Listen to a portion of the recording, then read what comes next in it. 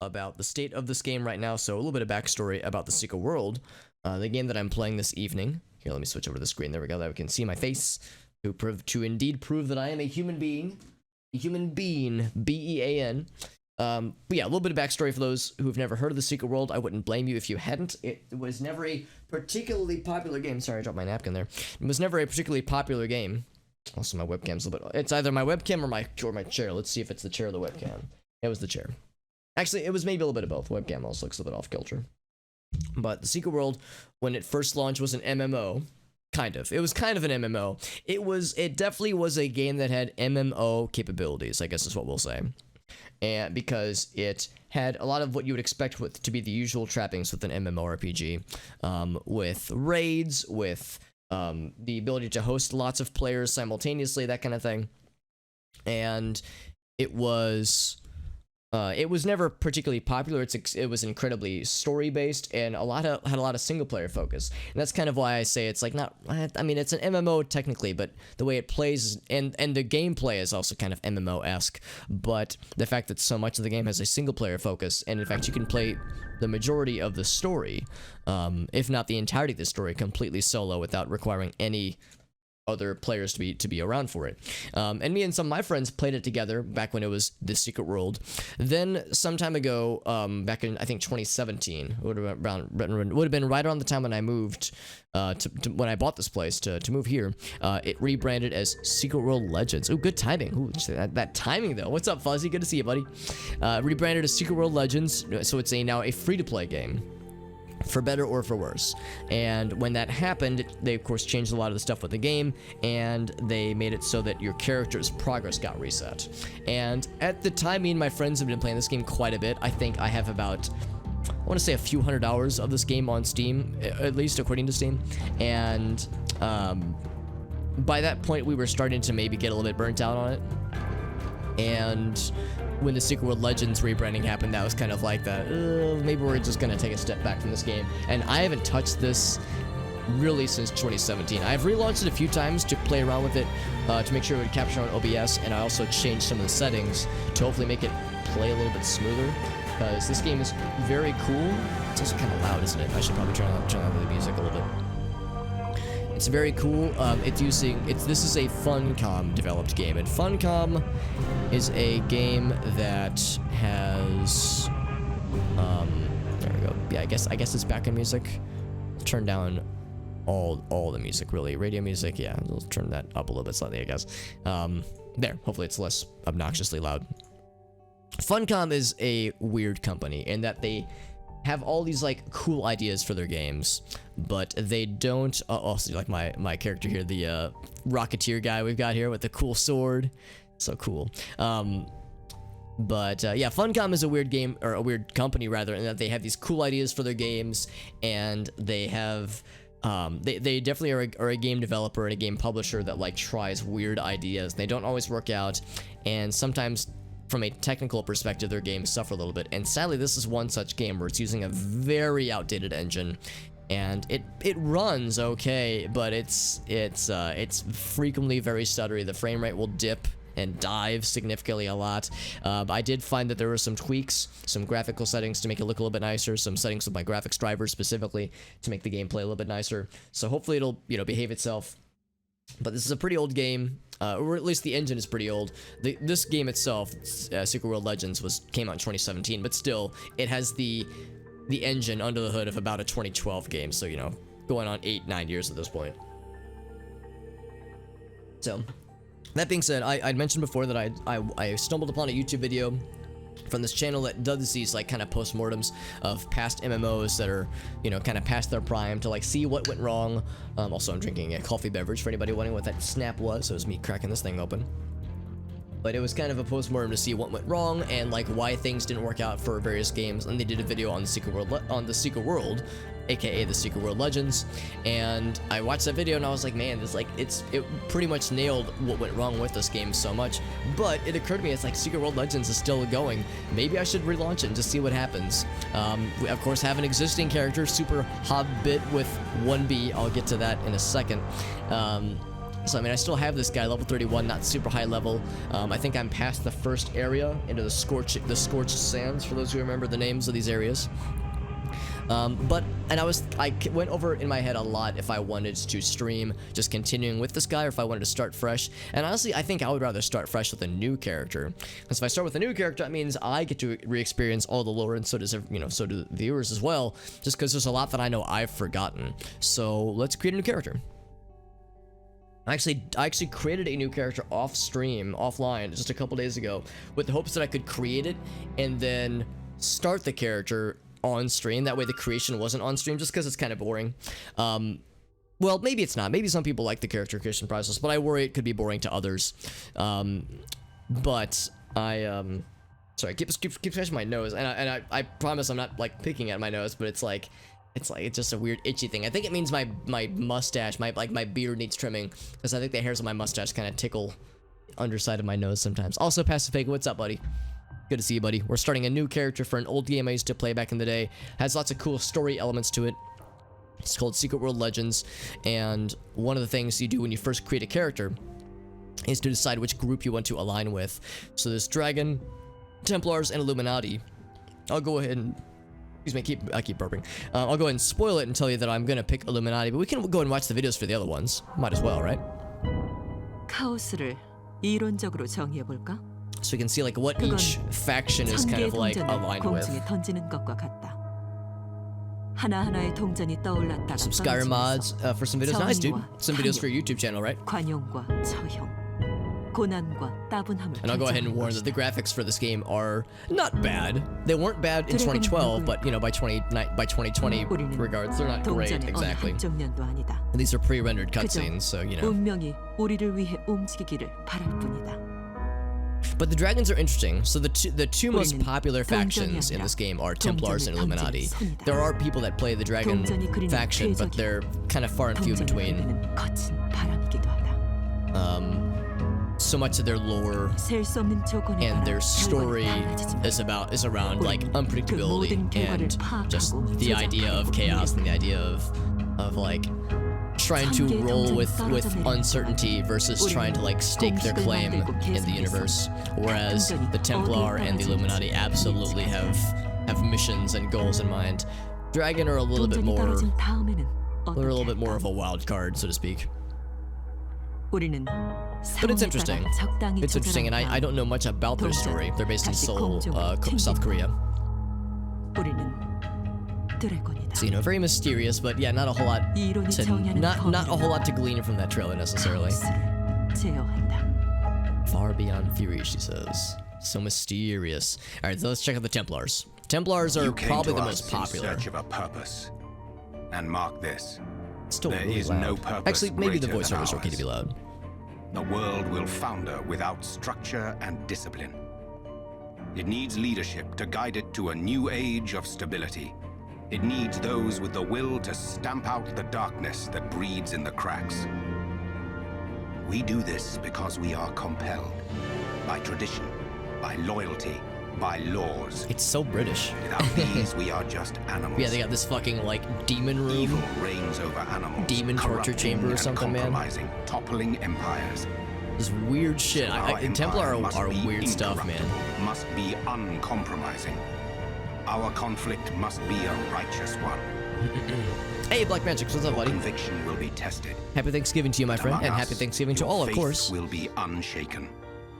Hope everyone's doing well. We're starting a actually I'll shut up while this guy does his thing. Oh, never mind, he's done. Yeah, so we're starting creating a new character for a game I used to play back in the day called Secret World Legends, kind of going over the various factions you can join to watch their like trailer videos. But good to see you, Black Magics. Did you stream today, or will you be streaming today? And then while I wait for the you know, Twitch delay, we can go and queue up the next one. Like I said, I'll go ahead and spoil it and tell you I'm gonna go for the Illuminati. But you can see, yeah, the Dragon group is all about just unpredictability, just very much a wild card. Templars are like very stereotypically British, all about discipline, all about like lawful good. Whereas Illuminati, I don't know. They're not evil, but they're not good, but they're very interesting. It's all about power. Cooking stream. Oh, that's fun, dude. Yeah, I was gonna say it can't be with a big group, obviously. Power is our currency. I'm moving my cursor. Our DNA, our god. We control the world. I'm glad you guys still had a chance to We chill out, provide though. the That sounds nice. blueprint And we give the instructions. We're the people in grainy photos on grassy knolls. We're the shadowy Had some webcams faces hooked in up. That's smoky good. backrooms Yeah, and that's good. We're darkened still able to have boardrooms. some We're kind right of here, family hiding in kind of plain dealio. sight, buying and selling favors. Blackmail, treason, deceit. These are our stock in trade. We work the magic of the drunken evenings with senators and chiefs of staff. We shake down demons and negotiate with sorcerers. We have stocks in hell and compromising photos of angels. We use any means necessary, regardless of the cost, because the world is a bad place, and you can either do or get done. We're the Illuminati, and we're not done. All right. So anyway, yeah, Illuminati are definitely my favorite. They're like I said, they're not good. They're not evil either. They're just kind of like, I don't know. I don't really know what to make of them. Like if I was giving the 3x3 alignment chart for Dungeons and Dragons, where would I place each of these? And I don't know. I don't know where I would place Illuminati. I would not put them good. I don't think I would put them evil. I would say they're probably more evil than good, but they're not like necessarily bad. They're just I don't know. They kind of have their own agenda. It's hard to say. But anyway, yeah. So like I said, we'll pick Illuminati just because they're the most fascinating. The whole line about we have stocks in hell and incriminating photos of angels. It's like we you know, the fact that they're I mean, as the mythological Illuminati or the very real Illuminati, depending on who you talk to, as they are or would be, it's, you know, they've got their tendrils and everything. So you can obviously see there's some very serious Lovecraftian vibes to all this.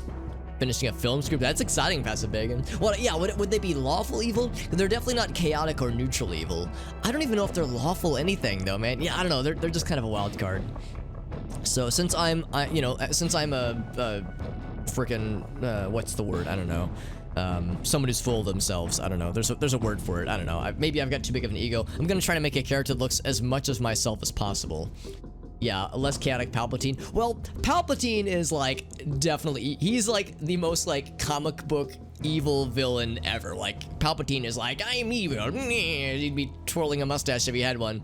I feel like Illuminati, they're less explicit and they're more like, we kind of run the show and we're kind of like, we kind of have a agenda, and there are bad forces that they definitely want to stop because they get in the way of their business interests and whatnot.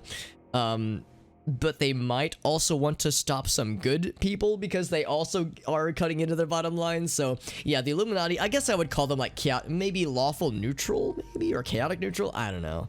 It's hard to say. But anyway, so again, I can't think of the word for it necessarily, but because I'm a generic piece of shit and I want to make a character that looks like myself as much as I can. So the first thing was to make myself a dude, but second thing, this little character size slider, yeah, we're just gonna slide that all the way down, make this guy as short as possible. Cause I mean, come on, if I'm gonna make an Alex character, we need to go all short. And then the second thing is to make myself as pale as possible. So I'm a pasty little man, pasty little white dude. So let's make this dude, let's see, I guess that, yeah, this right here would be the widest I could be. Looks like this face right here is as wide as it gets. Okay. I might tinker around with those a little bit more. Let's do... Actually, hold up. We'll do the face last. Let's do the other things. Let's do, like, hair color. I don't know. I think my hair's pretty dark. It's not like... My hair's not black, but it's, like, pretty dark brown. I'm 31, so I haven't started getting gray hairs yet. Yeah. Well, that's not true. I've discovered at least one gray hair in the past, like, year. But there's not a lot of them yet. Not visibly, at least. I figured they'll probably start showing in my beard first, more so than anything. So yeah, I like to think it's relatively dark hair. And I've got like a bit of a... This guy's got like a swoosh. This dude's swoosh is like intense. My swoosh isn't like, you know, I got a bit of a swoosh, a bit of a part, so to speak, but like my swoosh can't handle this dude. So here, this is definitely what my hair looks like. By leaps and bounds, definitely nailed it. Now let's try to find like one that's kind of close. I don't really have a widow's peak. I also don't have like the wild mane. Actually, I think there's one. Here we go. Yeah, there we go. I'll just get the like werewolf, or like the. Here, if I did this, it'd be like the Doc Brown, I guess. Hey THT, what's up, bud? Thank you for that host. Add a little point to the counter for that. Thank you, my friend. Boom, move that over there. I'm sorry. There we go. Actually, yeah, maybe that one. I don't know. It's like more. For one thing, it's like poofier. My hair's not particularly poofy, but that one might just be. That one's like super. That one's got like a weird tip swoosh going on there. Do you guys like this very high level description? These descriptions I'm given for these hairstyles, swooshes and floopies and other very real terminology that I'm just making up. And get a little man bun going on there. There we go. There's that swoosh. There's lots of swooshes. Apparently 2012 swoosh hairstyles were like all the rage.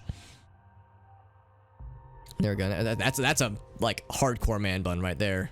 That's pretty dope. Hey, what's going on for a runner? Yeah, we got the swooshes with multiple O's. I think the one we saw earlier is probably I think this one's probably my best bet as far as a very Alex-esque hairstyle. Either that one or, oh god, this one, it looks like a raccoon is nestled on top of his head. It's just it's very like concentrated all in one space. There was another one that I would consider. Oh god, this one's like the helmet. And that's the Avenged Sevenfold, that right there. There's another one that I think caught my eye, but I can't remember where it was. I would say this used to be closer back when I didn't really like have any kind of styling to my hair. It was kind of a mishmash. Oh god, this one's kind of like a bedhead kind of thing. Yeah, we'll just go with the one I saw earlier. Oh, there's this one. There's that one too. So it's between that one and this one. I'm gonna say probably this one. Go for the brows. I'm looking, so I have a mirror above my, so if you ever see me like looking upwards, like above my monitor, it's because I have a mirror just above my, my monitor, or well, behind and above my monitor. So I'm looking at my eyebrows now. It's like they're like, I don't know, they're thin, I guess. I don't really pay that much attention to my eyebrows. I think they're like relatively thin. They're not like, you know, super expressive. And they're definitely not purple. They would definitely match my hair color, I think. I hope they... Well, the ones in real life definitely aren't purple, for that matter. You could say that the... I'm trying to think of like a curtains matching the drapes joke, but it's like the... What would the eyebrows be? They wouldn't be curtains. They would be like... I don't know. I can't think of anything. Hey, Emails. What's up, buddy? Angry eyebrow friend. Yeah. Yeah, Emails, since I know you're a fan of... what you call it, of Pathologic and games similar to it. This game has some Pathologic vibes to some of the lore to it, so I'm hoping that you might enjoy it for nothing else. Yeah, some caterpillars. Yeah, I've got some mild caterpillars. Actually, if we're talking caterpillars, I think that might be. Oh, I can zoom in. There we go. Yeah, check out the fuzzies on this little lad. Yeah, some of them are very like intense. I'm not a particularly intense looking guy, I don't think. I like to think I have a soft appearance, a soft, approachable appearance. So I guess I would want to look for like whatever has like the most chill vibes, really. And it might be this one. This one might be like the most Alex-esque. This one's like kind of faded. That one's like, that guy's intense. It's good to see you, by the way, guys. Hope you're doing well, my friend. I know you were here the other day when I was kind of talking about the notion of doing this on stream. And as you can tell, I went ahead and went for it. So if nothing else, it's something to try. But like I said, there's no guarantee on like how much I'll stick to this necessarily. I think I'll just stick with this one. I would say it's either that or that. I like to think that that's a little bit more Alex-esque.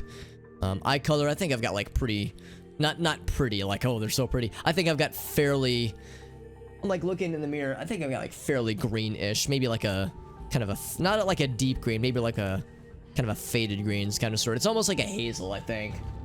I'm trying to like look in the mirror above my monitor, like doing one of these, like to pull my eye open a little bit. I think it's like, yeah, kind of a light green was probably solid. Got a lot of games. Yeah, yeah, exactly. Like this is a game that was never truly that popular, so I don't, you know, it's not everyone's cup of tea necessarily. But it is free to play, which is nice, and I played it with my friends back in the day a lot. So the main thing I'm gunning for is like to re-experience some of the lore, because that was the thing that I always enjoyed the most. I could get like a blonde beard that does not at all match my face, or match the rest of my hair, that is. A German joke? Yeah, hit me with a passive pagan, if you got one for it. Or I could get like some badass fucking battle scars, dude. I wish I could get the beard plus scars or something, man. Look at all the cool shit you can do. I could get some like, I guess, are these tattoos? Yeah, they're not like bruises, or they're not like, yeah, I guess they're tattoos. Like some of them are like, he's just got ash on his face, I guess. Like, or I'm a football player or something like that. Yeah, get some nice and approachable face tattoos. There is no joke now, get back to work. I don't know, man, the fucking scars though, man. Look at the claw marks, man. That took a chunk out of me. Or I could get just the chin straps. I could get the goatee with different colors. I could get the is that the soul patch, I think that's what that's called. I could get the chops, the mutton chops of different colors. I'll probably just be boring and just get the beard. Makeup, I could make myself some pretty makeup or some splotches. There we go. I could have some, I think it's foundation and eyeshadow, and maybe here I could, so that's no makeup. I could give myself like, I don't know what this would be necessarily, but like a small amount maybe. Hey Stevie, what's up, buddy? Good to see you, dude. Making a new character in Secret World Legends to kind of oh god, I could cover myself in blood, just to kind of rediscover this game and see how I feel about it. I can give myself a little smoochy. Oh, that's sweet. I can give myself fucking like Resident Evil 4, the scenes in RE4 when he was succumbing to the virus, to the parasite. Oh god, yeah, you can imagine I'm probably just gonna stick with just the normal stuff.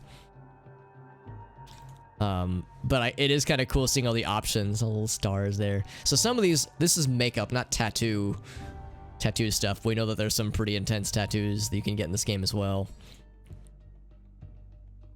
Some pretty like kind of morbid stuff, honestly. Oh, I could be camouflaged. I'm so fancy. Yeah, the eyeshadow, exactly. Yeah, like the emo eyeshadow. I like the jungle camo, man. Get the hand. Oh, here we go. Blood hand. There we go. Like somebody just went bop, just like right to the face. Yeah, we'll probably just go mum on the makeup. Now I wanted to go back to the face though. So what's the face that's most Alex? Oh shit, that would be called the Wilson, wouldn't it? Yeah, Wilson. So he's got like this one. He's got like more squinty eyes, slightly bigger nose. My nose is my nose big? I don't know. I've never noticed. That's, I guess, normal. Man, oh, it's slightly perkier lips, smaller lips. Yeah, these are all very subtle differences. I don't really notice much of a change myself. That one's got the smaller chin. I guess I'd like to think my face is probably kind of small since I'm a small dude. So maybe I should go with whatever is like the smallest face. Maybe I should just go with this one. Looking more for like shapes of things. Yeah, I'm thinking maybe this one. And honestly, what will likely happen is that I will have my character's face exposed for only so long before I find like a cool mask or a cool hat. So like my main character we saw, he had the Rocketeer helmet. I probably just won't even bother with having my face be visible half the time. But yeah, I think that's all of as far as physical features. There are ways to change this after the fact, but they're kind of hard to do. They're kind of hard to access. You have to unlock a bunch of stuff. At least that's how it was in the older game. I don't know if this game is going to do the same. What was it say? Mouse controls? Oh, it's fine. Yeah. Alright, so anyway, so that's our guy. Doesn't really look like me at all, honestly, but it's the closest we got, so there we go. Then barely. So yeah, exactly. Like that was exactly what happened with me in Dark Souls 1 as well, because yeah, you were like, there's so much armor and helmets that cover everything, so I don't really want to focus on it too much. I'm not much of a hat dude in real life, honestly. Although I could get the, oh, I could get the bandana plus hat. There we go. Now I'll probably just go mom on the hats on that one. I do have to wear glasses for driving because I am nearsighted, but you never really see me wear glasses on stream because the computer's right in front of me, so I don't have to wear glasses. So we could bust out some shades or some specs. There we go. Some big old pink shades. There we go. Nah, I'll probably just go without, so you can see my soul-piercing eyes. What kind of shirt should I get? Actually, so how about this? Let's not have a coat, so you can see what kind of shirt I should wear. Just well, chilling. I can tell you my favorite color is navy blue.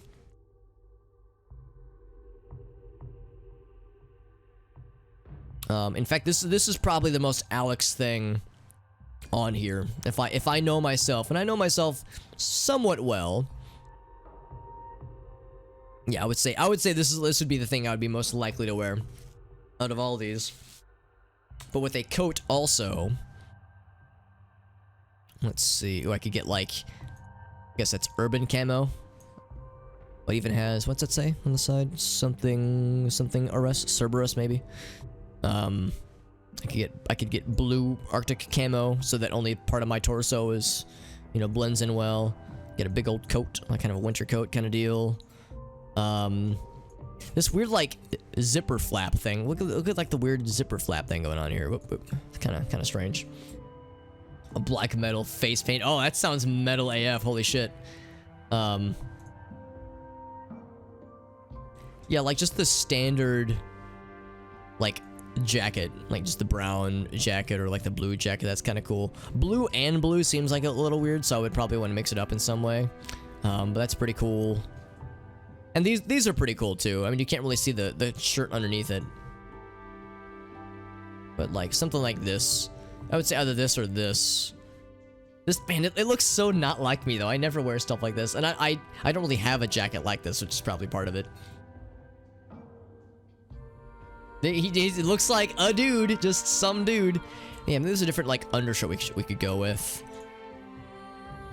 Not something that like goes beneath the jacket. That seems a little bit silly.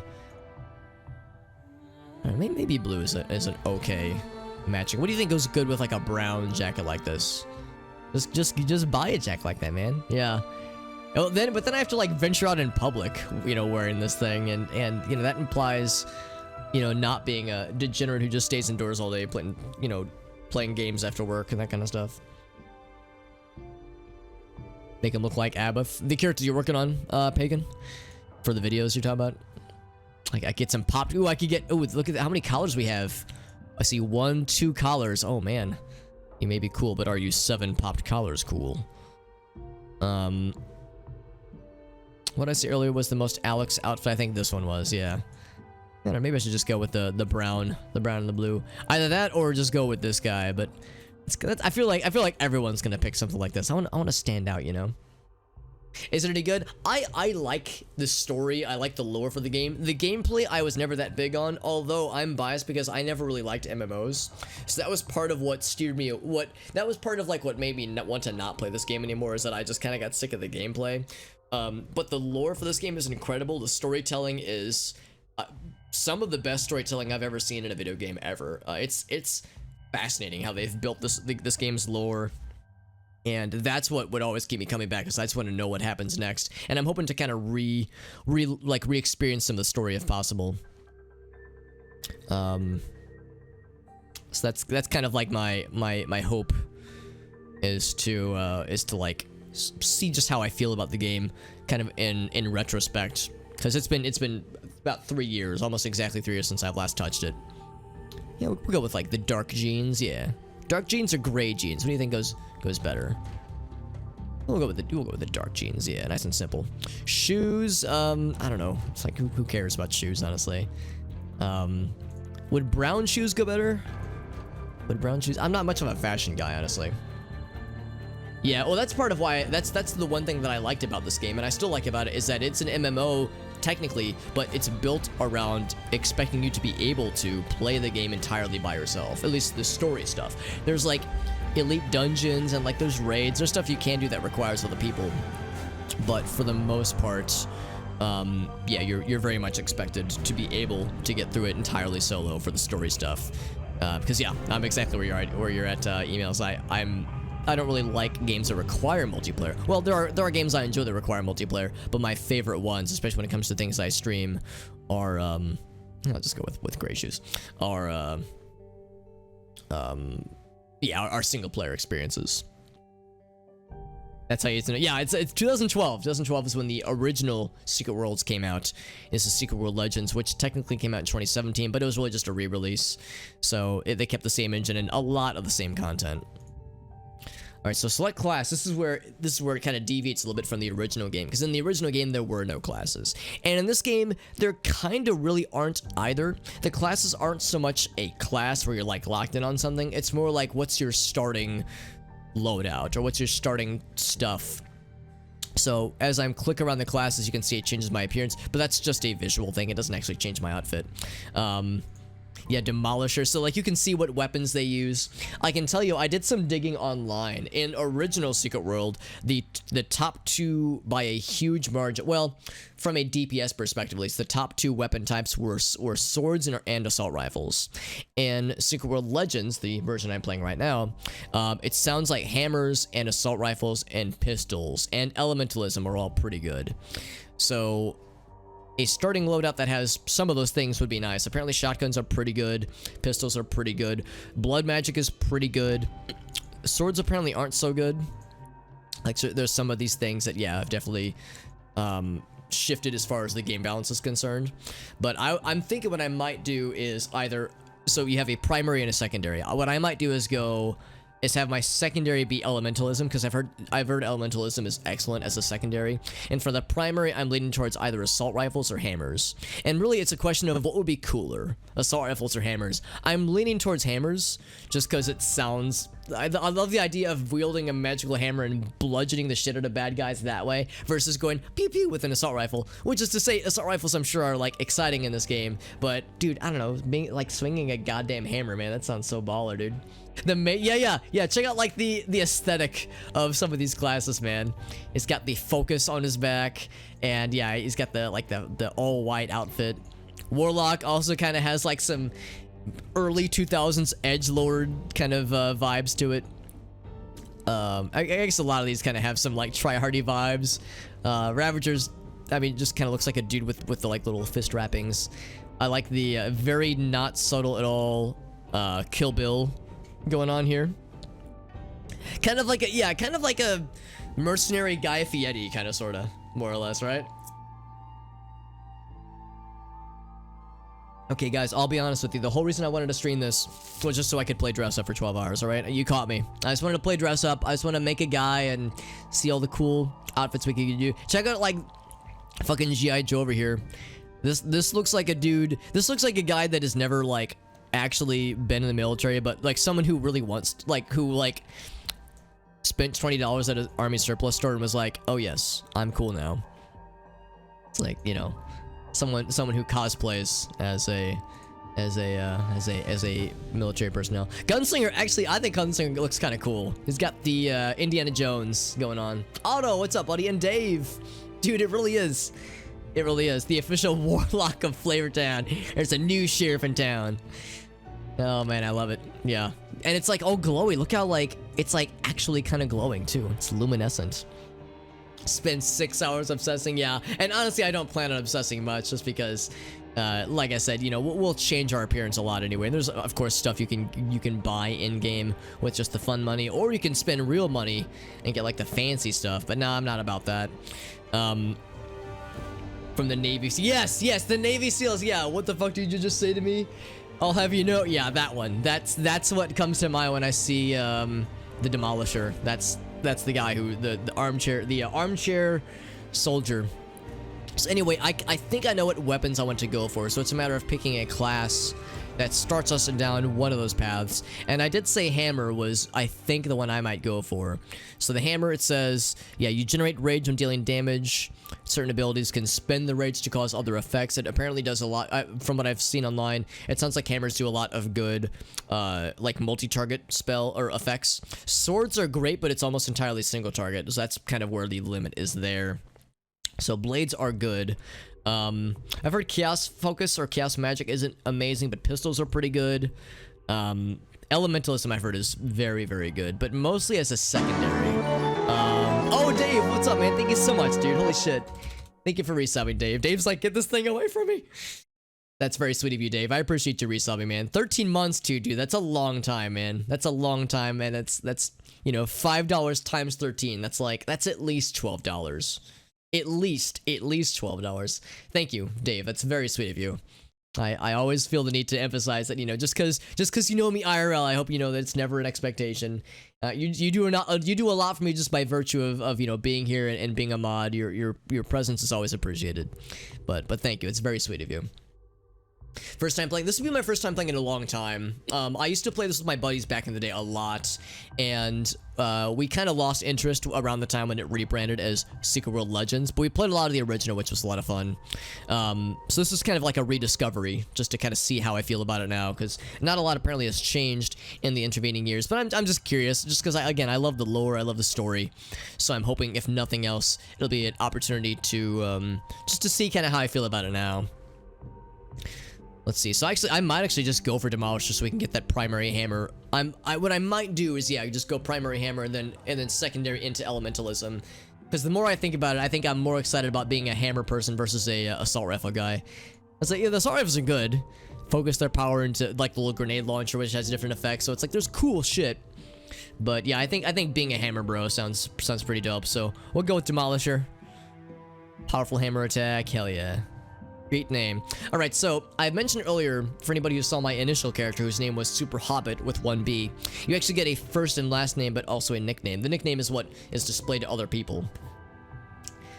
It's on you'll get around to. Yeah, I'll warn you, I mean, the gameplay, I don't love it. I don't love the gameplay. I don't love the combat. It's not bad. It's just kind of MMO-y, and I don't like MMOs. So that's like what always, for me, what inevitably pushes me away. But the story is it's some of the best storytelling I've ever seen in a game. Even like in general, just some of the best storytelling, some of the best lore crafting. The world building for this game is truly unrivaled. I've never seen anything like it. And there are still some like missions in this game that I remember playing with my friends where I think back to them and I get goosebumps because it's like, dude, that was fucking creepy, or it was so cool. Just, it's fascinating what this game is able to do, honestly. I considered it, Elgasly, yeah, so here's the problem. So if I try to say Super Hobbit, as spelled, and we'll say Alex Hobberton. I don't know. That's not my actual name. I've mentioned before that my full name is Alex Q Super Hobbit, and the Q stands for Super Hobbit. So if I'm saying, yeah, Hobberton or something like that, and I say, all right, let's play. It's gonna say, whoop, sorry, invalid. No inappropriate words allowed. And it's like, inappropriate words? Excuse me? I think Hobbit, like, people might consider Hobbit to be like a derogatory term in some ways or something like that. I think it's like I think this nickname system is extra maybe kind of overly cavalier about trying to be like, oh, no naughty words. And it's like, that's a harmless word. My theory is that Hobbit is either like a not so good, it might be considered a not so good term, or there's like a thing that's watching for other universe names. So like if I try to make my nickname Jedi Guy or Triforce Man, I think my theory, I haven't tried it obviously, my theory is that those would also be forbidden because those are like from other universes. I think the game really wants you to be like, don't have other references or other things, just be like this, we're trying to make this like really its own thing. That's my assumption, but I don't know. So the way I got around this with my previous character is just have one B. But I think, yeah, that's already taken. So we could do E.T. Super Hobbit. I could try, actually, so maybe I could do 2 T's. I bet that's not gonna work though, will it? Yeah, because it still has the word Hobbit in it. Supper Hobbit. I think it's the word Hobbit that it takes issue with.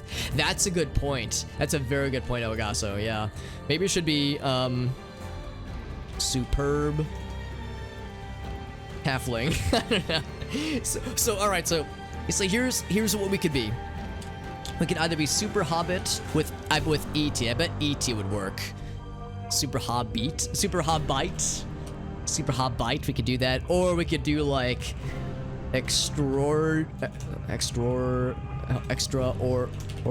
How do you spell extraordinary? Or I know it's extraordinary, right? Is that how you spell extraordinary? Extraordinary halfling. Oh, I don't have enough characters.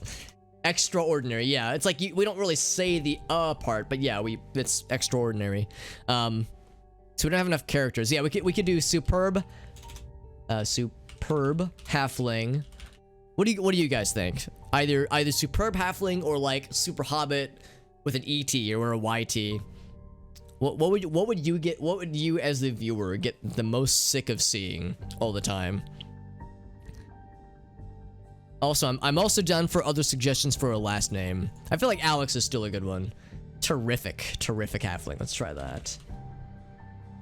That being said, I kind of also we're just a little bit short. I kind of like also having still the SH. Amazing Shorty. We could do Amazing Shorty. Or Shawty. I don't know, the more I think about it, I kind of like having the SH like motif. That does I'm talking myself into it more. So I did the streamer thing where I've sourced the chat for options, and then I've said I'm gonna do what I want anyway, and I've categorically ignored poopy pants. We probably could poppy pants. I would almost want to hit play just to see if it would consider that inappropriate. It's like the word hobbit's inappropriate, but poopy pants isn't. Yeah, we could probably name him lots of stuff. MCP pants. Actually, MCP pants is probably already taken. We'll just go with superb halfling. Halfling. L-I-N-G. Helps if I spell the word correctly. Hey, Nightmare Protocol, welcome, my friend, and happy Thanksgiving to you as well, my friend. It's good to see you. Hope you're doing well. We're doing something kind of different today. We're starting a new character with a game that I used to play back in the day a whole bunch, just to kind of see how it feels and how it plays nowadays, because it's pretty old, but it might be fun to just kind of go on a revisitation, so to speak. I've spelled superb correctly, right? I hope I have. I think that's correct. Superb. Yeah, that looks good. I think it'd be embarrassing to misspell part of the name. Hubberton. I would want to call it like Hobbitson or something, but I think that still doesn't like the word hobbit necessarily. Yeah, no, that's how it was for a lot of people, and when it first came out, it like had some buzz, but I think it flew under a lot of people's radar. And I will always, you know, reassure people, like, the gameplay is yeah, nothing to write home about, but the story is so incredible, and the lore is so, the world building is so interesting.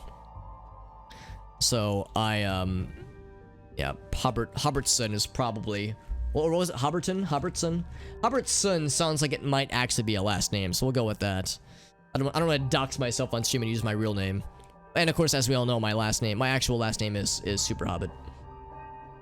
There we go, Superb Halfling. Play. Okay, cool. So we're locked in. But no, it is cool though. It is cool, and like I said, Secret World Legends is free. It's freely available, and it's not pay to win. At least not for the story stuff. I mean, maybe for the PvP stuff, but I have exactly 0.0 interest in the PvP stuff. The Japanese government has stated that an unidentified radical political group released a biological agent in the Tokyo subway, less than 1 kilometer from Orochi Tower. Although the area has been evacuated, there have been eyewitness reports of activity inside the perimeter, including ongoing fighting between Orochi security personnel and Stephen King on the bookshelf there. Check this shit out. Just goes right into the mouth. Lip, and then it goes. Kind of fucked up, right? I should have turned on subtitles, by the way, because there was something in the... Oh, there we go. End of days. You will see the dawning of a new age.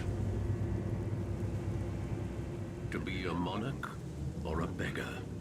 To lose everything or to become a god. To stand with us or against us. The choice is yours. Remember this.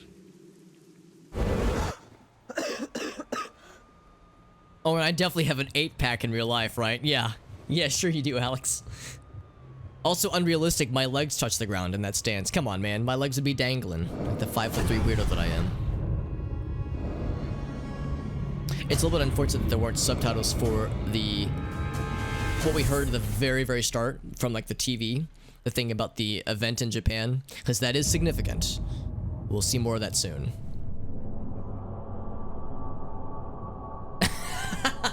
Oh, you're right. My actual alter ego, Elgaza. Holy shit, how'd you know? I have so much in common with Alex Jones. A first name. We both have beards, I think. Does he have a beard now? I don't know. We have so much in common. We're pretty much the same person. We're both dudes. Dude, the list goes on, really. So we swallowed that bee in our sleep, and now this shit's happening. And it's presumed that we are in an apartment. So I wonder what his or my neighbors think about all this.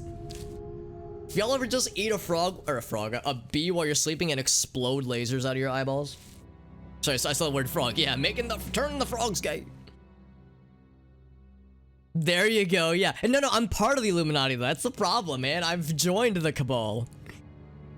I'm trying to dismantle it from the inside. Maybe that's the strat, dude.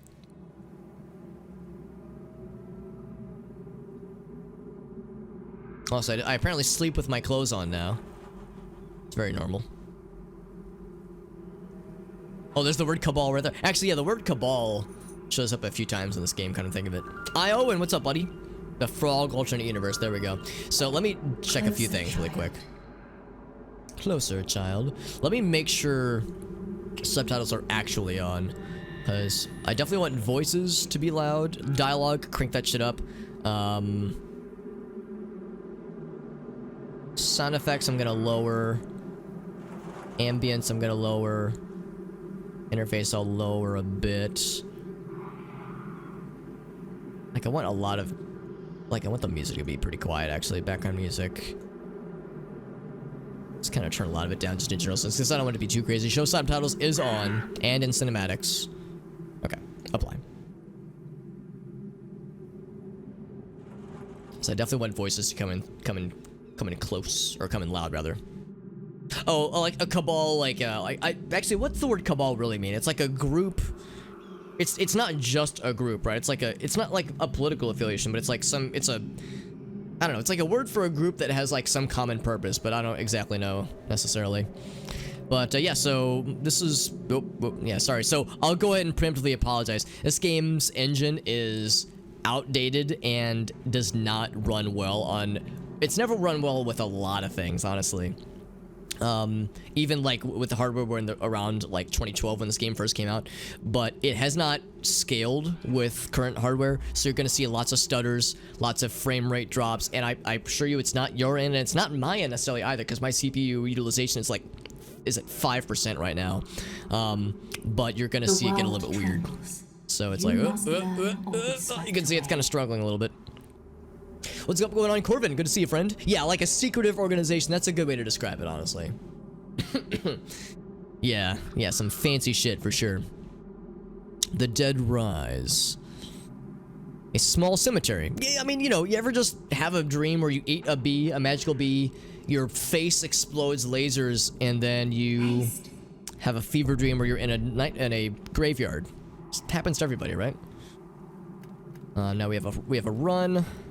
I can explore around a little bit, and it's oftentimes worth your while to explore because there's little nuggets of lore, little lore nuggets that are scattered around that can be pretty nifty to find whenever possible. Let's get our, oh, there it is, the hammer. There it is. Hashtag relatable, absolutely. All right, so let us equip Hammer of the Gods. There we go. I can bash the shit out of some dudes. There we go. Bonk. So, I don't know if we necessarily need to worry about skills yet, but eventually we will. The dead are rising to the siren song. Destroy them. Okay. Oh, he was. I wasn't actually thinking he was gonna be, you know, moving. But power abilities draw upon. So just beat the shit out of him, and then I don't have any other things. I have this. Don't have enough hammerage. energy, so I need to do that to build up the energy then. Lay the dead to rest. Alright, now I'm Silence curious the about call. something. So this one, so I don't want to like worry too much about the numbers and whatnot, but I will need to make sure I'm doing the right stuff here.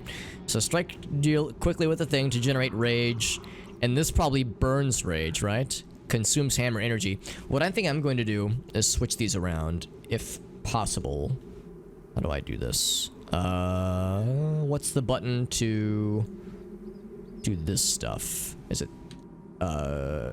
S, C, E maybe? Crap. Here, I know what to do. Menu, character sheet. Oh yeah, that's this one. Oh, I can't mess with abilities yet. Okay, because I want to mix these up. I went left click to be the generating of effect, and then Q to be my spend the thing effect. As you can see, I have to spend hammer energy to do like the area of effect stuff, and you have to build hammer energy up with the Q attack, and you heal out of combat. So, ooh, interesting. Mixed messages, by the way. You heal out of combat, so there's not a lot of, you take damage. Not really a big deal, honestly. But that focus of you attack enemies to build up rage or to build up energy, and then you spend the energy on something else. That's like the main gameplay loop for the combat for most classes, with some variability. You must learn focus and control. The Watchers will intervene. Yeah, we're beating that only zombie in with a dreams freaking and hammer. He only wasn't once. giving many shits about it, was he? Every weapon becomes a unique focus for your abilities. But some weapons have Focus your different range. Control Oh, there we go. it. So we got the little meter. The Yeah, there we hammer go. is You a build the conduit to rage the Godhead. when dealing or You taking smash damage, into the universe. and then you get different things you can do with the rage that is built. So that's pretty much the idea. Speciality Spotlight. Let's Hammer. learn. How to generate rage. While using your hammer, all your attacks and all attacks against you will generate rage. I When get your so rage mad. meter is full, you become enraged. Use these power abilities while enraged to consume your rage and gain additional bonuses and effects. Oh, we're French for some reason. Why is the language French? I mean, the text at least is. Pétition, actuel, retour. I don't know why that's set to French, but I kind of like it. So there it is. So there's just this, tortured demon, just chilling, suspended Rakshasa. The Rakshasa have also come to heed the song. Have pity, but Spare them no mercy. They will Alright, not let's kill the heed shit out of them. So let's build up the rage. Let's get so mad. I'm feeling myself get so mad. I just want to fucking murder. It'd be this one. Oh, man. Oh, wait, that didn't do anything. Oh, there we go. Oh, that did it, yeah, I think. I don't know. I think that made my attack stronger or something. The world shakes, the dead rise. You will be tested. We'll be tested. I hope I pass. I hope I get a good grade.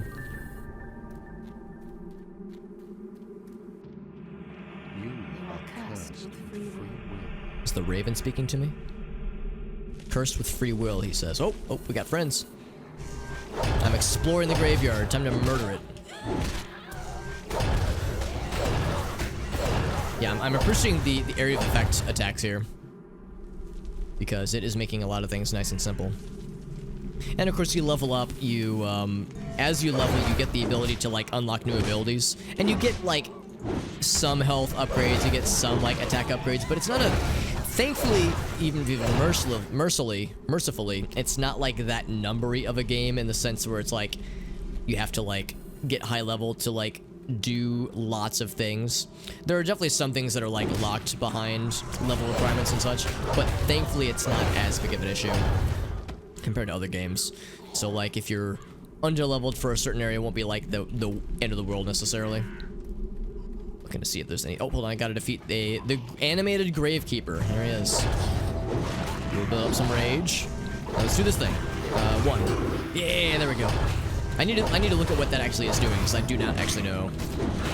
But we're killing the shit out of everything, and we don't really lose much health. A lever handle. Okay.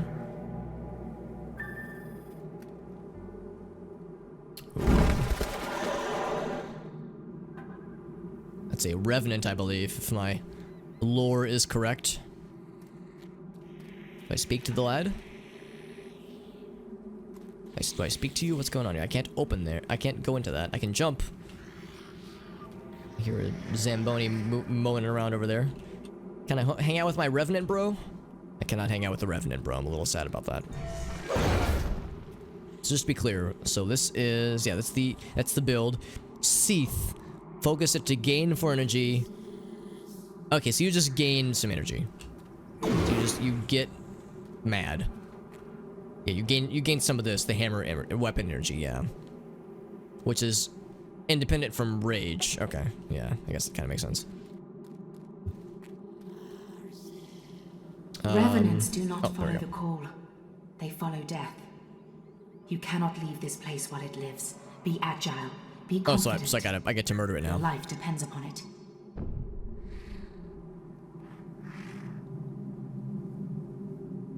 That's right. Dodge out of the way, because they'll telegraph when certain effects are about to like area effect things are about to threaten your existence. So I'll place that lever handle. Oh, there he goes. All right, let's do this thing. Fuck with me. There he is. Oh. Yeah, so it's telegraphed. It won't just like surprise you. Oh, I only glanced and there we go. So it's like gives you lots of opportunity. Now I wonder if am I doing more damage with my single target thing? Oop, I gotta get out of the way of that. There we go. I wonder if I'm doing more damage. And also you can't just dodge like around entirely. There's like a cooldown to dodging, as you might imagine. So that's 4, whereas the area of effect it's about 4 or 3, so it seems like we're doing more or less the same damage. It's just a question of single target versus multi-target. So we got a thing, control R, or control R, there we go. We're watching you from the labyrinth to me. And I got this, some experience, and a thing. So open this bag. Okay, I will open. So we get a luminous chain, so this is kind of where equipment comes into play. There's not a ton of different equipment types in this game. There's only, well, 1, 2, 3, 4, 5, 6, 7, 8 equipment slots, plus your weapon slots. And there's a few other things with like weapon crafting and weapon upgrades, but that's, for the most part, it when it comes to equipable slots. Oh, wait, what about titles? I'll be a demolisher, sure. I don't think the title really matters that much. It's just something that's affixed to your name. And of course, we can dressing room to make ourselves pretty. Get myself a cool hat. Of course, we don't actually have these things. You have to unlock them. And since this is a new character, yeah, we wouldn't have a whole lot to our person just yet. I have this, and oh, the demolisher. Okay, so you get the aesthetics of your chosen class, which is kind of cool. Okay, so anyway, so use the lever.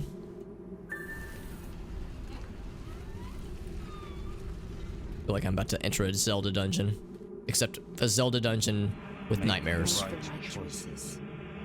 Okay, well I would like to see like an Egyptian sarcophagus. All right, jump on down. And yeah, we keep getting these mysterious messages of almost competing voices. One that tries to warn us to be careful of something, and something that tries to advise us to accept something. It's like we're getting kind of pulled different ways. And again, that little news message that we were hearing in the background of the very, very first cutscene talking about a terrorist attack in Japan, some kind of bio-terrorist attack or some kind of event that happened.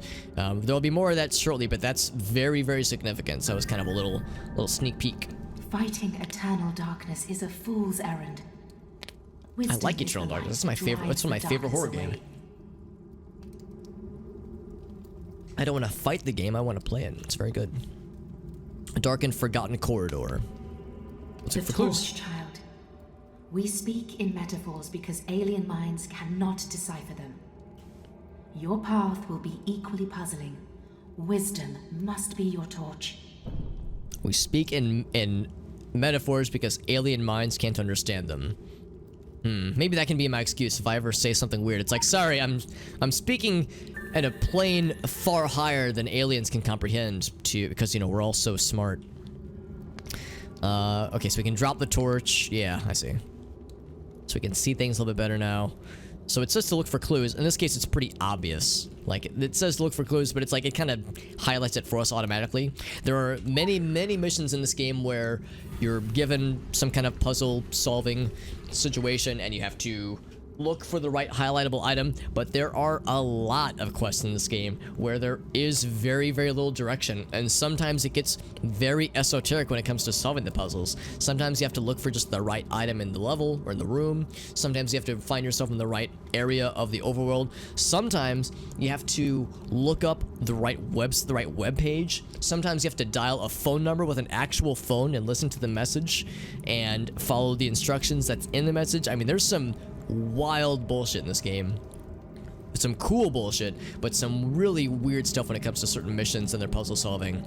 I think my favorite one, or the weirdest one, was there was a message. There was a quest early on where you have to decipher this message or download this message from like an escape pod from some technology thing, and the message is in Morse code, and the quest objective says figure it out. Figure out what it is. You actually have to write out the Morse code yourself and translate it by hand, or I guess using an app for it, to like go and then go to the coordinates that it lists out. It's incredibly meta with some of the puzzle solving, and it's weird, but I love it. So anyway, so in this particular case, this is not that difficult, I don't think. At least it will be. We see these tiles that have this one particular glyph. It's probably safe to assume we're supposed to follow that particular glyph. So this one, it's pretty obvious, but there are some puzzles in this game that are far out, and again, that's part of why I like it so much. I like the fact that it's so far out and that it gets so weird. So many games nowadays, you just go to the quest marker, and we have quest markers right now, but you know, you just kind of turn your brain off and follow the instructions. But there's a lot of times where the training wheels, it's not even that the training wheels come off, it's that the wheels are not even there. You must choose for yourself. Make the right choices or choose for yourself. Yeah, we're getting mixed messages. I feel like the voiceovers are still a little bit quiet, so I'm gonna see if I can fix the audio. I think I'm going to make the master volume a little bit louder. And yeah, like dialogue is as high as it can go. Hey, Pyro, what's up, buddy? I wonder if maybe because I turned down sound effects, maybe that was the issue. I'm gonna turn down radio music too. I just want to make sure that the dialogue is coming in crystal clear, because that's very important, even with subtitles. This is actually an older game. This is a game I used to play a bunch back in the day with some friends, but I've had it kind of in my head that I wanted to try to maybe re-experience some of it. So this is kind of a rediscovery, like, see how I feel about this game nowadays, because I kind of got burnt on it back in the day, but it's something to try.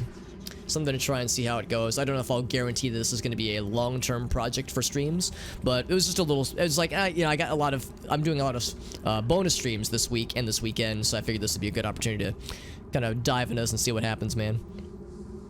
Oh yeah, that's right. Yeah, we got Oxygen Not Included. We got motherfucking Disgaea. So yeah, it's like we got some new stuff for sure. Yet here I am playing an older game like a weirdo. Well, let's see. So we've got there's a puzzle solving situation here. So we got it's like 3 Roman numerals followed by a kind of a backwards 7. That same little figure we saw earlier, and then like a little squiggly boy. So let's see, and probably assume. So we go for, actually we probably have to do it in order, don't we? So let's do this one first. Total weirdo, yes. I mean, if you're gonna be a weirdo, you don't want to be a partial weirdo. You want to go for a full weirdo, and I definitely embrace that wholeheartedly. You played this a while back, yeah. Oh shit, not that one. This one. Yeah, I played it a lot with my friends back when it was just the Secret World, not Secret World Legends. Back when it was you had to buy into it. It was after the subscription model had ended, but you buy the game and then you're good. There was an optional subscription, but like yeah, it was just buy it once and you're good to go. Whereas now it's free to play. And in the version that I play with my friends, we played it a lot, but when the Secret World Legends relaunched as a free to play game, it carried your characters over and your account over, but it did not carry your progress over, so you had to restart everything. And we didn't really pick it much after that. Ooh, some blood. Like, we played it for a little bit after in Secret World Legends, but yeah, I think for the most part we all just kind of dropped it. This is But it's been like 3 years, so I kind of want to see how I feel about it nowadays. This isn't ominous at all, by the way, is it? I like how the lights and the shadows work. I mean, there are some parts of this game that actually look not half bad, but the engine it uses is very out of date, and it struggles a lot. Ooh, it's all like mysterious. Jump in.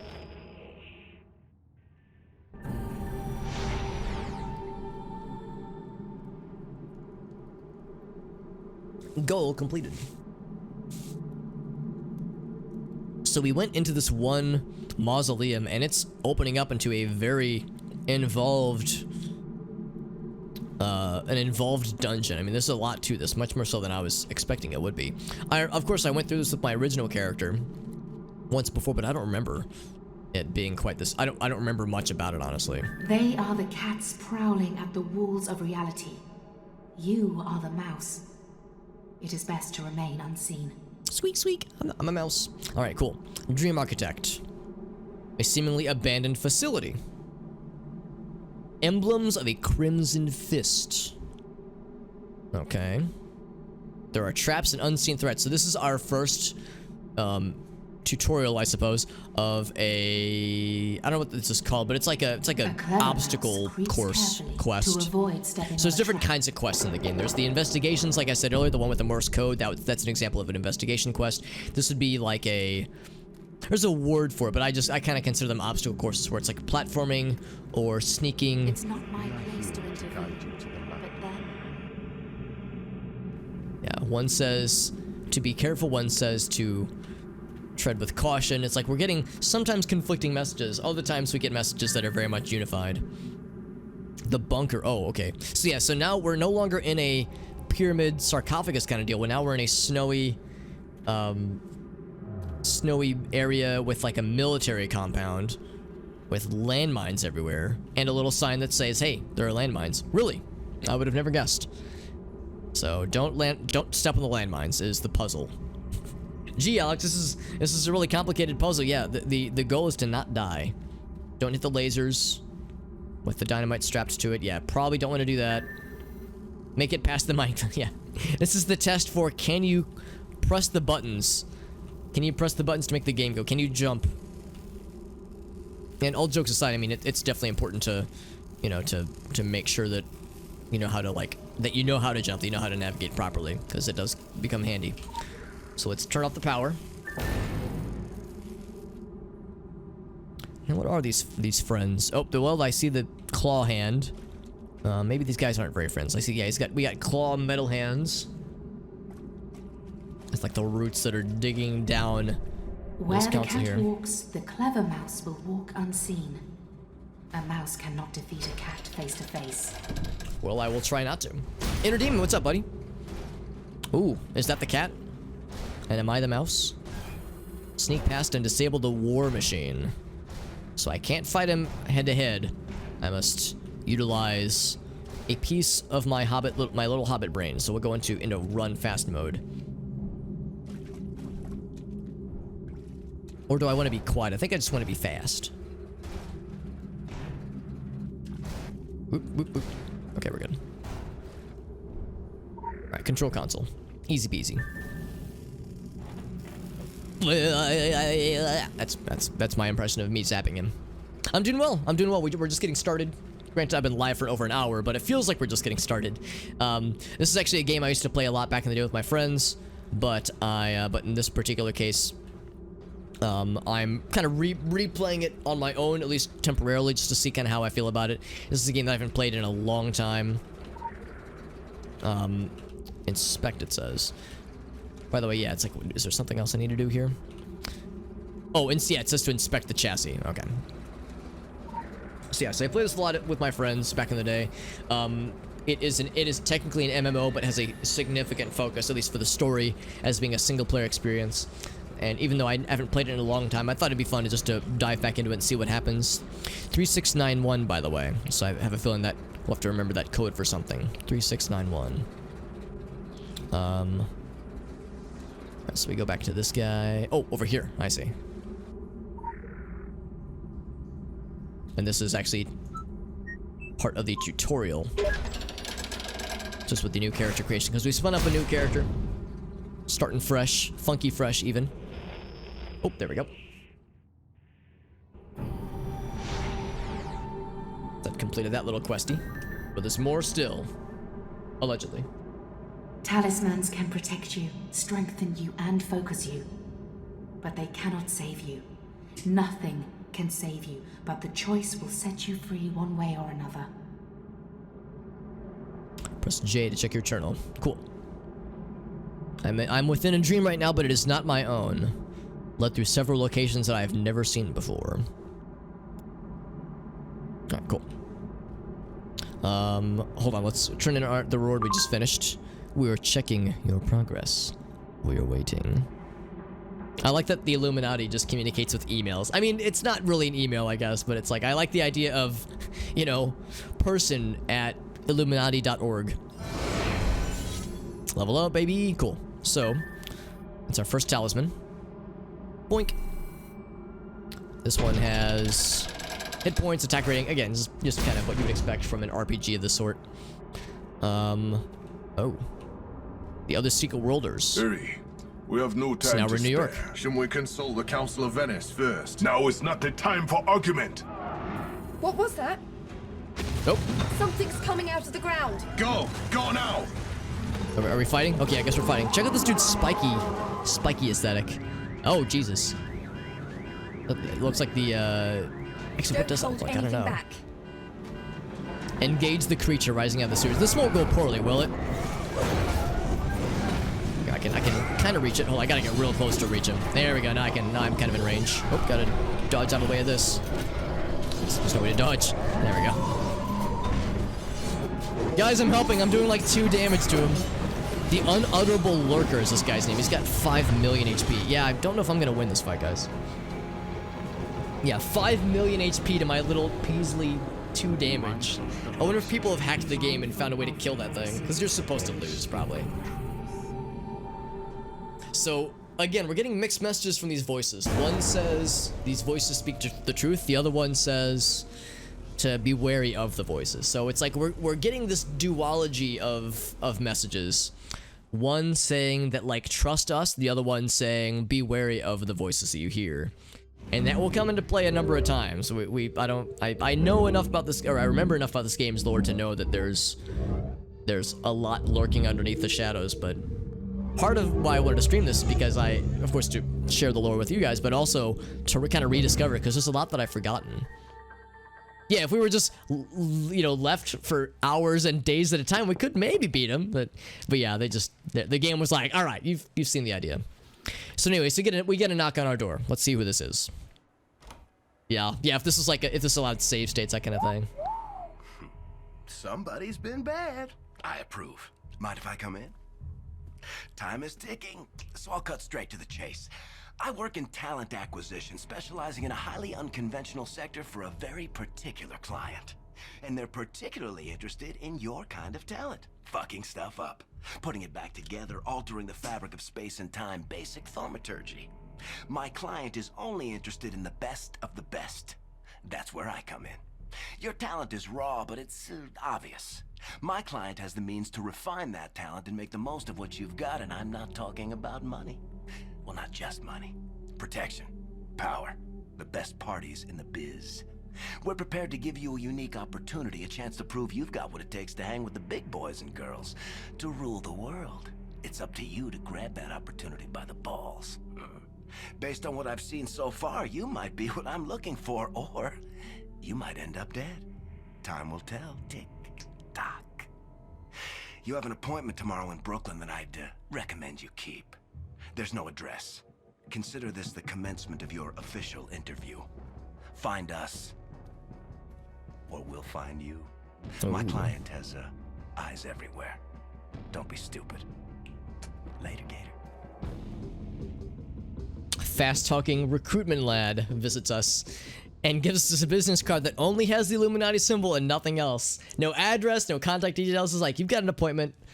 Fucking deal with that shit. So anyway, yeah, you could be an adventure. Maybe. The thing is, he does a lot of damage too. So I mean, our heal rate we wouldn't have been able to out heal the damage he was doing to us. So you probably couldn't win that battle at literally level 1, honestly.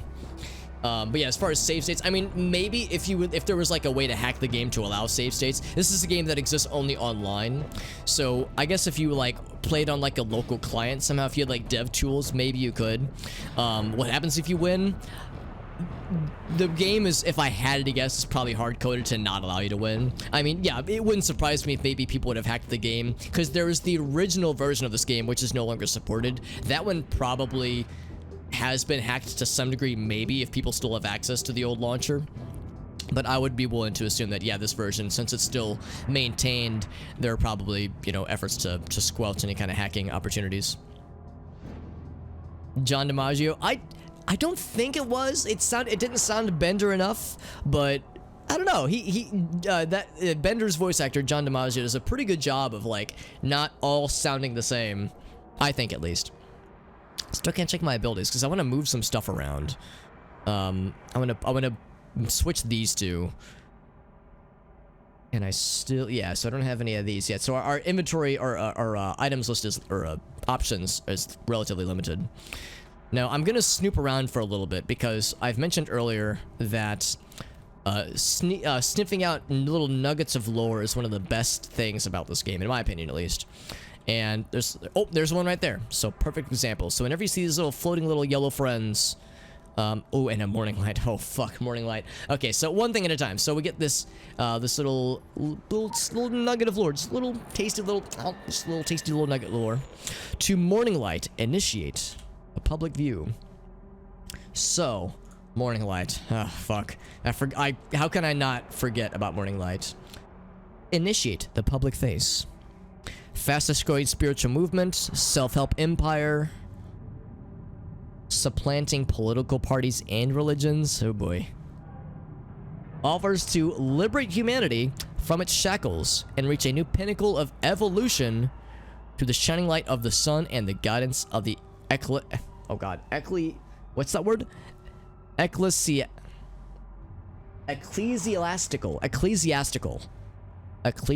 I've actually never heard that word before.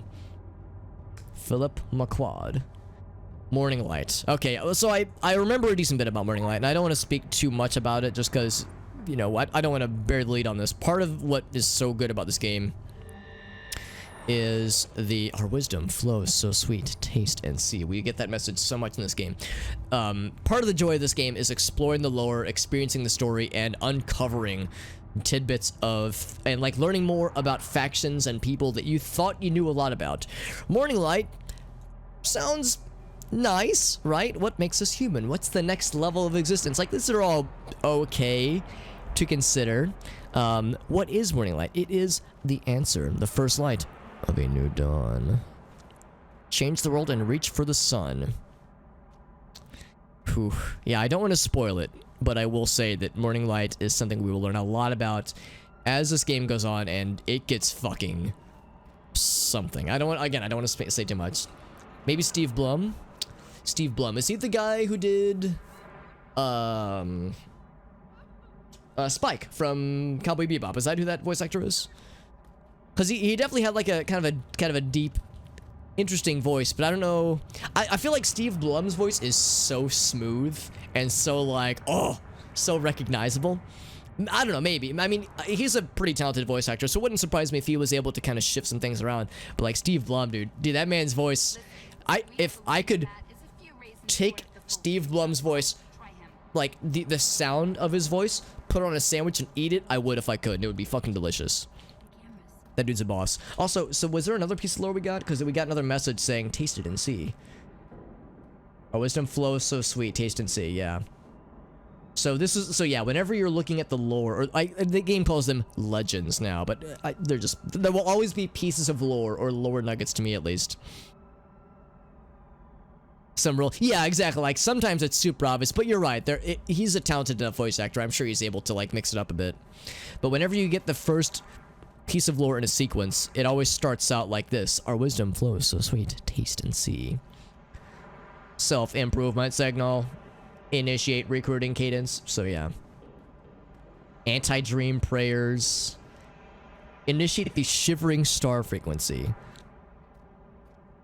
I had not thought self-help had undone so many.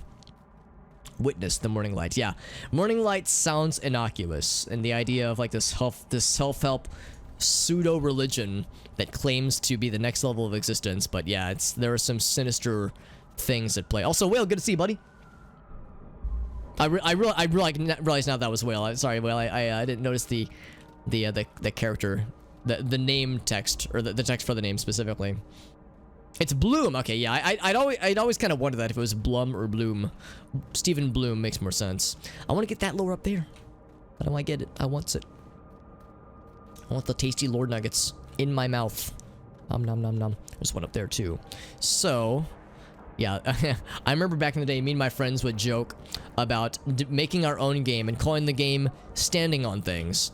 Standing on Things, the game. And part of the inspiration behind Standing on Things, the game, was in this game. It's like so much of it is trying to get to these lore nuggets. Certain things, like this guy right here, are kind of invisible walls that, we're forbidden from jumping on this guy. So it's like we have to find the right spot to stand on, the right standing on the things, the game. I want to get on this box, maybe. Because I'm guessing we jump up here. Actually, maybe not. Maybe there's something else I jump on. Oh, here we go. Ooh, there we go. Whoop, whoop, whoop. That was it. That was it.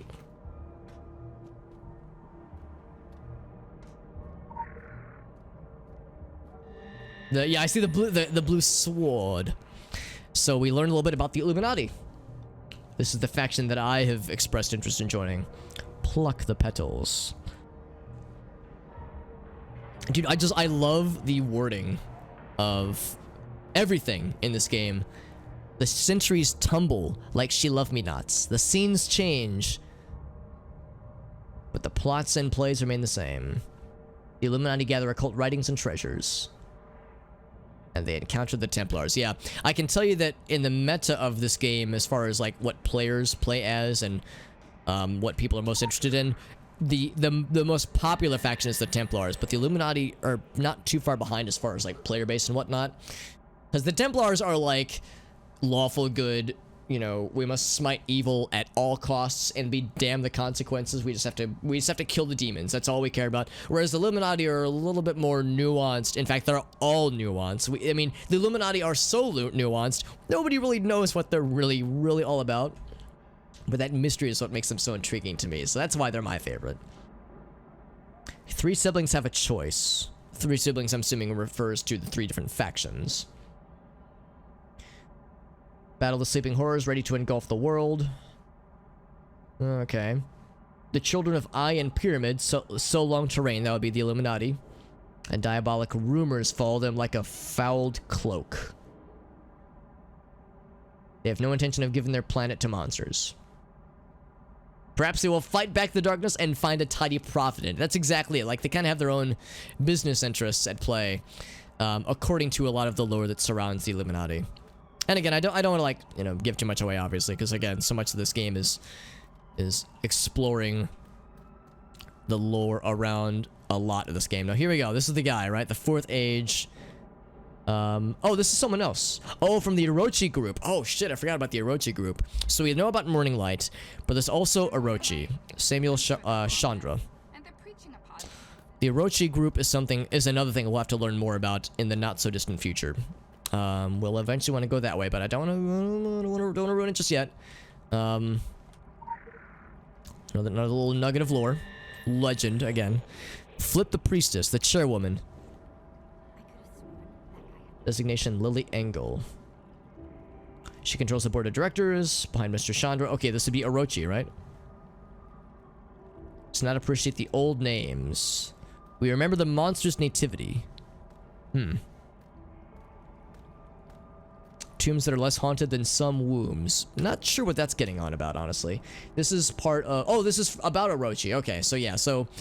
The Orochi group, if my memory serves correct, is a technology conglomerate in the world of the Secret World. And they're... I don't want to speak too much. It's like spoilers at least, but yeah, just based on what I know about, they're like all about technology, and they have some kind of like SCP kind of ambitions.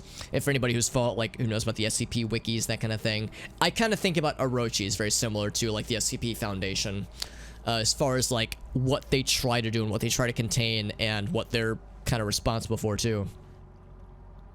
And yet you little termites war with each other over your little termite mounds. And somewhere in the outer dark, hungry mouths made of event horizons salivate and grin. That's such cool fucking writing, dude. I've talked before how honestly I wish this game would just go away and they were to release like a point-and-click adventure game that was just this game's lore. Like, get rid of the gameplay, get rid of the game, just give me the story, man. That's the shit that I love so much about this.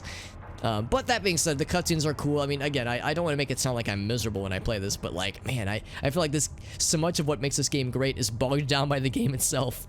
It's like, give me the fucking cool writing, man. Give me the cool lore. Give me the creepy shit, and get rid of all the extra fluff, because there's quite a bit of fluff. But like, the lore does such a good job for me, at least, of bringing me back. You know, kind of stringing me along, so to speak. Knickerbocker. It's worth pointing out we are, of course, in New York right now. The dude told us we had a meeting in a piece of lore nugget. We had a meeting in Brooklyn, and to not be late. Whatever that means. It's a little bit more morning light lore. Morning light, lore-ling light. A better job, a higher income, and a more rewarding personal life by following just a few small steps. It begins, then there are smiles, then you are tested. How many obstacles lie between you and your potential? Signature, initials, credit card number. Oh god, collecting other signatures, more smiles. There are always more smiles. Welcome to the morning light. Yeah. Yeah, I mean, and of course, like I said, from a technical level, this game... Oh, I can sit on the bench. Oh, bench sitting technology. A brand new dawn. So this is like a recruiting firm for Morning Light. No, like on my arms going, I'm just gonna be here and sulk with my hammer on my back. Also, I'm just walking around with a hammer strapped to my back like a weirdo out in public, but nobody seems to mind. Now, if in the old game, you could actually take the personality test. Ooh, let me hack. Click, click, click, click, click. Let me hack. Yeah, I'm a hacker. There's a Morning Light pamphlet if I wanted another one of these. You can only carry one. Everybody gets one. Welcome to the Morning Light personality test. Let's analyze your true being. This has some like weird, even like before what I know about what happens with Morning Light, that it's just a little bit creepy, you know.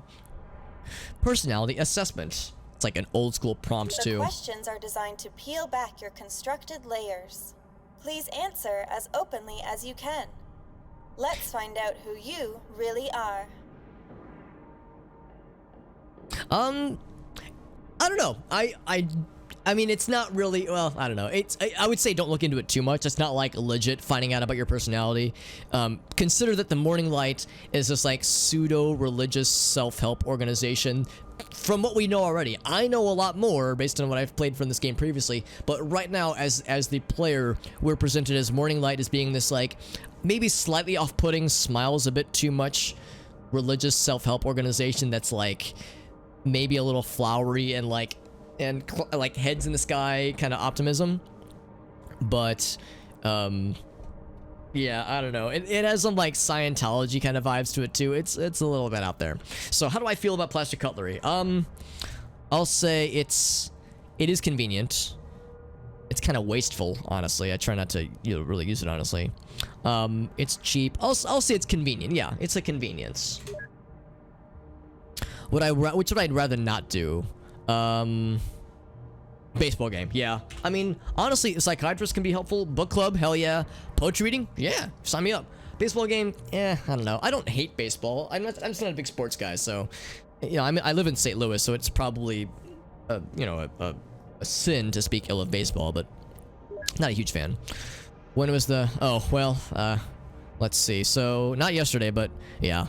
It's been sad when Grace's father passed. It was sad. So we'll say in the past week. Yeah, a little bit of self-reveal there, but yeah, it's okay to be sad. It's okay to be sad when a loved one passes, even when it was we know it was coming. It was still sad. Which city would I most like to visit? Oh shit. Dude, any of these, honestly. Dude, Tokyo though. Oh, dude, Tokyo would be so dope, dude. I gotta go Tokyo, man. Oh yeah, sounds good. Thanks for being here, man. It's good getting to have you check in, buddy. It's always appreciated. Always appreciated. Which would I least like? Dude, any of them sound awesome. Bangkok sounds intimidating, I would say. Warsaw, actually, Warsaw would probably, well, Montreal would be pretty approachable too. I would say Bangkok, just because I would still like to go there, but it would be I mean, Tokyo would be a culture shock too, but yeah, I would say Bangkok would be probably like just intimidating from the outside looking in. The most anxious. First day of a new job, waiting in line for a roller coaster. I've done number 4 and I have no problems with it. I mean, you know, streaming of course has given me a lot of help when it comes to public speaking and that kind of thing. First day of a new job can be pretty anxious inducing. Yeah, first day of a new job. That's pretty good anxiety, I would say. Where do I see myself in 5 years? Oh, I'm dead. No. Probably I'm probably still streaming, probably still, you know, software development gig, probably like still chilling. Exactly where I want to be. We'll say number 2. Which most interests me?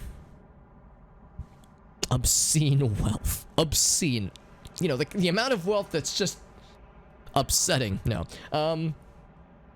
We'll say power over language sounds nice. Do I want visual beauty? I don't know. When you got a face like this, baby, when you got this money maker, you don't even need none of that. No, I'm just joking. Power over language. That would be a life-worthy skill to acquire, and it's something I'm still working on, obviously. My inner self. Well, blue's my favorite color, so I'll go with that one. You feel that you do not have a voice. So long since you've spoken, you can't even. I feel like I'm talking right now, actually. People speak at me, for you, left with nothing but motions. Carried out by countless before you, and carried out. This doesn't feel like me at all. So it's like you can already tell it's very gamified in that sense. But then they like end on a like, oh, this is why you need us. We know what happened. We know how to retrieve it. We are your salvation. We are your hope. You know, it's very kind of established in that like dependence on us. Civilian.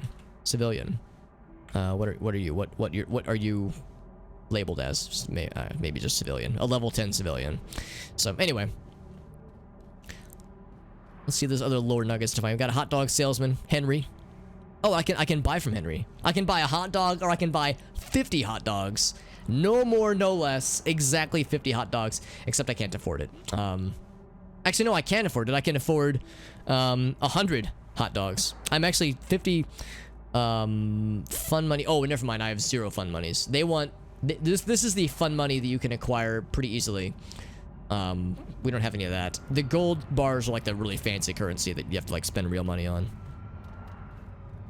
I think there's a little bit more lore nuggets over this way. It says I'm in the park. I don't know if this is really much of a park right now, homie, but we're here. Right, so here we are doing more standing on things, the game. You have to say the whole name, by the way. It can't be just standing on things. It's standing on things, the game. Can I get 69 hot dogs? Oh, dude. Don't tempt me. Don't tempt me with the 69 hot dogs, man.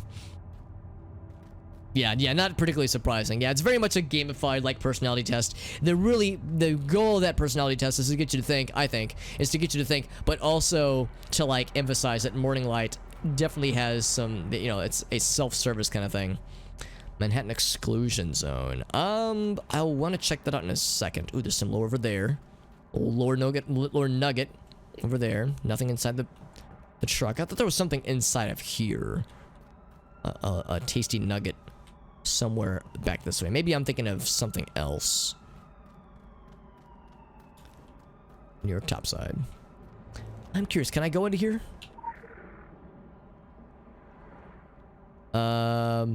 Oh, it's like a dungeon fight. Yeah, no, I don't want to fuck with that. That's like multiplayer stuff, and this is that I've mentioned before that yeah, the gameplay for the game, like combat, that kind of thing, is kind of throwaway. And one of the many things that kind of pushed me away from this game is that in the old game, past a certain point, if you wanted to do like the next layer of dungeons, because like me and my friends did like the first series of multiplayer dungeons and co-op dungeons, but the elite dungeons, basically like the next tier of them, you had to, whoop, I didn't mean to dodge there accidentally, to get the next tier of the dungeons and like the next version of multiplayer content, you had to really crank up your numbers, and the only way in the old version of the game, at least, to crank up your numbers significantly was to do the PvP challenges. And man, I hated the PvP challenges. They were so boring and so dry, but like you just had to do it to level up your guy the slightest amount, because you would do like a bunch of PvP, your numbers would increase the slightest bit. It always felt so grindy, and I hated it so much. But like we had to do it, so like that was part of what burnt me out from this game, was like having to grind all the PvP. But now, since I'm just doing the single player content, I don't care about the dungeons. I miss the dungeons because the dungeons were cool, and there was some fascinating lore stuff that you get to experience in the dungeons that you don't get in the single player. But it's just not worth it, man. Just not worth. So let's see, what was the lore we just unlocked? We already saw this one. Oh wait, no, I don't think we've seen this one actually. Pyramid signal, the New World Order frequency, initiate Big Brother broadcast, new and improved. Sex, drugs, and Rockefeller prerogative. A Crowley cadence, Aliester. The blue spectrum, witness the Illuminati. Very, very good, very good. I think we've seen just about all the lore nuggets that are out here right now. There's more to be seen, obviously, because they're scattered throughout the game. And I will probably spend an inordinate amount of time looking for all the lore nuggets so I can devour them and put them in my mouth and chew them up with the tendrils that spark outwards from them. I don't think I've been through here yet. This is where dudes with this kind of hairstyle gather around the cement mixers and have cement mixer-esque conversations. This is where we gather, all the young cool kids gather and smoke cigarettes by the porta potties, and also some porta potty lore. Let's learn more about the Illuminati. The Illuminati, N-A-U-G-H-T-Y. Of Eye and Pyramid fertilize the Nile. They pollinate the skulls of scribes, viziers, priests, and philosopher kings. Thoughts germinate and bloom. They vie to guide humanity towards an esoteric culture to influence the world to the houses of pharaohs. Very cool. It's also like flowery and cool sounding, man. I wish I could just talk like the Illuminati messages always. Hey Alex, how you doing? And I'm over here like my eyes start glowing, and I'm like, the vestiges of mortality are but an illusion. And people are like, okay Alex, I'll talk at you later, homie. And then I'll be like, our message flows so sweet, taste it and see. And they'll be like, okay, I'm just gonna be over here, far away from you, you fucking weirdo. Time moves not in lines, but in circles. Ancient ideals passed down the generations. Ooh, there it is. So powerful mystics take the stage, form a cabal, like we were saying earlier, call themselves the Enlightened Ones. So that's kind of the etymology behind the word Illuminati.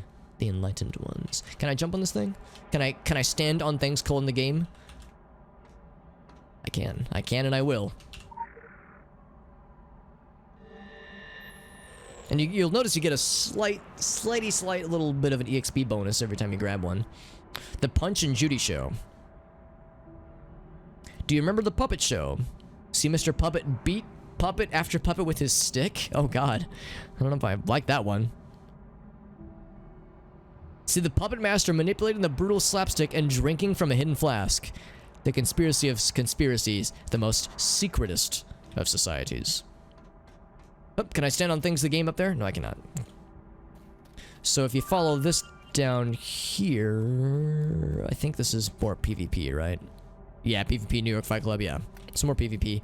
Granted, the player base for this game is shrunk down significantly, so even if I did have PvP or multiplayer ambitions, it would probably be an effort, just because, yeah, there's this game, when it relaunched, had a pretty good player base for a bit, but it dwindled pretty quickly, and now it's definitely a shell of its former self.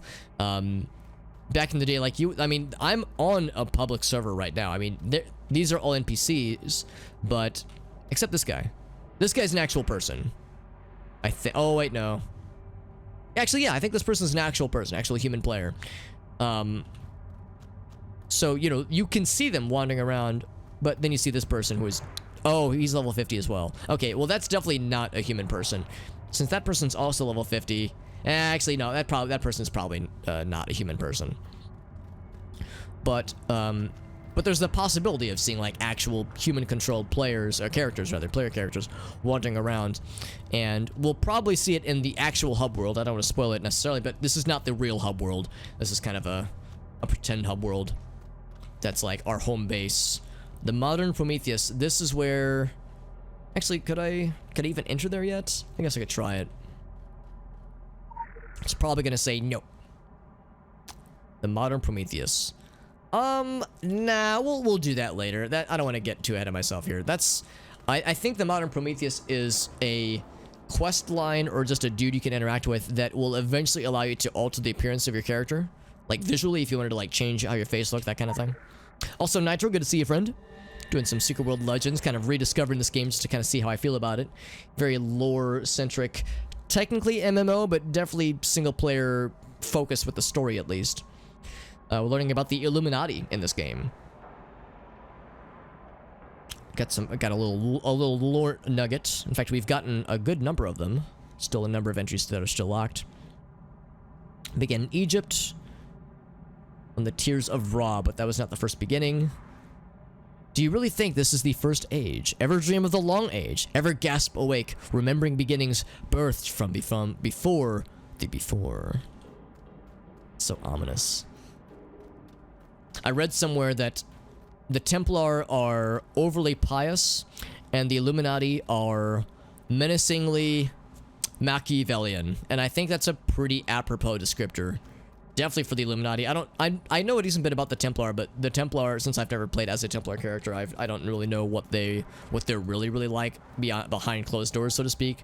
But yeah, aggressively pious sounds like a good way to describe them. Like, you know, we will smite the demons at any cost, even if we have to raise an entire village just to kill one demon. You know, they're like kind of overly cavalier. So it's like they're like old school lawful good, like just cowboy, not even cowboys, just yeah, just overly pious, like discipline and British stereotypes, you know, very much that kind of stuff. Also, there's stuff up there. All right, so I think we've explored enough. Let's get to the actual area where we need to go. I realize I've been kind of fucking around this whole time, looking for lore nuggets and such, and just kind of wax poetic about this game, and some of the lore with Morning Light and with other things. That's an area. Don't want to bury the lead too much, but yeah, the warehouse is something we want to explore in a bit. Let's explore the warehouse in a second. Let's go for the first real area that we need to explore, which is really the laundromat. Let's check out this person just chilling, by the way. He's just chilling, you know. So we can read a little magazine. 2013, by the way. A little magazine about some of the cool new fashion things going on at circa 2013 at least. So some of the items that were added, cosmetic items, you know, sexy bikini. Oh, cool anime hair. It's like, yeah, you know, 2013. It's actually kind of weird that this still exists, that this is still here. This is kind of outdated. I mean, again, these things are definitely out there. Special contributors. That's kind of fun. It's there. Anything over here? So this laundromat isn't like particularly special in any way necessarily. And then you find, oh, there's a player character, John Dreadman Smith. That's a player character. You see this fella. They're always sending dudes. No. Too much visibility on the street. They're listening. They're always listening. That's why I keep the dryers running 24/7. They bug my phones, read my mail. They have this place on CCTV. Replace my girlfriend with an android. The Illuminati. Anyway. You know. And they know I know. You know? Oh, you're wondering why they haven't disappeared me. Shut down my magazine? It's because I play smart. It's good voice acting. Along. It's a game to them, you know? It's all just a game. Oh, hi, Leah. Don't worry, she's not one of them. She's in my D&D group. Role-playing is the only avenue to resist control. We do nothing they don't tell us to. They've been conditioning us in every kind of media for years, okay? Example, Pac-Man. That's how they see you. Just a little head, just a mind share. And you run through the mazes they built, sucking down their pills. The fruit, the forbidden wisdom of Eden, never enough. And you can't shake the fucking ghosts, right? I mean, they're watching you. Their eyes are always watching you, even beyond death. This all adds up. That's where you'll find the Illuminati, at the dark center, in the ghost house, in the labyrinth. It's right here. Just follow the yellow dot road. That's all I can say. I want to make a joke about like, you know, you just walk up to somebody, say nothing, and they just start like blathering conspiracy theories at you. I want to joke about that, but no, I've had interactions where somebody, I mean, I don't want to speak too ill of this, obviously, because, you know, I'm a nerdy dude, obviously, but it's like, you know, you go to like some conventions, or like back when I was the president of the Extra Life Guild in St. Louis, I would do a lot of events where we would go in person to like try to recruit people to sign up to participate as fundraisers, that kind of thing. And like, yeah, you would like talk to some people, and like you would kind of learn to avoid them because they corner you and they just talk for like a half an hour uninterrupted. Like, it's like, do they stop to breathe? Do they need water or something like that? But it's like, oh, buddy, you almost like, you know, you want to be polite, but like, oh shit, man, some people are like, you get them going and they will not stop. So we can learn more about this guy if we wanted, or we could ask him about various things. I don't want to spend too much time on this, but it is good voice acting. Not here, right? There's only so much I can tell you. Living in their backyard, it pays not to lay a turd on the doorstep. You get me? So it's like, I don't want to go through all these, but there's like some fun little tidbits in there for sure. There's Penny, his android girlfriend, allegedly. I think this is an actual human. Maybe it's not. If it says interaction menu, maybe it is. Maybe it is a human player. I don't know why he would be here if he's level 20 though. Because this is definitely the intro area. Hanging around outside with a micro transmitter up its ass. I'll keep an eye out. So anyway, we learn about how it's like, yeah, he's got this place on CCTV, like he was saying. Evidence of surveillance. Let's look for more evidence. Yeah, so this is like where it kind of gives us the little paper trail, or like the little nugget trail to follow. So you know, we first exit this subway right there, and the laundromat's the first area we see. So inevitably, this is like an area to check out for sure, and of course the game kind of gives hints as to what to look for. But we're following the little Pac-Man pills, like he was saying. Follow the trail of surveillance equipment. So, like, yeah, there's one here, and it gives us little map markers. So, you know, if we really can't see where to go, it does have some guidance. But eventually the map markers will either go away or won't have quite as much direction for a lot of these missions. Okay, that's definitely a human player. In fact, let's see if she's having the same issue I was having. He or she. She's level 37 though. What are you doing here, Bored Pisces? Actually, Bored Pisces, if you want here, I can guide you. It's over this way. Over this way. If you want to jump up there, over here. It's over here. Guys, I have the same problem. Here, I will guide this person. So that's a good indication that, yeah, technically this is an MMO in the sense that, you know, you can see other players and even play with them if you wanted to, but the story is all instanced. And I mean, if you want to, you can play with others. Wish I could be like, can I whistle? Can I be like, hey, it's over here? Because I had the same issue. I was barking up that tree for a bit. No, I can't force her to look at me. All right, she'll figure it out. I'm sure she's smart. So anyway, so we need to find more obvious surveillance. There's a camera up here, so we know we're right in the right place. Yeah, this whole place bugged, he says. And granted, you know, in real life there's security cameras everywhere anyway, so that means one of two things. It means either the Illuminati isn't that big of a deal, or they are a big deal and they are everywhere in real life. So there's more cameras up top there. There's also the notion of the eyeball like pyramid motif. So that's like something else to watch out for. There's more cameras up here. Like you can see, we're kind of seeing them. But then you see this. It's like, there we go. There's a very not so subtle eyeball pyramid motif to watch for. It even points downwards. Interesting. Now if I try to go upwards, maybe some lore. Some tasty lore, New York topside. Oh, here we go. Tasty lore. Saying you went the wrong way, asshole. The experiment with, what's that word? Thaumaturgy? Technomancy, of course. Demons shriek as they beat the walls of hard drive purgatories. Circuits soldered in patterns, forming Enochian words. Old bleeds into new. Cutting edge fornicates with the, what's that word? Antediluvian? God, this word is this game is very well read, so much so that it goes right over my head sometimes. Anyway, let's inspect the graffiti. I think they want me to go down the trail. What's that say?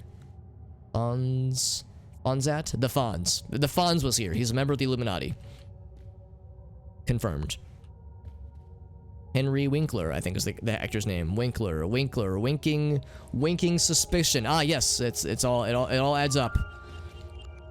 We found the sewers, the skewers.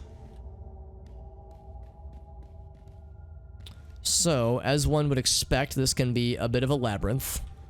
We know about we've learned from like the lore and like various conversations that the Illuminati like their maps and their mazes. I'm gonna elect to go the wrong way a few times because there's more lore pieces that I think are down here. So I want to explore a little bit, but we do know that yeah, there's a right way to go. Also, ooh, it's really stuttering, man. I've mentioned before that this game's engine is a little bit of a struggle shuttle. Yeah, we see lots more of the graffiti. Yeah, so if you, like I said, if you see this looking very stuttery on your end, do not adjust your TV sets. Do not worry, it's not on your end. It's 100% on mine and or the game's side of things. And yeah, it's just the virtue of how it goes. Unfortunately, this is a spot for homeless individuals and some lore. The Eye and Pyramid are a well-oiled machine, lubricated on aptitude, ambition, and ruthlessness. In this epoch of information and equality, the Illuminati is king. The ruled do not complain if they detect no ruler. That's interesting. Seminal thoughts spilled into the world of gravid heads of the masses, while the other factions flail to the old dance. I think the Illuminati might think very well of themselves. What do you guys think? Do you think they like themselves much? I think they might think very highly of themselves. So anyway, we're going to try to find the right way. Of course, there's more indications of what the correct way to go is. It's for the wrong way. Yeah, it leads to a lot of dead ends. We will see this as a recurring motif with a lot of Illuminati patterns and also story moments where like there are mazes to get lost in, but if you follow the right clues, they will lead you to salvation. Or broken tricycles and sad mattresses. But we keep following the little icons and the arrows. And lore. Nom nom nom nom nom. Give me all of them. Tasty, tasty lore. Fuck or be fucked. The ritual chant. The paradigm war. The Illuminati strive to ascend as a pantheon of zeitgeists. Yeah. I think they're very fond of themselves. I think they're fans. Kind of like see above, looking that way. So here we go. So that's what we were looking for. Now, I don't think, I mean, you know, this was a bit of a maze, but it was pretty easy to find. I'm not sure, like, you know, this is necessarily how easy it would be. You know, if the Illuminati are a real thing, it's not like, oh, let me just rummage around some sewers and here they are. Here's this very sleek and fancy facility, just chilling. And I like how you just open the door. The door's already open. There's like the sign right there. It's like, I think we found it, guys. It's pretty obvious. Now, here's a little metal detector. Let's see how this goes. Nope, not well. Not well. Not surprised. Cutscene time, baby. You know the drill. Run them through due diligence. I'm on it. Oh, I'm standing here. No head trauma. Someone no head trauma. Oh, now I'm knocked out. Say, have you ever seen a person void themselves from exposure to pink noise? Get these two freaks out of here. Now what's pink noise? I know what the brown noise, the brown note. Oh, nice. What would you get, buddy?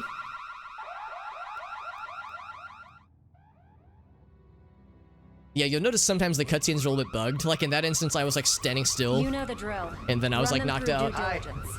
Have you ever seen a psychiatrist Oh, God. or taken Please, no head psychedelic trouble. drugs? Someone Whoa, ping whoa, whoa, whoa, Cassini whoa, to don't shut freak The cutscenes out. are. Whoa, I'm getting the same Got a lot of cutscene. narcosynthetics in your system to Have you ever fast seen a track person the void report themselves? process. Okay, that's definitely not supposed to happen. Get these two freaks out of Lose here. motor function in your arms and Oh legs. God, I've never seen this happen. Talk about things getting Is it bugged. safe? No, I'm just fucking with you.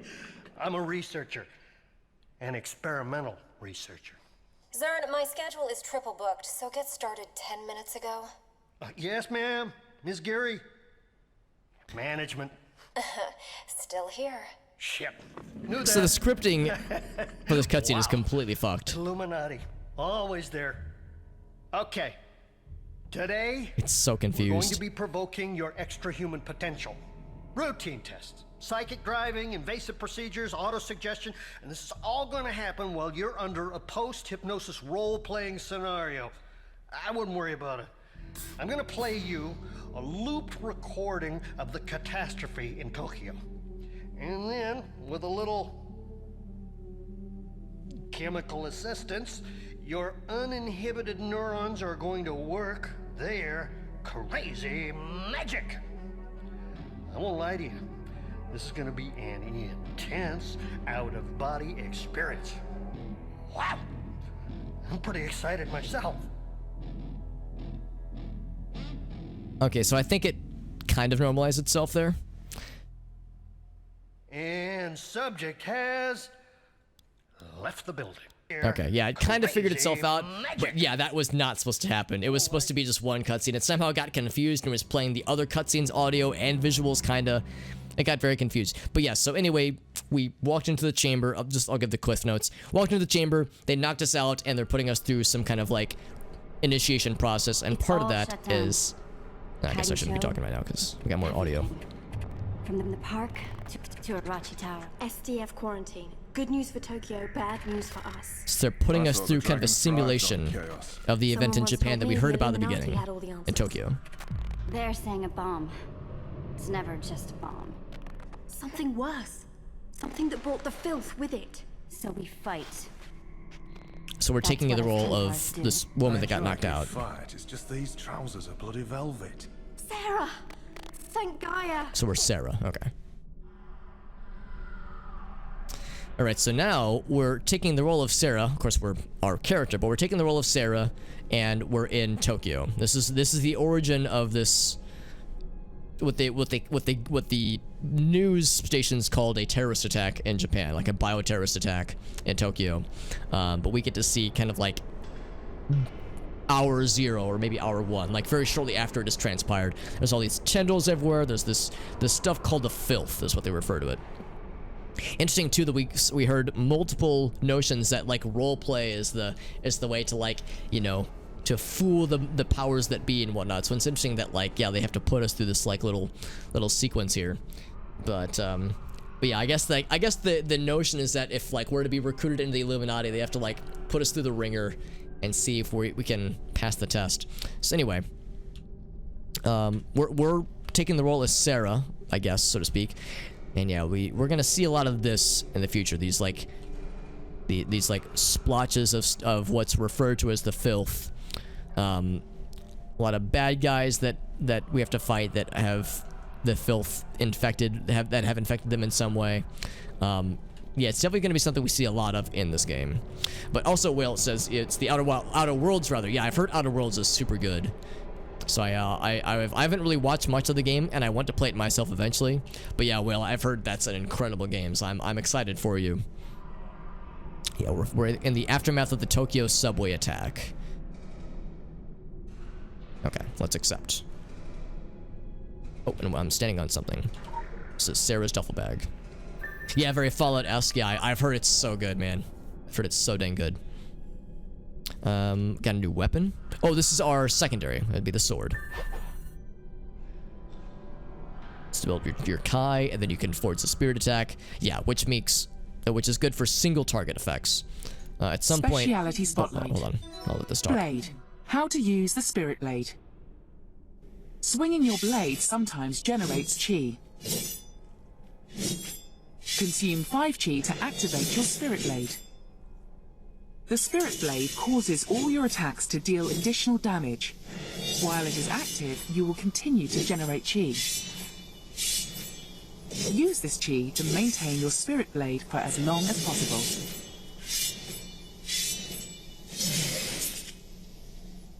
Okay, cool. Yeah, nice and simple. Nice and simple. So, yeah, swords are, I think, okay in this game. In the original game, swords were one of the best melee range DPS options out there.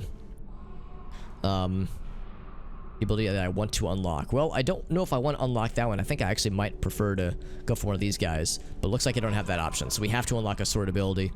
I guess it's going to be Swallow Cut, too. So I'll unlock it. I have... How many AP do I have? I have 5, exactly. So I'll unlock that one. So I can put that on something. So what but I'm gonna keep Hammer as my main guy. So we're gonna do this. Swap these around. Generates 5 rage. Yeah, that's what I want. I want the generate rage to be the left click, and I think I want to make this one the right click. I don't know if I necessarily need Swallow Cut to be anything on here necessarily. We definitely want Seath. Do I have Crescent Fang? I don't, so I'll have to unlock that one, but I have just these 3. Okay, so I don't have a lot of effects necessarily. So I'll keep that one on Q, but yeah, I'm probably not really going to use hammers much. I'm definitely going to use sword a lot. Or, well, I'm going to use hammers as the main thing, and sword, if I get with anything, will be just a... Let's see. Requires a... Oh, so I do have this one. Okay. I don't have that one, though. Striking your target for 12 damage. Consume. Oh, that consumes the thing. Okay, so this builds it up, right? It doesn't say, actually. How's about this? We'll do... hello? Oh, it's kind of weird. Maybe I can't use those slots yet. Can I say that one? Oh. I can say equip. Oh, you need in the primary weapon slot. Okay, okay, never mind, yeah. Yeah, we don't want that in the primary slot. We want the hammer in the primary slot. Okay, never mind. Okay. Yeah, no valid targets in range. Alright, cool. Good enough for me. Anything else? So open the gate. Let's crack it open. Oh. Open the gate! I'm trying. This might be electric somehow. I think I tried to open it. Oh, Jesus. No.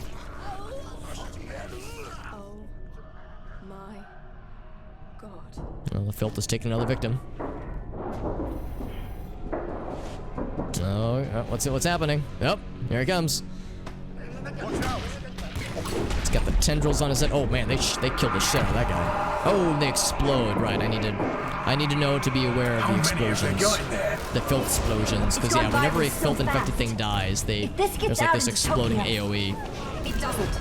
We stop it here, whatever it takes. All right, so these guys are way stronger than I am because they're like one-shotting everything, and it's like I'm over here like, guys, I'm helping with my 3 damage. I don't know if I'm getting like partial experience at all, but they're definitely doing a good job, better job than I am. Thanks for killing those guys, I appreciate it. Thanks for giving the assist. Oh, poor lady, she got murdered pretty horribly. Let's do this. Take it like all the other occult disasters, right? We really have to stop meeting like this. So apparently these people all know each other. We saw them in the original.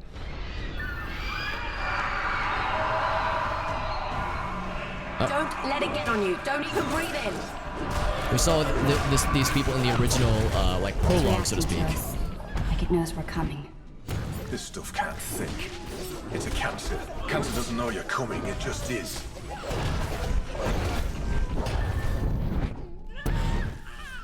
Ouch.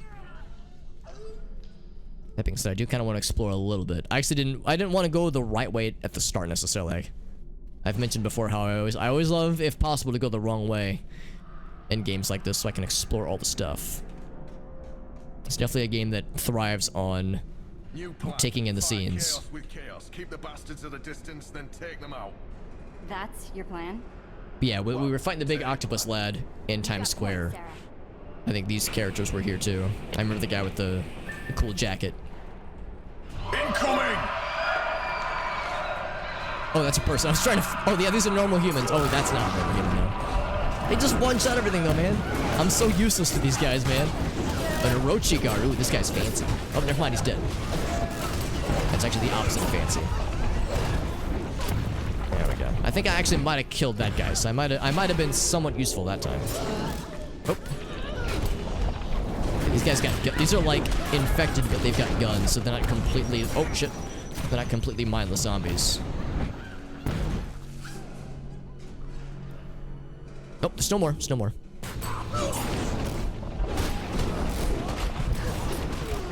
It's like I'm building up a lot of rage, but I'm not really doing much with it. I'm just constantly building it up more and more.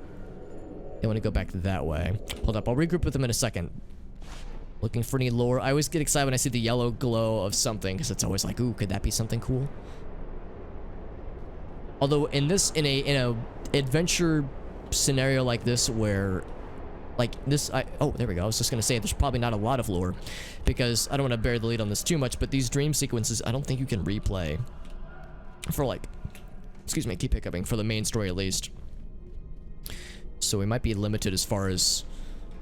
Well, it's not that you maybe, you definitely are limited as far as, like, being able to replay these.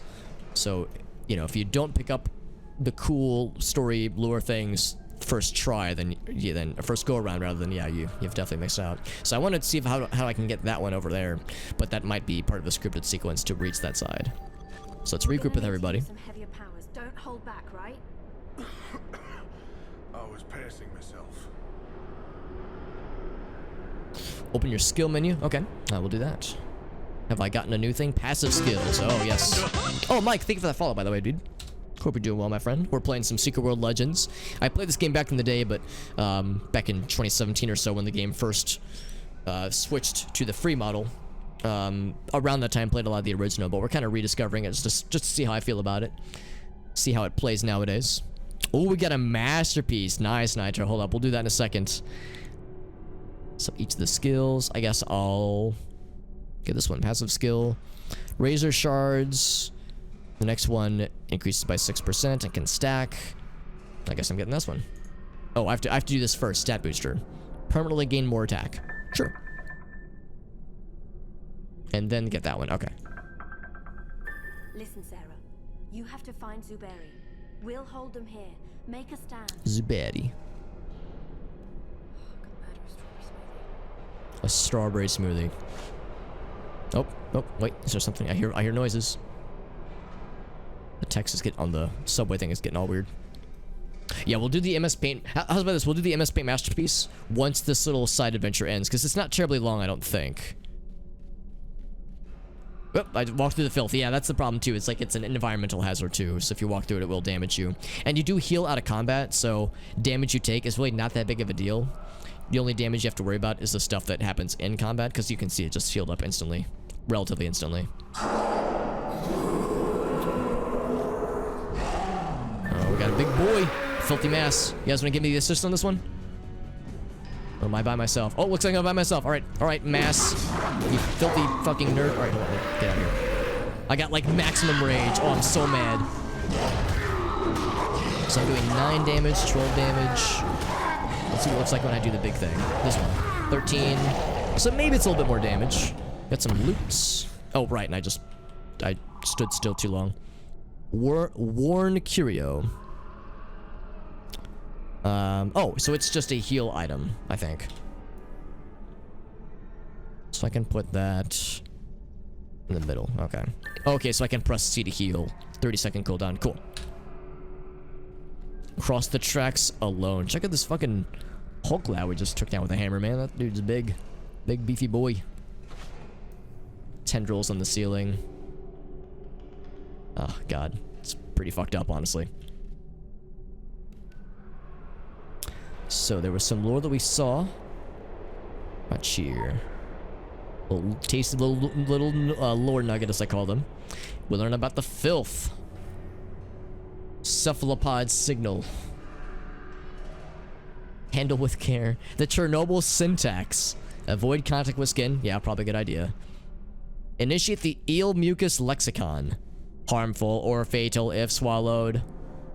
Witness the filth. Yes, we get to see a lot of the filth in this game.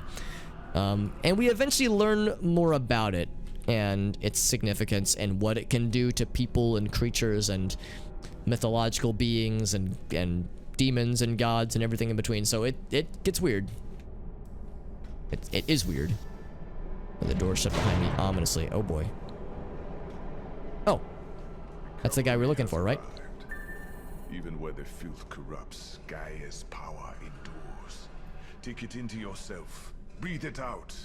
Will this broken body mended? Do I have to, like... It's just to help him, huh? Alright, before I do that, something's probably gonna happen when I go to reach for him, because this is how it goes. In a video game or a movie, you, like, try to, like, touch the corpse, and it's gonna, like, reach out and stab you in the face. Oh, no, he's alive. Good. But even Gaia will be tested by what is. He doesn't seem like he's not even like that thankful. He's like, all right, I'm up now. Oh, hey, you're here. Yeah, about that. This ain't looking much better, to be honest. Now is not the time for argument. There's people. Orochi people. Oh, he's got a hammer. Let's help him. Let's help out my fellow hammer bros. Be free, hammer bros. Well done. Oh, he got taken out, and now he's a zombie man. He's an evil hammer bro. Oh, I tried to help my lad out. Help out my boy. Oh, now see all my dudes are here again. They're one-shotting everything. Now I'm useless again, dude. This good while it lasted when I was like able to kill things, but now I don't really get a chance. We're like popping them like little filth-filled balloons. Every time one of them dies, it's like they just pop. So there goes, pop, there it goes, yep. Oh, this guy's got the big hand. Hyperparasitoid infected. How much damage do I do? Not much, only like marginally more than usual. Ooh, something's coming out big of the thing. ground. What the bloody hell is that thing? Oh my. Guardian of Dreams. I think he might be the final encounter for this area. So before I commit to fighting him, oh, I walked through the filth. I'm gonna look to see if there's any other pickups that I want to get. I don't think that there are. All right, let's fight this lad because he seems to really like me. Okay, I don't see any other lore or anything. Let's do this thing. It's not doing much damage to me, but he really likes me. I think the hatred that I generate also brings aggro with it. So I think like he's hyper fixated on me specifically. It's like a big old filth pig.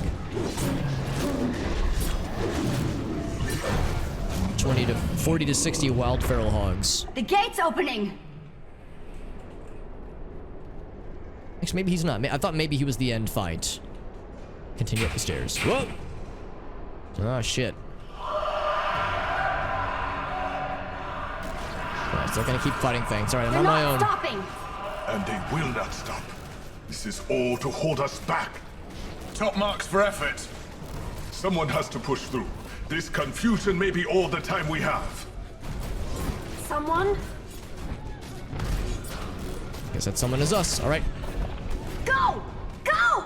I'm going. I'm sorry. Alright, so now it's a solo venture. Look out! It's all coming down! Oh, shit. No kidding. It's me, ya boy. That's like the Phasmophobia experience in a nutshell, isn't it?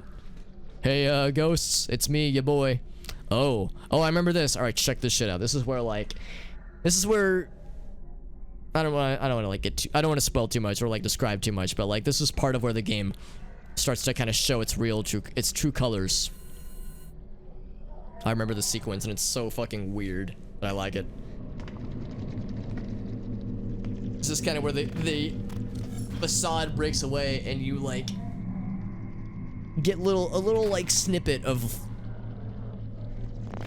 what's to come, more or less. I don't know. It's very ominous and mysterious right now, but like the world just abruptly ends and now we're just gazing into the void. And it knocks us out flat. And don't eat my ass, spirit. I mean, at least establish consent first, you know? If I'm gonna get my butt eat out by a ghost, I want to make sure that, you know, we've got a safe word established and we can, you know, approach it like mature adults. So that was a little tutorial combat adventure thing. It's easy mode, obviously. It's very easy. You really can't fail it at all, really. Pineal gland. Overstimulated. But we awaken. Higher brain function. And the cutscene is functioning now. That is great work. Well above MK Ultra success rate. Hey, can I ask you, have you ever seen a jaguar tripping? Zerd! Well, yes. Complete non sequitur. Look it up sometime. Hey, you better haul ass to the test chamber. Jump through a few hoops. Oh, and you may be feeling some discomfort from the microchip that I grafted to your spinal column. Oh God, microchip. No worries, though. I mean, it's gonna fade, really. And as your doctor, I'd caution you. Microchips to the spinal column. Caution you. Don't try removing it. Okay. I mean, I wasn't planning on it. I wasn't planning on trying to remove anything from my spinal column. Okay, so we are awakened. Oh, I just noticed the head. Can kind of hold on. I think I can zoom in, right? Can I zoom in? I don't know how to. Oh, I've targeted myself. Superb halfling.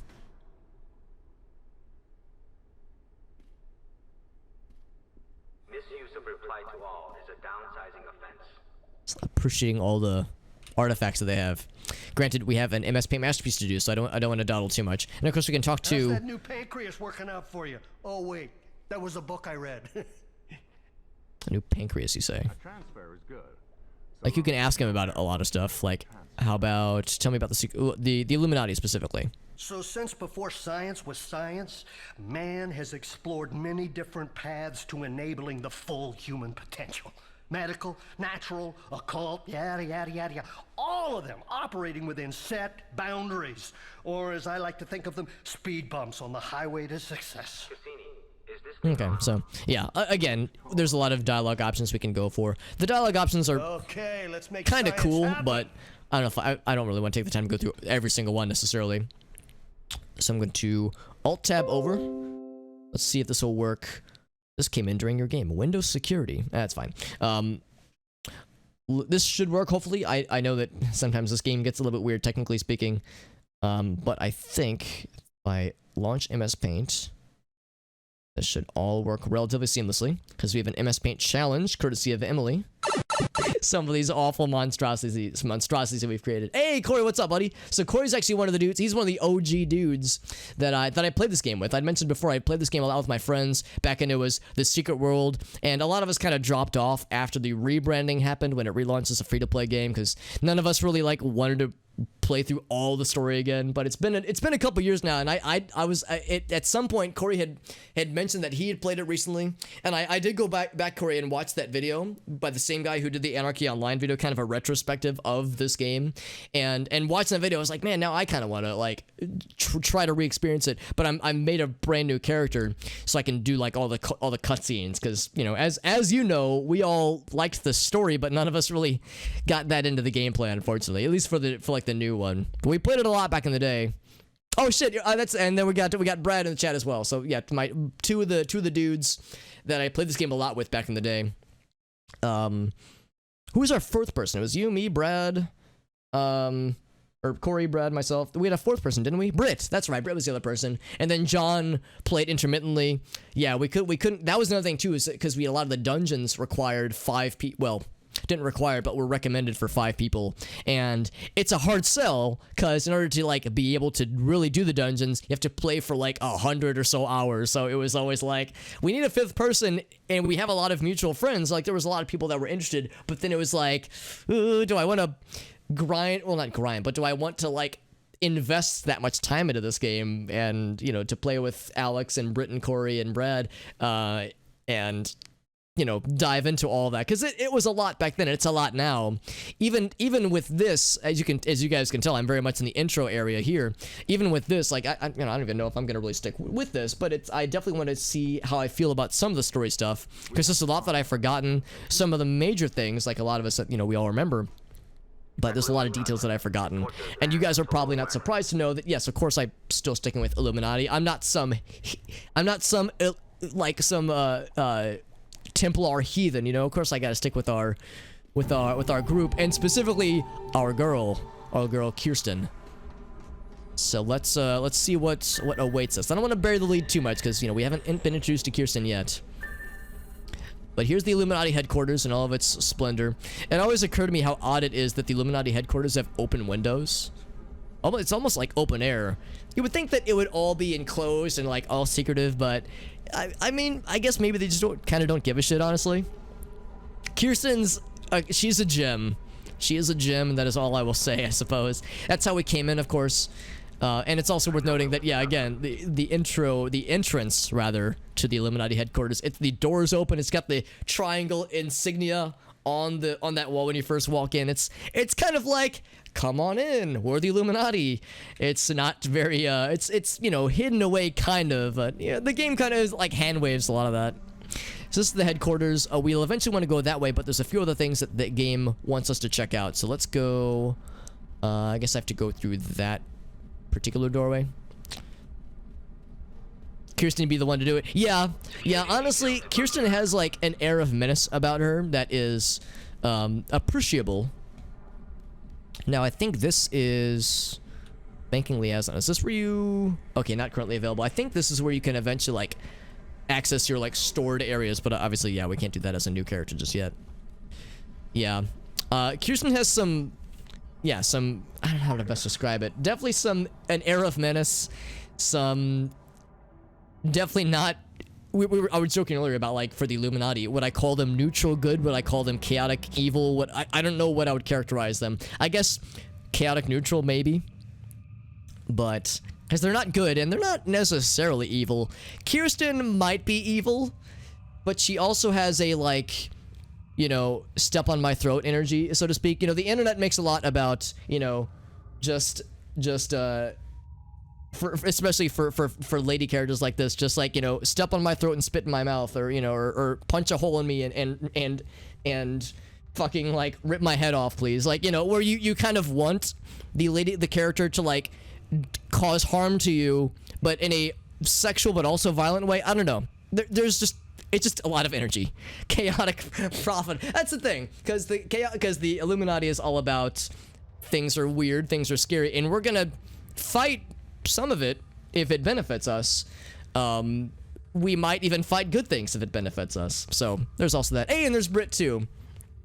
Steal a portion. Yeah, that's right. Oh fuck, I forgot about that. Yeah, we meet a character. I don't want to spoil it, but yeah, we meet a character that has a... I guess I would just call it a slightly unhealthy obsession with Kirsten. Well, no, an appropriately healthy obsession with Kirsten. Hurt me good, yeah, hurt me plenty. So this is the training chamber. I didn't remember that this was in the game. I remember this from the old game, but I didn't remember it being in this one. So... This is the company line. You will use it to maintain contact in the field. Do you understand? Okay. I do understand. That is all. Pick up the... Oh, here's the phone. Now, so Brad and Britt and Corey, we all have a mutual friend whose name is Weston. And... Here, I'll try not to talk over this. Field performance module online. We have a mutual friend whose name is Weston, and Weston is a very smart and very wise individual, and one of the things that he pointed out to me years ago is that cell phones are a great... carbon dating, a great form of carbon dating for any kind of medium. So any kind of movie, TV show, video game, the kinds of cell phones that are in hands, or lack thereof, if it's like from the 80s or 90s, is a good way to like tell what era it's from. So I couldn't quite see what model phone that was, but I almost wonder if it's like, you know, like iPhone 3 kind of deal there. Now we already have a hammer. Oh, no, we don't. Okay, never mind. Okay, we don't have a hammer. Yeah, I did some reading online for anybody curious why I went with hammers. Will bind to you forever. Bound by blood.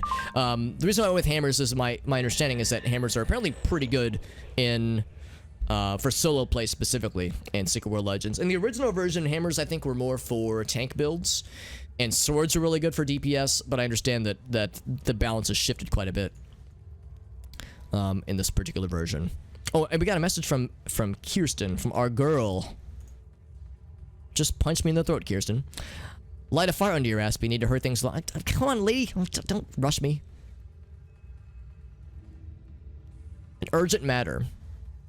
Want to will these on your first day. Chow chow. Discarded weapons. Just fucking take from the trash heap, man. Who fucking cares? Yeah, the assault. That's the thing. Yeah, the assault rifle was the favorite for a lot of people. In fact, I know Britt, that your build was assault rifles and can't remember what the other one was. Corey was hammers and something. Brad was blood magic. No, he started as blood magic. Then Brad went to fists and. Oh man, I can't remember. It's been too long. I was shotguns and fists. What a weird sentence that is. But yeah, I was shotguns and like the claw fist weapons. But I also saw people were saying that the assault rifles are really strong in this particular version as well.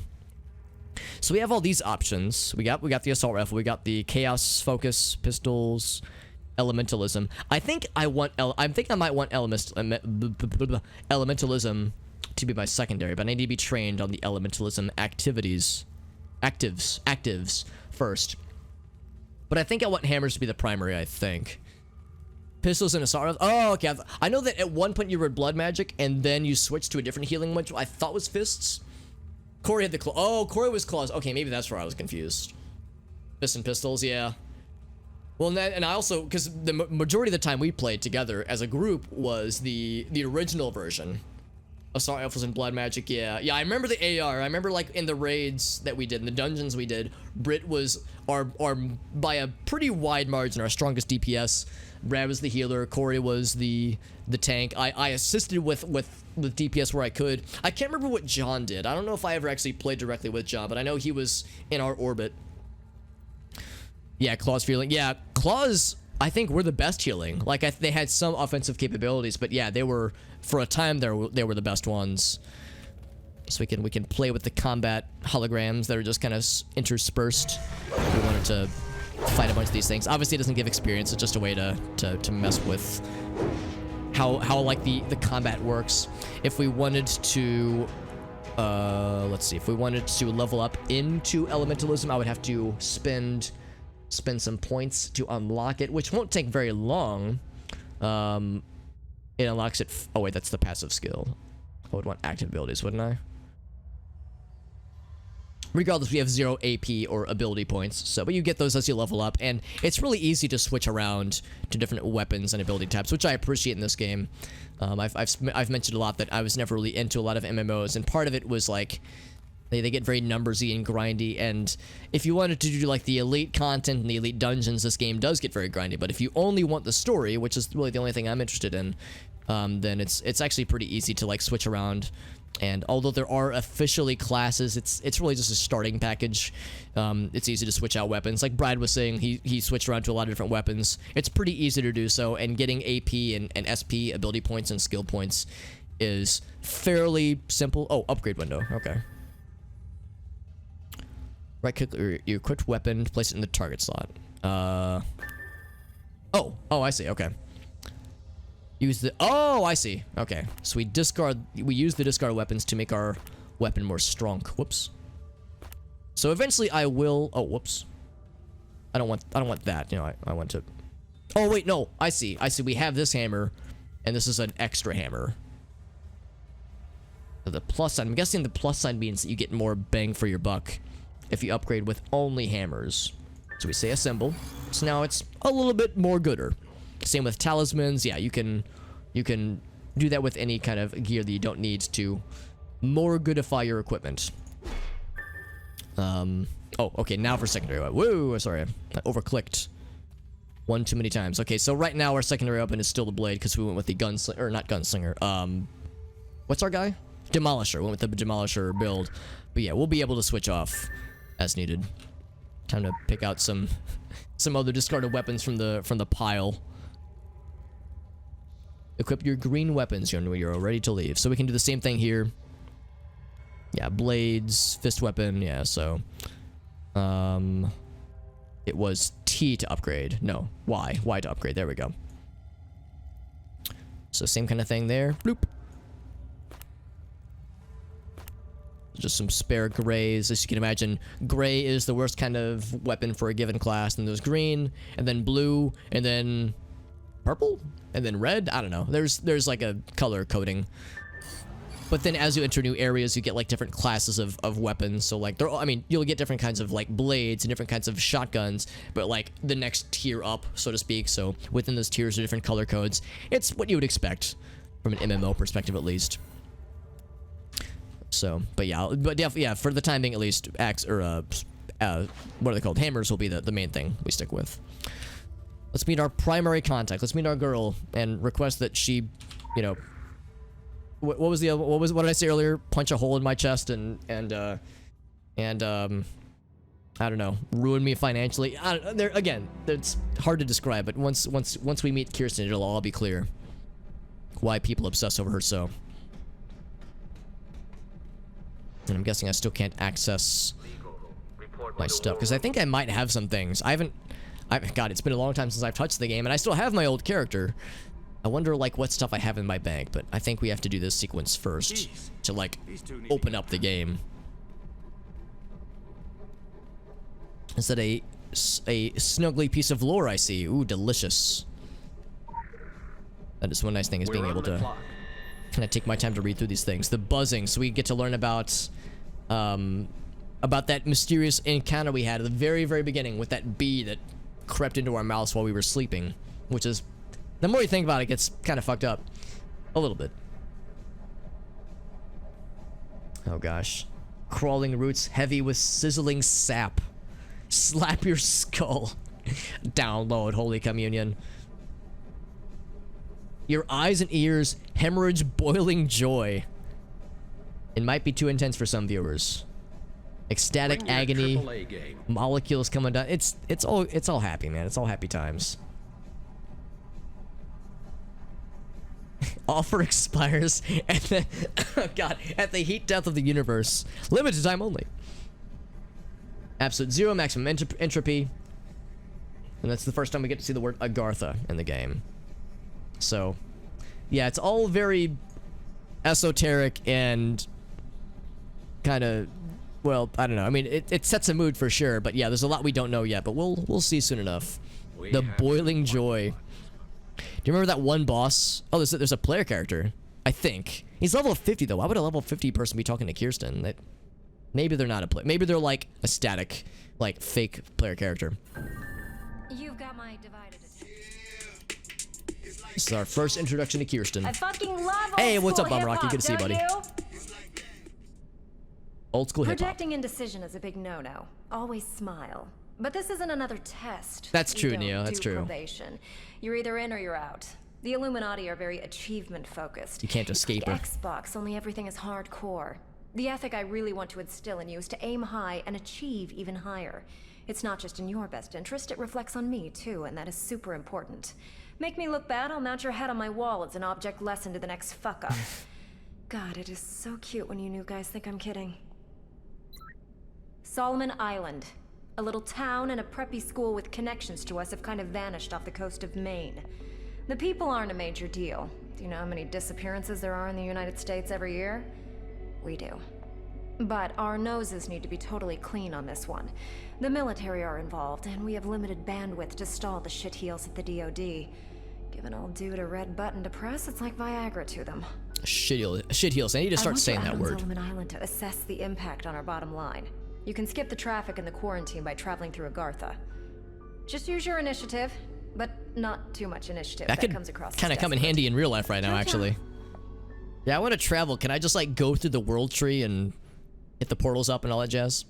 Good to see you, Bum Rocky. Yeah, it's been pretty good. It's very chill here. You know, of course, we're all trying to observe quarantine and whatnot and be responsible. So no big family gatherings. Actually, I live by myself, so you know, in order to do any family gathering, I would have to do some kind of modest travel, not much, but so but yeah, since we're all advised to stay within our own family units, our immediate family units at least. It means I'm having to to play it safe by just chilling, but that's fine though. Unnaturally low. Yeah, Kirsten has we'll just say some very unique energy about her. Some split chicken, yeah.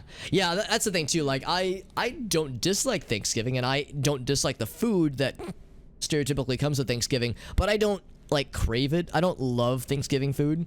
I like like sweet potato casserole. Like there's a lot of things that I like, and I like turkey, but I would much prefer chicken. I would much prefer pork. I mean, there's lots of meats that I would prefer over turkey.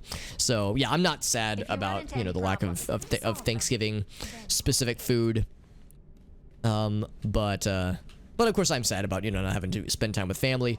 But it's a couple of days off from work, which is nice. I can stream. I can just chill here with my doggy. So who's down looking at me with a face that says hello. Please pay attention to me. Find the corridor that leads into the warehouse. So we'll get to see our introduction to Agartha, which is pretty exciting because it's pretty freaking cool. Is this the corridor that leads into the warehouse? I think it is. Yeah. Yeah. Is there an indication that it is? I guess we're just supposed to know by virtue of the map markers. But yes, we'll be coming back here frequently. This is a kind of a hub for the Illuminati story stuff. Lots more to be done. You're off tomorrow, but yeah, I was gonna say it's like if you're on call, then I know that can be. It's like you're never truly off the hook in that case. So one of the things I of course have mentioned a lot with this game specifically is that there's lots of these little lore nuggets we need to keep an eye out for. Because, for one thing, it's just fun flavor text, but also because it can be legitimately useful when it comes to kind of unraveling the mysteries of this game's story. And there's a lot of mysteries to unravel, for sure. We've gotten a lot of the Illuminati story nuggets, 12 out of 15 of them. The Illuminati's lore is, not very explicit. It's very flowery, speaks with a lot of abstractions, but it's interesting, though. Something happened. Interesting though. So there's something with entry 7. After they encounter the Templars, something happened. They had to limp away to a new continent, away from the Templar. Well, their rivals, I guess, the Templars. They weave a new backdrop of infrastructure so tightly that none of the other factions have been able to gain a foothold. Psychic currency exchange. The $1 bill is always watching. Yeah, the eyeball pyramid. Oh, here's another one. More little nuggets of lore. Ooh, we leveled up from that lore nugget. That knowledge has empowered us. Hey, Seafarer, what's up, buddy? Good to see you, friend. We're playing a game that I used to play back in the day with some friends, but just as a single player adventure, just to do the story, just because this game's story is very good, and it's still active. Secret World Legends is still freely available. I'm playing on the version that's on Steam right now. At least I think I'm on Steam. I think I'm online. Maybe I might be offline actually, because my internet was acting up the other day, and I had to like cancel the sign in. So I don't know if I'm online right now, but I'm playing through Steam right now. So my internet went down a day or two ago, and Steam kept trying to sign back in, so I just canceled it out. Oh, okay, so this is in the Templar. Yeah, snatching kings, generals, great thinkers. Illuminati prefer guilds and banks, but the Templars clutch the military. Yes, that sounds about right. The Illuminati skip east. So the Byzantine Empire, but they meet the dragon. They skip past west, or back west. Migratory birds flying from one kingdom to the next. Okay, so we don't know what this misstep is necessarily. Misstep in the dance caused the Illuminati to limp west. Okay, so we don't know what necessarily happened, but something caused them to relocate. That's all we know. Hades on Steam or the Switch version. I've heard that game is so good. I have no idea how it does mouse and keyboard, but I've observed that it does well with controller gamepad controls. So, but yeah, I've heard they're both solid, honestly. Of course, with Steam, you get your choice of mouse and or keyboard, but yeah, I think it'd be a pretty sweet choice regardless. So there's nothing else here necessarily. It's very foggy, like lots and lots of fog. It's almost surprisingly so, a lot of fog. Let's see, not a player character, just a random NPC. I think it's down this way. I think this is where the entrance that we seek is hidden. Oh, there's a tasty little lore nugget. Give it to me.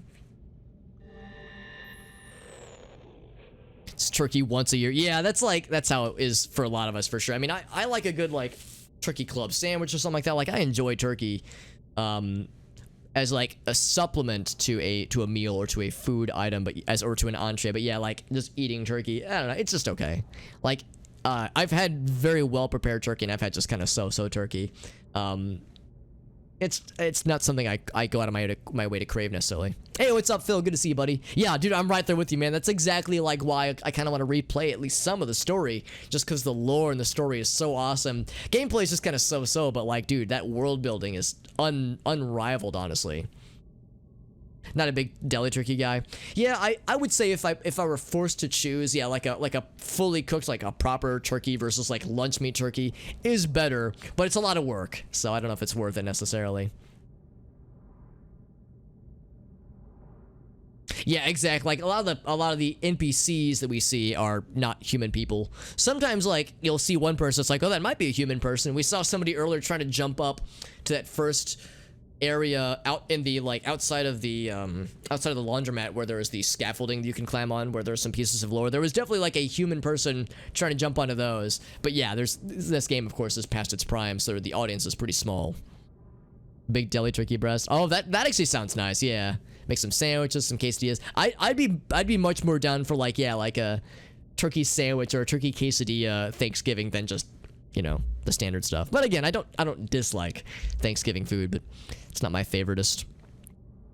Didn't even mind the yeah, that's kind of how it was with me and the friends that I played with, Phil. In fact, some of them are in the chat right now. Some of the friends that I played with back in the day, and like, yeah, like we all just kind of like managed to kind of look past a lot of the otherwise shortcomings. Although when the game relaunched as Secret World Legends, it became the free-to-play game, and it reset all of our characters. I think we kind of fell apart after that point, because it was like you have to replay through all the stuff again, and it's cool, but back in the years ago, that's a lot of progress you have to retread through. So I haven't touched this game in a long time. I went ahead and made a new character, and it's like I want to re-experience some of that story. So I'm excited to kind of rediscover this game. Fragments of our grammar and the chaos patterns of bird flocks in flight. It's so well worded, so like well written. In the bioluminescent eyes under your bed, in the fanged city skyline that forms a runic rhyme when glimpsed upside down. A blur becomes a syntax, a foreboding scrawl emerges. Fuck, man, that's so cool. That's so fucking dope, dude. I've mentioned before, it's like, dude, get rid of the game and just make this like a point-and-click adventure game or a walking simulator, or just write a book. It's like, I just want the lore, man. I don't need the gameplay. Just give me like just the cool story stuff, man. That's all I really want in life. Get rid of this game stuff that gets in the way of the cool story. Just like simplify it down to its most basic elements. Haven't played in a long time. Yeah, it's been a while. I remember because they announced ahead of time that the relaunch was gonna happen, and I remember right before the relaunch happened, I beat the Tokyo expansion. I think that was before the South Africa expansion, I think, or the latest chapter. It was before that was announced. So I played up to the end of the Tokyo expansion, or Tokyo story chapter thing, and I think that was it. So I played, I think I saw all of the like major stuff in the original version, but I know that there's a new chapter added and some other new content too before flavor. Yeah. I don't hate on Thanksgiving food. It's good, and it's like it's tradition, you know, it's a traditional thing. But yeah, it's not something that I crave. I have some friends who are like, dude, I can't wait for Thanksgiving. It's my favorite because I love the food. And I'm over here like, I like Thanksgiving because it's time off of work. That's like what I get excited about, man. The food I could take or leave. If like, you know, if I'm with my family, you know, a year or 2 years later when we're, you know, quarantine has ended and we're doing Thanksgiving and the turkey falls flat and we're like, order a pizza, I'm like, I don't care. I could take it or leave it, honestly. The circus game. That's true. There was the park is what it's called. Yeah, there was that, which was kind of like a side story. Give it another shot. Yeah, like I mean, I'm enjoying it so far. Granted, I'm very much in the early game, but yeah, like I'm excited to do some of the Solomon Island missions, seeing some of the story with with Beaumont, I think is the guy's name, and his whole story arc, and rediscovering some of the NPCs and kind of their kind of side stories and some of the investigation quests. Like I'm excited to see where it goes. I don't know if I'm gonna be compelled to go through everything necessarily. But needless to say, I am very much excited just to see where this takes me and how much I want to go for. The gruesome puppet show as a child. Oh, right, the one that they referenced up here. Mr. Punch. A big stick and conspire to bludgeon all competing puppets. And then the devil himself. If you get in the way, you'll be another broken Judy. Okay, I'm not sure what that's referring to, but I'm too scared to find out. Okay, well, let's find out, friends. Into this mysterious, naturey little tunnel, which leads to things unknown. Homemade noodles and stuff, and that does sound nice, honestly. Yeah, homemade noodles sounds pretty good, honestly. And Raven, I hope I pronounced your name correctly. Hope you're doing well, my friend. We're kind of doing a rediscovery of Secret World Legends, a game I played back in the day with my friends when it was just the Secret World. But I'm looking to kind of rediscover the story just because it's been a long time. Yes? Now this is the Hollow Earth. Our first introduction to Agartha. So this is kind of the overworld. I do hope or you're not here for the hub local world, I service. guess. It's running somewhat tardy. And by my watch, it's 100 years overdue at 1/4 the hour. What's this hat say? London Judging from the something cut of station? you, you're more of a world traveler. Well, you've come to the right place. This underground realm, like the great British rail system, is the very model of efficiency. Agartha's thoroughfares I love how sprout British from this the guy tree is, of like life stereotypically British. and connect back to the surface. Distance and time bend in here. Why, you can cross the globe in What's a the most brisk walk. stereotypical British name we could think Of of? course, it's perfectly safe. No one's entirely sure how it We're not sure how this works, by the way. Quite bedeviled the science boffins, but I'm assured they have their top men on it. Top men. Charles. You'll need one of these. Not Charlie, Mind not your Chuck. fingers. Charles. Thank you. If you call him Chuck, he'll like smack you with like a picture of the Queen or something. I don't know. I don't know what Fascinating British people would device. smack you with. Neville. Fortunately, there's still enough to hand out like sweets. Giles. There we go. Consider it your anchor to the Giles Hollow Earth. It can Jenkins. I don't return know. you here in a flash, I can't think of these things. proverbially and quite literally. Well then, onwards to the New England coast. What? So he gave us a device that lets us warp to and from Agartha at will. The Station Master. That's his name. First name The, last name Station Master. And hey, there we go. We get some human players, some human people. What's this? Funnel BB. I like it. Oh, check out this like cool. This girl's got like cool like poison hands. That's pretty cool. That's cool, man. Yeah, like you get some like cool shit in this game, man. There's some cool shit and some cool aesthetics and some cosmetic items you can get, or that you can unlock or buy with real money. And this is the area to get to the different faction-specific hubs. So this one, that's actually something else. The Agartha Conduit, right? That'll be this guy, this little fella. And we could put this somewhere, right? Can I put it? No, I can't put it there. I feel like you can put this somewhere. No, we make it as a shortcut. There we go. Mission. All right. Okay, so we'll make that shift 3. Escape to dismiss. Reginald Wellington. There we go. Reginald. That's a good stereotypical British name. His first name is Lord. There you go. Sunken City. So we get to learn about the Sunken City. I can double click it. Oh, there we go. That's much better. Shift T to view it. The Anima Warp. Okay. So okay, Shift T is brings up the teleport menu. That's much better then. Okay, so that's kind of nice. Yeah. So again, it's a shortcut to be able to warp around. It does cost anima trinkets, anima giblets. I don't know what it's called, but there's like a currency that you acquire as you fight bad guys and complete missions. And eventually you get so much of the anima fun money that you don't really have to worry about the cost associated. Right now we're still early game, so we don't have a lot. But yeah, the cost associated isn't that big of a hindrance. But yeah, so that's just something to be mindful of. I still have the pamphlet. Can I just get rid of the pamphlet? Yeah, I don't really want it. It's taking up inventory space. Yeah, Shift C. Thank you, Revan. You're absolutely correct, my friend. Oh, but we just got some lore about the sinking city. That's something I think we'll have to do later on, or that becomes available later on. Sinking city and a sinking ideal. Something rots in Venice, but what is time to us?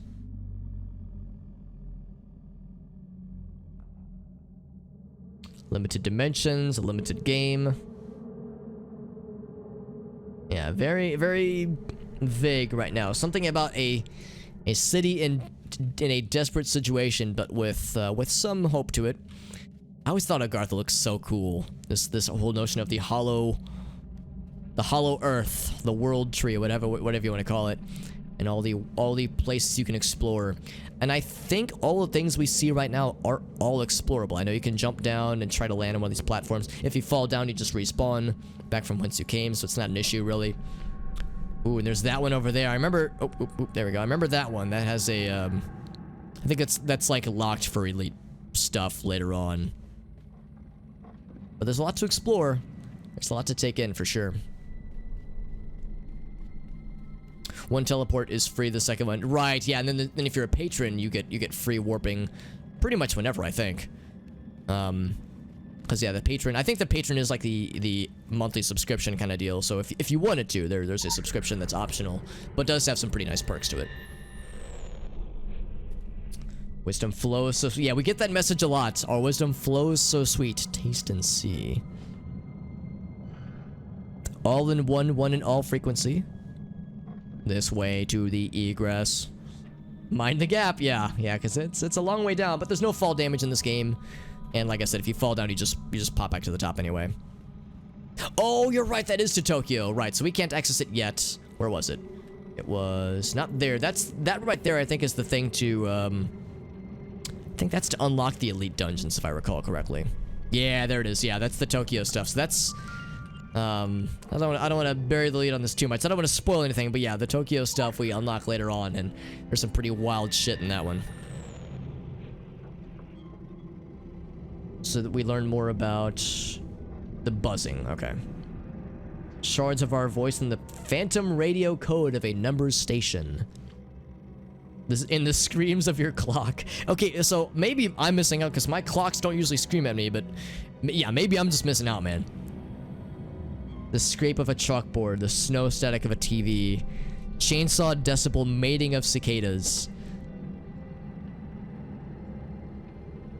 And the urban mythos that spreads amongst children like contagion in the silence between lies. Oh, dude, so fucking cool. Flowery language that's so mystifying and so mysterious. Words develop self-awareness, viral, evolving, living poetry, sentient language. So fucking dope, dude. Yeah, that is so emblematic of like this game's writing style, and just the experience of playing it. Anyway, so as what's his name, Reginald Wellington Neville Giles IV instructed, onward to Solomon Island. That's so cool. Yeah, and of course, we're gonna observe the game will lag from time to time. This game's engine is very, very out of date, which, you know, that's just how it is, you know, for better or for worst.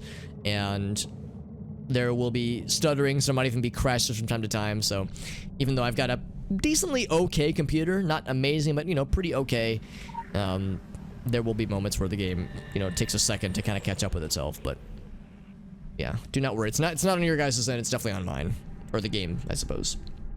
So the Whispering Tide. Yes, we see this little hint, or this little peek ahead of what's going on with that filth-covered portal. Vermiculated fractals coagulate into a tenebrous reality.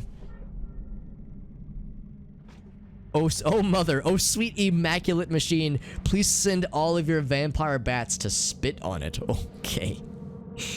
The 0-point pathogen, okay, yep. The blackworm jism? Okay, I don't know if I'm quite down for the blackworm jism, guys. Patient has gone septic. The filth, the undulant dread, nothing sacred, nothing safe. So fucking menacing, I love it, dude. Dude, yeah, the fucking, like, wording and just the writing of this game is so nuanced and so intelligent. It's almost intimidating, honestly. It's like, holy shit, it says so much yet I comprehend so little, but it's almost like that's the point, really.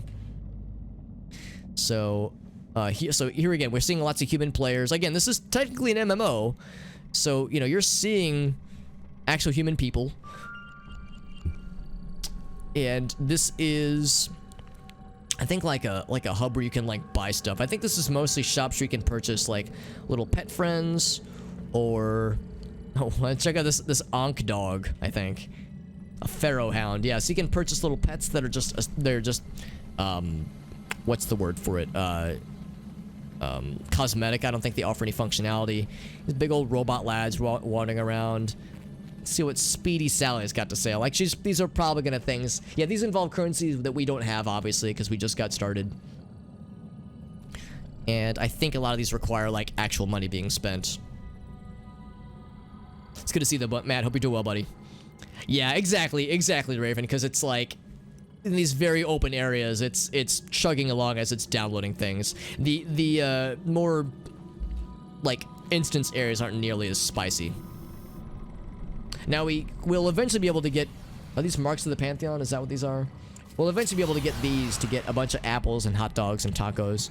I remember there was a, if anybody played the original version, you might be able to help me out with this. Wasn't there a hat you could unlock in this game by virtue of eating like 7,000 tacos? Taco up, baby. Yeah, dude. Yeah, Brad remembers Taco Up.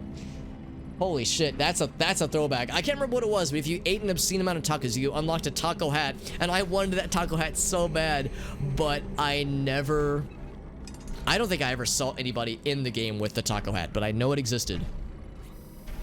Yeah, very verbose. Like I said, it's kind of intimidating at times, but I love it because it's kind of extra, as the kids would say nowadays, but I love it. Vendor of lucky baubles, yeah. Yeah, honestly, some weapons they also sell.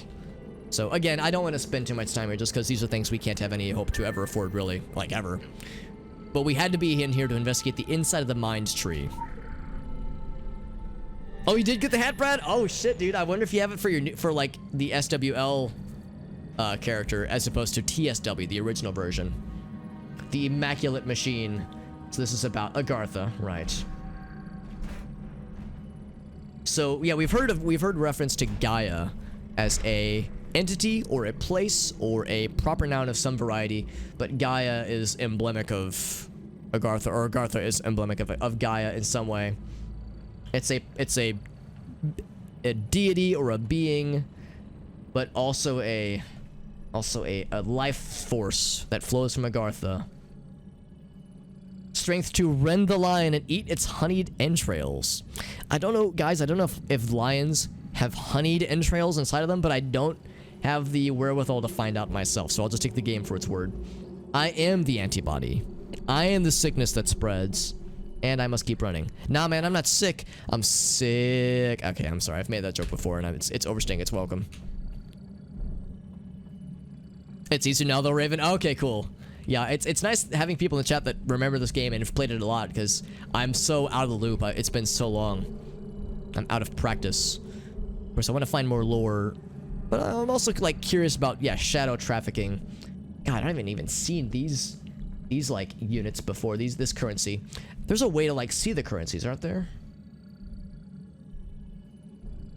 There we go. All right, so here's what I've got. So marks of favor. I thought there was like marks of the Pantheon. Maybe that was the original version. We get like the caches and the keys, right? Hex coins. Interesting. There's anima shards we've acquired so far. Okay, so yeah, there's a bunch. Oh, are those floppies? Of all things I get excited about, right? We got some fucking some floppies there. Very nice. Some 3D printed save icons, as we all know. What is going on back here?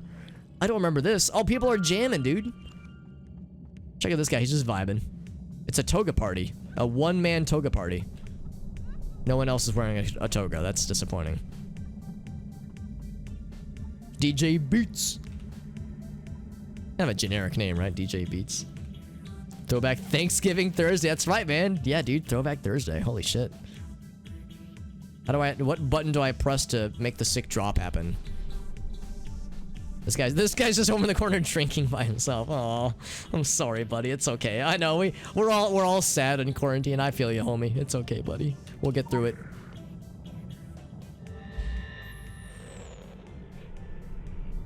Who were the builders? Yeah, where'd this place come from?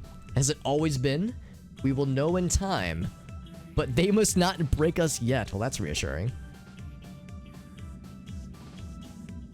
Enlightenment hurts and wisdom compounds. Your skeleton grows into an agony, and you don't know when your epidermis will rupture. Breathe, sweetling. This too shall pass. Pains are relative, and this one will become a very small in time.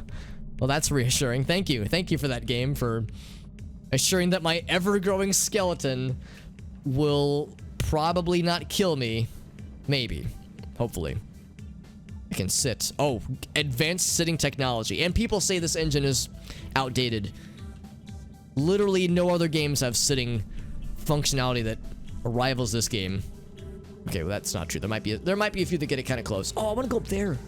Got like a cool little garden up there, man. Little hanging garden. Aw. Everyone's like so sad and so shy. And this dude's just popping off over here, man. I like this guy. This guy gets it. He's just vibing. He's cutting a rug out on the dance floor all by himself. Giving zero fucks. You'd love to see it. Yeah, I'll confess, since the vast majority of my time... Is this guy special? It's like a fancy guy. I think that's a human player. Human character, rather. Since the majority of my time was spent in the original version of this game, I never really, like, did much with this, like, this particular hub area. Banking liaison. Okay, so I have no stored items for this character. I think there's a way to go across characters, like, per account. But I think I would have to go out of my way for it with my other guy, and I don't want to mess with that right now. Look at this dude. He's got the party. This dude is a party. Big nuts. Dread Pirate Roberts. Okay, that's actually kind of dope. I like that his title is Big Nuts. Hey, Brie, what's up, friend?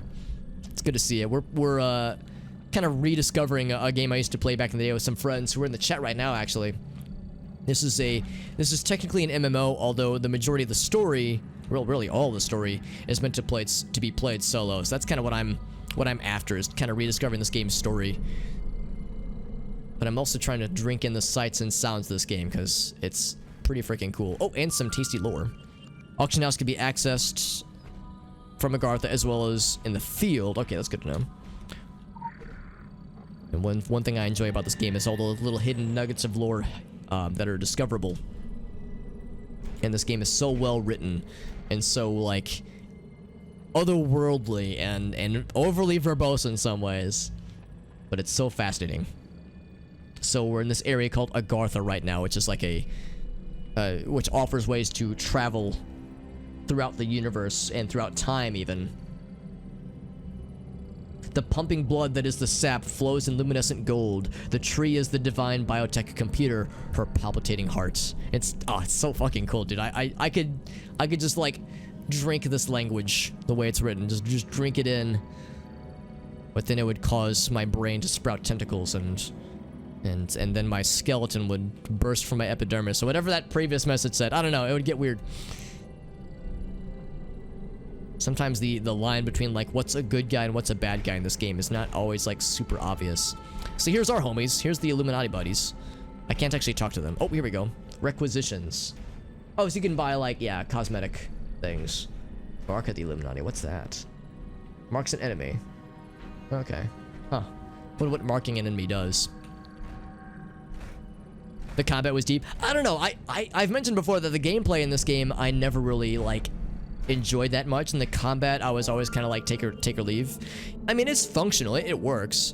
I can get get my drink on. So I mean, it's not bad. I just feel like the combat was something that I was never really like that into. But it's, yeah, I mean, it gets the job done, and there's enough variety where like there's things to appreciate, things to explore when it comes to making cool builds. And like the witch hat person. All these people. Oh, there's the taco hat. Oh, shit. How do I zoom in?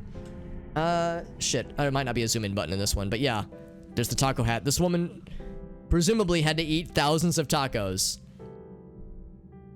Skeleton. Oh, shit. Sorry, I didn't have the content warning about spooky skeleton discussions. Sorry, I'll be sure to establish a spooky content warning before I discuss the alleged existence of skeletons. Unproven. Unproven by science. It's a conspiracy theory at this point, but some would theorize that skeletons exist. Allegedly.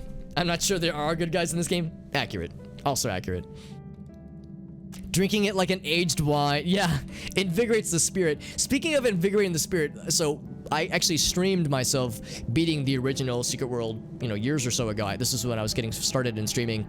And I remember, I don't know if it's still in the game, but I remember in, I want to say in London, so in the London area in this game, there was a bar you can go to that sells or sold a cyanide beverage. It was like whiskey and cyanide or something, and you drink it, and you just fucking die. Your guy just dies. And I remember being like, "What's this?" I consumed the consumable item, and my dude just fucking drops dead. And I was like, "What the hell?" Then I was like, "Well, it has cyanide in it, so I don't know what I expected."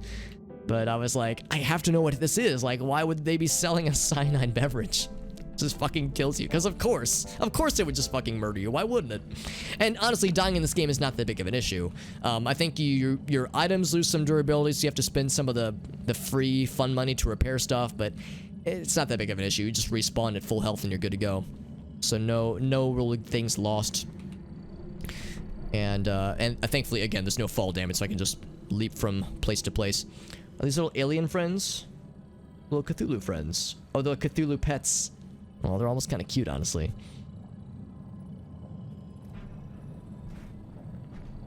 Or to gift to your friend. Yeah. It's a Dark Souls concept. Yeah, it's like instead of drinking the flask, the Estus flask, it's the cyanide flask.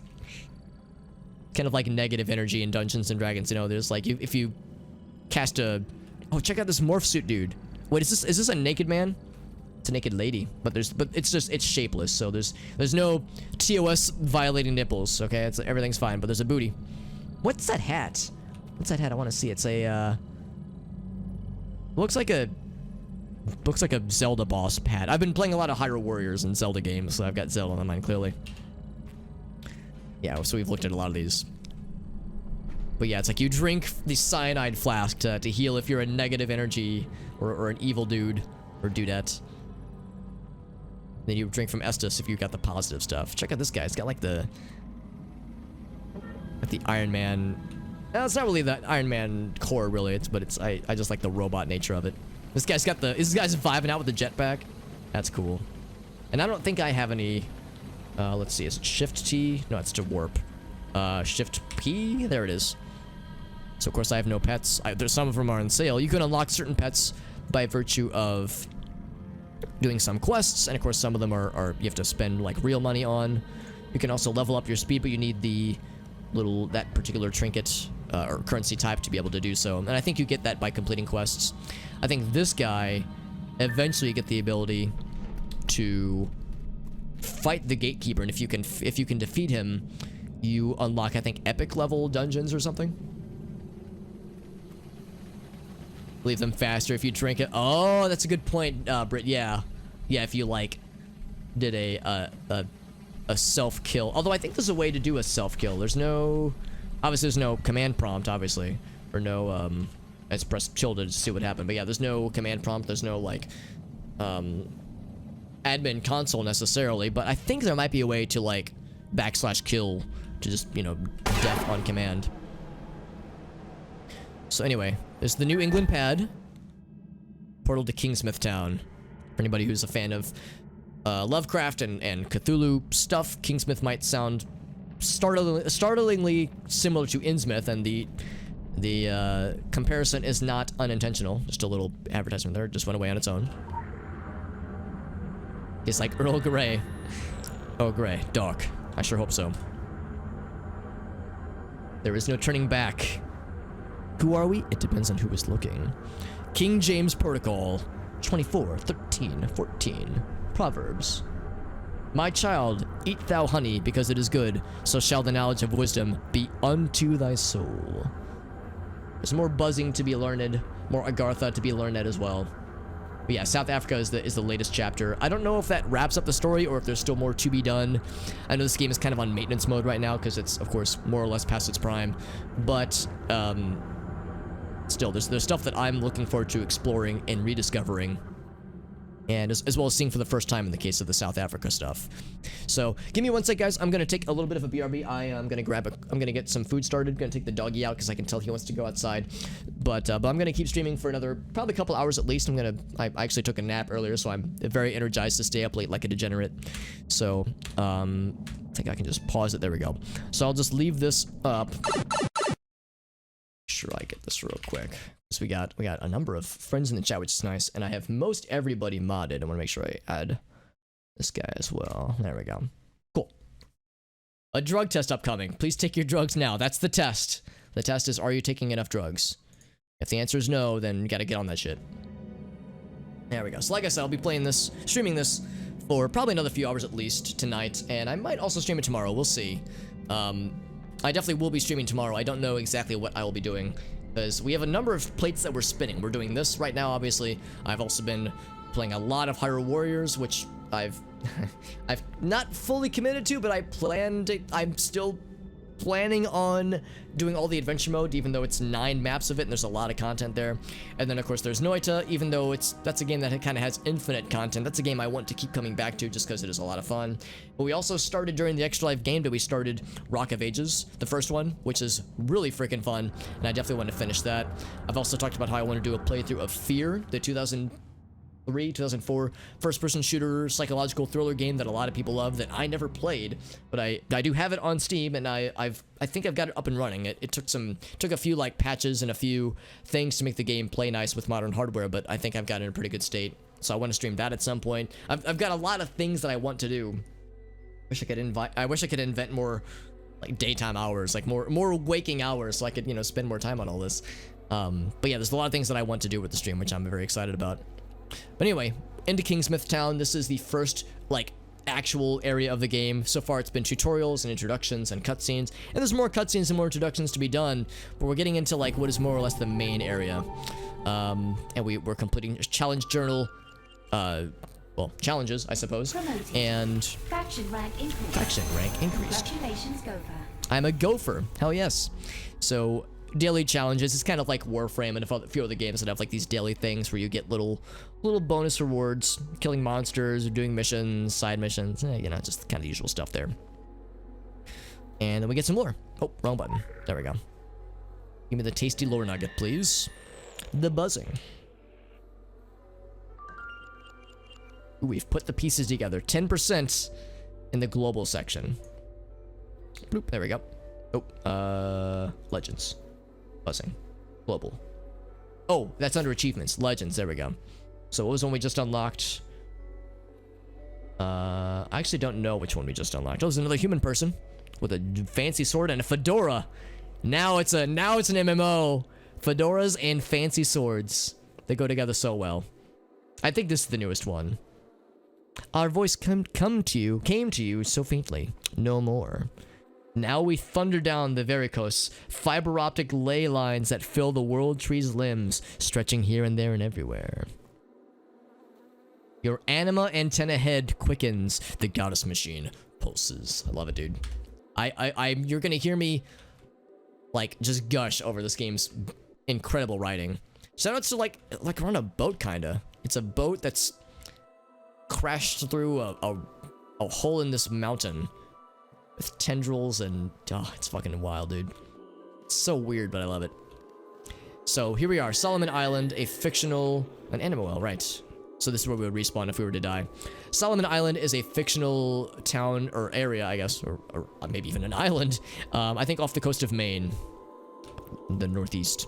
Shalom. So we got a buddy. We got an actual human person. Because again, this is technically an MMO, and there are other people that play this game. Not a lot, but they are out there. Oh, cutscene, by the way. I think it's a cutscene. Oh, don't worry, kid. This guy, that's right. Going back in time. I just happened to be the last of the cowboys. Got your southern welcome right here. Mesquite beans, Texas style.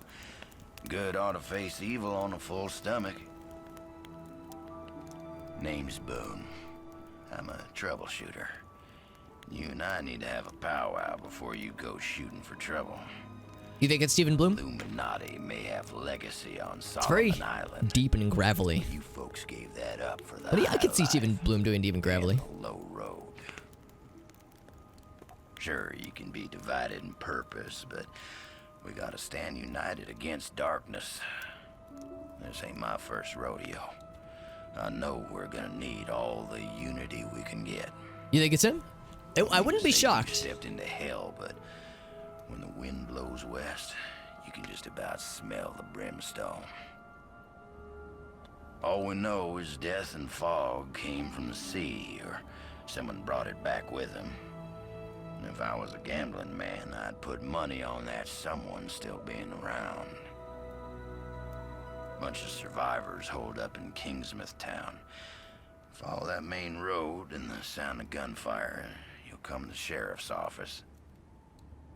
Kid, whatever your reasons for being here, you find out what those people died for, and you bring a reckoning.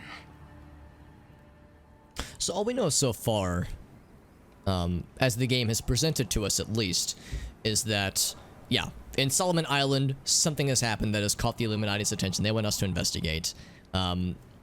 They say that the prep school, the university, or the school, what have you, has connections to the Illuminati. That's, I guess, how we found out about it. And there's been people disappearances, but they're not quite as interested in the people disappearing. They're more interested in, like, what's happened and what has caused it. And he's made mention of a fog that has come in from somewhere, from the sea, from something that is causing bad shit. We don't know what the bad shit is.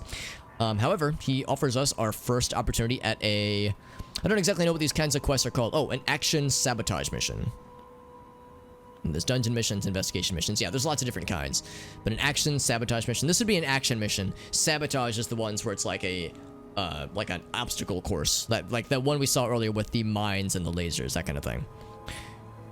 He keeps shooting the zombies, but they keep coming back. Those gosh darn zombies. Let's help him out. And we get a cutscene as a reward for taking on the quest. This forest crawls. Gets to my hear his cool fingers voice. itching for two matters. One, oh shit. The other, figuring out a way to keep them down. It ain't right the way the dead walk the earth. They deserve their 6 feet, same as everyone else. I've sworn to keeping guard here, and you've got places to be. But nothing's stopping you from culling the herd as you go. Hell, figure out what makes them tick and how to make that ticking stop, and I'll buy you a beer at the apocalypse. So go about on, that kid. beer I owed you. Saddle up. The end of the world waits for no man. Oh fuck, did that make her neck snap back? Actually, no, it might have already been snapped back, but it's pretty fucking morbid though. Actually, give me 1 sec. I'm gonna go check on my food. I think it might be ready. I don't know why I'm like pausing like it or hitting the bring up menu as if the game's gonna pause. It's an MMO. Who fucking cares, right? Give me 1 sec. I'm not gonna put up the BRB screen. It should be really quick. I think I just need to go check on the stuff. So I'll be right back.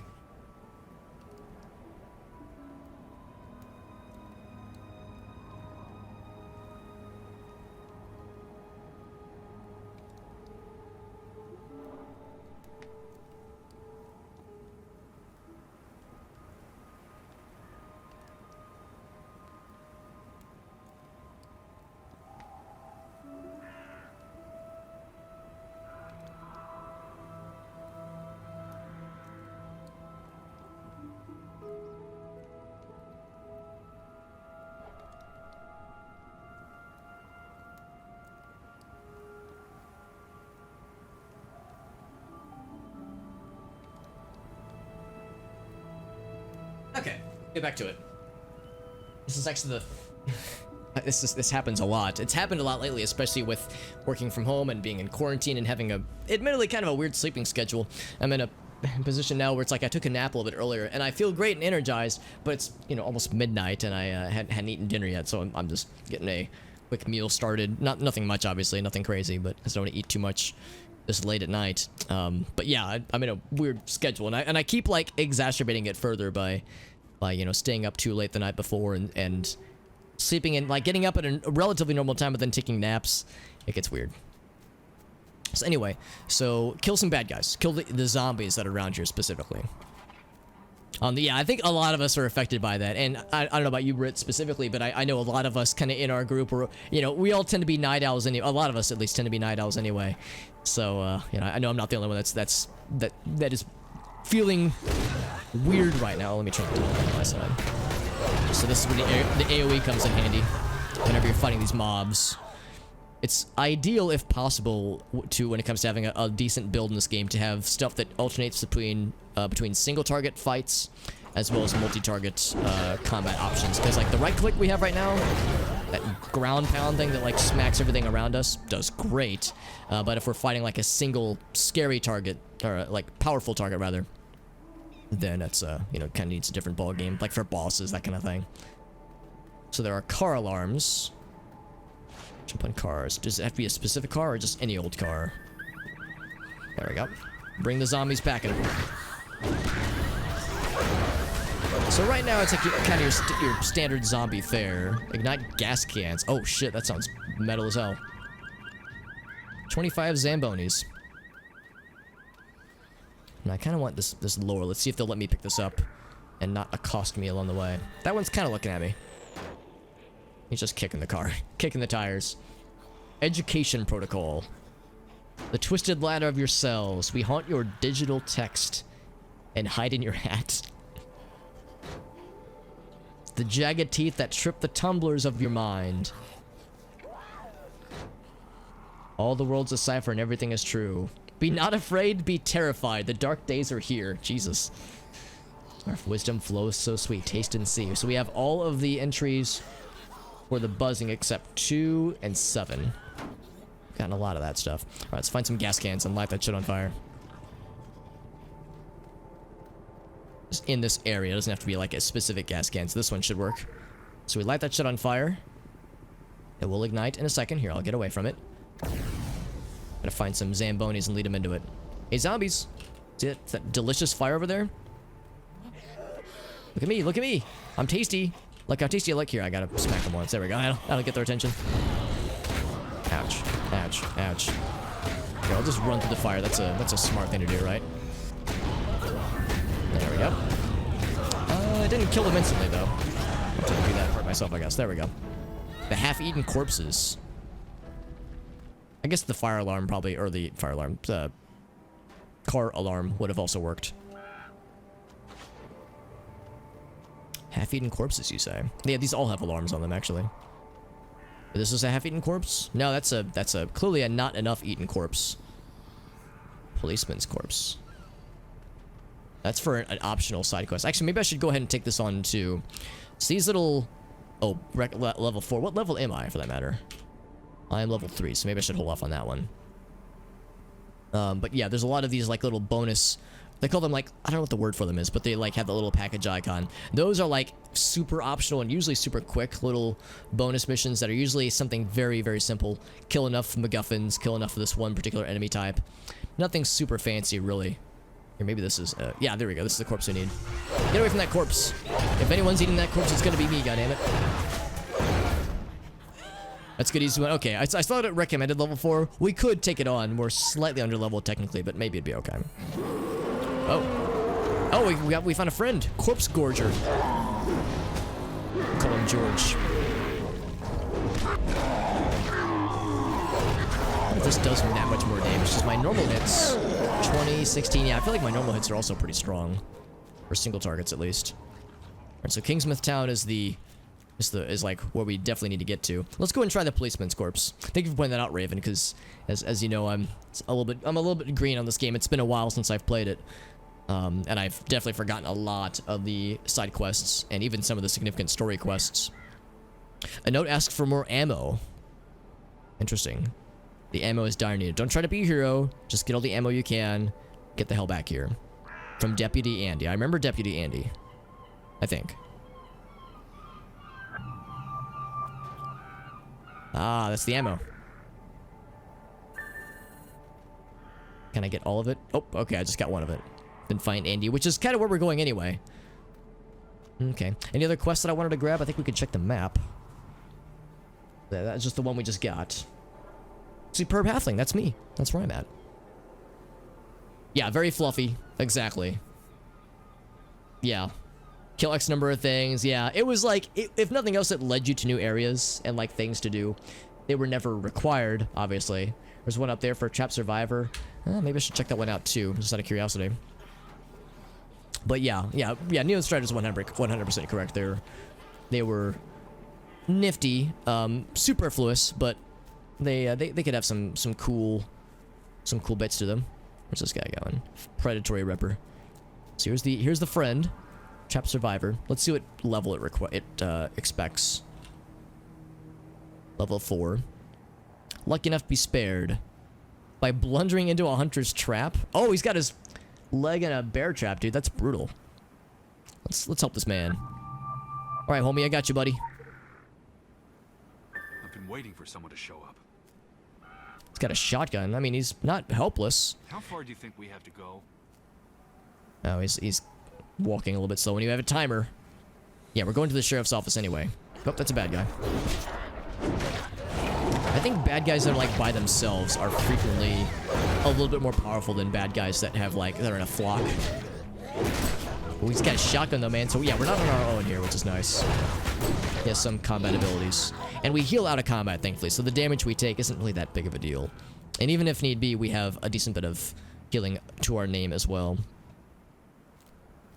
Defend the police station. Yeah, like there's a decent bit of variety, which I appreciate. So I do appreciate that there's a... Must have pulled him also. No, homie, I think it might have been the bear trap that had something to do with that. Something to do with the pained injury that he sustained. Oop, we got some weird graphical shenanigans going on in the background there. That's okay. It happens from time to time. I like how he didn't even bother taking out the shotgun. He's like, nah, this guy's got it. I got you, homie. I'll be your human shield. But yeah, no, I definitely agree with what Britt's saying, where like, yes, there are some MMO-isms, but it kind of turns it on its head a little bit as far as what you'd expect. You know, early quests in MMOs are so frequently kill 10 rats to get a rat armor pelt thing. I don't know. It's sometimes kind of silly. He's getting there. He's getting there. Here, let's power through these fellas. Oh, we got more friends. Hey, more friends. Let's all pile up together. Oh, well, we've got more buddies. Another predatory ripper. Can I see his health? I think there's a way to target him. I can just look at him. There we go. He's actually higher level than I am. Like, you should be leading the charge, man. Except for the whole bear trap thing. Bear trap, and also he's like surrounded by bugs. I'm not sure if that's like a bad thing. Maybe he just hasn't showered in a second. Hey, see, now he's jogging. Maybe his leg's feeling better. Oh, wait, he's still got a buddy. Are you fighting? Running? Fighting and running? Imagine doing two things at once. But in all fairness, my leg hasn't been in a bear trap, so heck do I know, right? Alright, we're at 2 minutes, man. We got this. I think the jorts are slowing him down. Well, it's not really shorts, they're more like khaki shorts. For saying nothing ever happens around here. Oh, he just sprung to life. Why can't I target this thing? Here, I'll do this.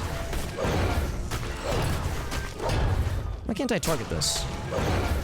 Hopefully he's not gonna die. Okay, well, whatever it was, it's dead now.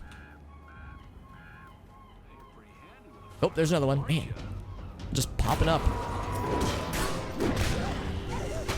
More friends. Yep, more little buddies. Yeah, let's back up so we can hit all of them. 50 zombies. Literal graveyard shift. Eventually we'll get to the point where these guys will kind of auto-kill zombies for us. Gotta lead him along. There we go. Now he's starting to go. They got snipers out here too, man. Makes my job easy. We can resurrect at the anima. Oh, that's right. There's an anima well here. So we got one quest turned in. That was Fistful of Zombies. And then eventually this guy will... I guess we have to go... Oh, into the sheriff's office. Okay. And of course we also got the ammo for Andy. I'm sure he'll be very grateful. And there's other people standing around with weapons, but I'm 90% sure they're all NPCs.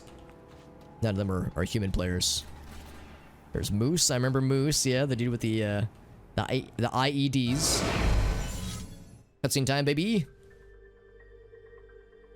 Heck if I know where you folks keep coming from, but anyone who walks through that door alive pretty much gets my amnesty. Something in your past colors you sourly to a badge, I'd ask you to call it quits in return. We agreeable? Well then, I'm Sheriff Bannerman, and this down-home little state of emergency is what's left of my jurisdiction. Sure, we tried to hold as much of the town as we could at first, more out of nostalgia than any civil defense plan. I won't tell you Kingsmouth was a slice of heaven in a snow globe, but it was ours. Now it ain't. There was always something running under in this town. Maybe what's spilled out now. If that's how it works, I couldn't say hand on heart we didn't have it coming. But that fog, and the things in it, they didn't pick and choose when they came in. Most folks didn't stand a chance. Now, I can see you're armed. I won't kick up any fuss about that. Straight truth is, you'll need to be. Just don't go thinking that means you're deputized as such. Heaven knows if there was ever a time and a place for the right to bear 'em, you're looking at it. Henry has his word of God, that Roger woman has her crystal ball, and Norma out on the point's got a 12 gauge. My money's on Norma. Oh, I remember Norma. Hell yeah.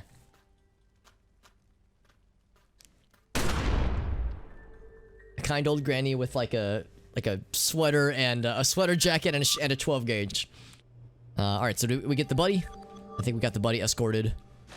Yeah, it says to turn in 2 quests. Keep up the tolerable results. I strive for tolerability, baby. Get all pissy just because someone's got a control V every now and then. Beautiful snowflake. Not the only agent, and I respond to over 1,000 reports a day. Yeah. Although, since this game's kind of dropped off a little bit, it's probably more like 100. But sure. I'll still collect this stuff. Hey, Lilith, what's up, friend? Hope you're doing well. We're playing some Secret World Legends, a game I used to play back in the day with some friends back before it became a free-to-play game. And I'm kind of rediscovering it just to see how I feel about the story as it is now. Just because it's been a long time since we played it. Actually, yeah, about 3 years since I last played it. But okay, though. I'm glad to hear it. Hope your Thanksgiving went well. Rather, I hope that for everybody, of course. Hope everyone had a nice, if nothing else, hopefully peaceful and chill Thanksgiving. I know for a lot of us, it's kind of abbreviated from what we would usually prefer.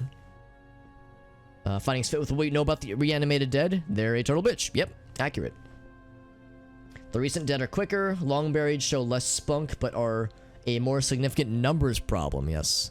But then there's the corpse gorge, the big boy. That's not an aberration we've seen before. Captain of the football team or some kind of mutation. Well, regardless, we got some new juicy stuff. So let's see what we got for this one.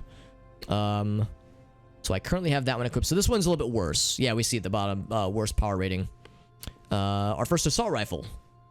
And we can equip it, or I don't think we have any points in assault rifle yet. So it would bind to me. I guess that's okay. See, our first assault rifle, I'm going to be holding out, I think, for elementalism. I think I want elementalism as my backup, and then we'll keep hammers as the primary. So with this, if we get enough of these medallions, we can upgrade our existing one, which would be nice. Chilling at the parents' place. Yeah, that's good. That's good. I'm glad that you were able to do something. I know it's, like I said, I know it's not much. Not compared to what we would prefer, but still something. Something fun. The mission horror show for Bannerman.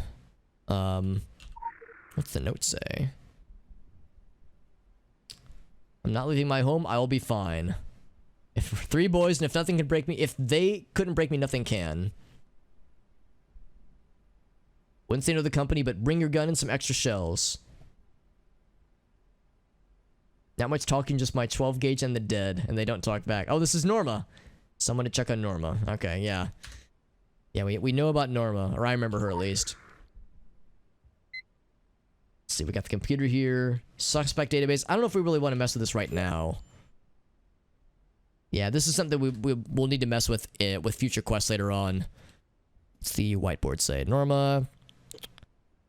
Reds for supplies, which we know about. This is Kingsmouth Congressional, so the church has something. Heavy leather? Weather incoming.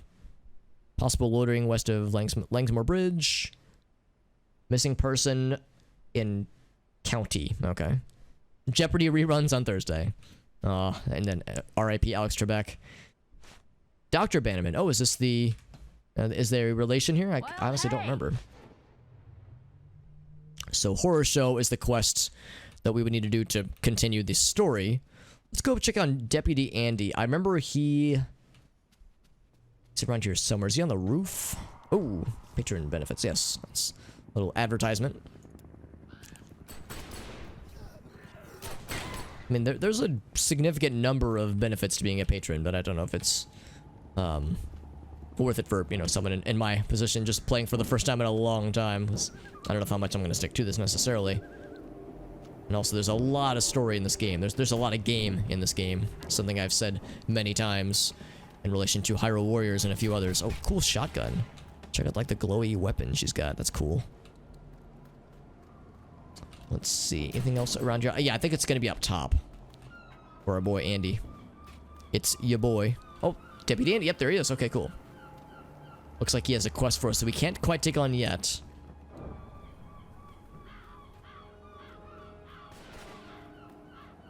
There we go. So we delivered to him the ammunition. Place the ammo. There you go. Mission complete. Control R. And then we get, like, for these missions in particular, you just get the very generic, your field report has been received. So, good job. You get a encouraging slap on the booty and an attaboy kind of message. So this one is also not great. Yeah, this is more for the wood chipper for later on for sure. Now Andy has something for us, but we need to be level 5. Oh no, it's not that. It's recommended level 5, but we need to complete Horror Show first. Well, I guess we're doing a Horror Show. More cutscenes.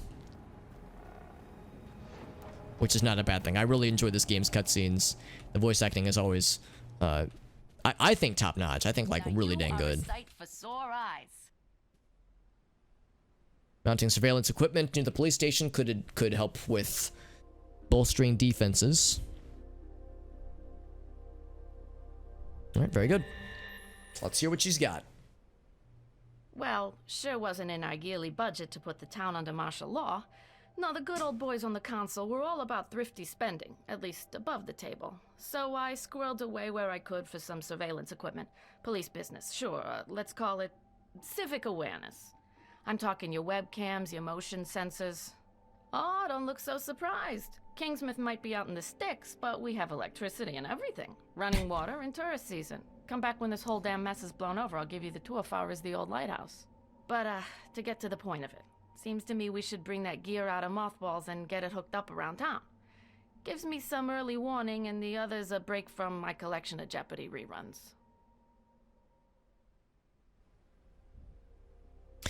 So sabotage missions, right? Kind of like the one we saw earlier.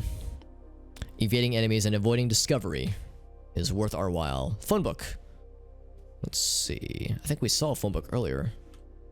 Isn't there one in a corner back here somewhere? Ah, here we go. Alright, so these are the 3 spots to check. HP Arts and Crafts, I like it. I like it. Yeah, there's some pretty obvious references to Lovecraft. There was a Stephen King novel in the background of one of the cutscenes at the very start earlier. And of course the name of this place, Kingsmouth, very much an Innsmouth kind of tongue-in-cheek reference, kind of, sort of. I think Jack and Wendy's might also be a reference. I don't know, I think that might be a Lovecraft reference. So, yeah, lots to appreciate. So anyways, yeah, we have a number of places to check out.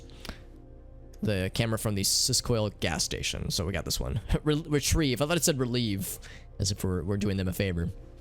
Alright, so we have a number of places to check out. And we do have map markers. Like I said, for some quests you don't get map markers, so you're kind of left to your own devices to figure out where to go next. But in this case, yeah, we do have a specific ID to keep an eye out.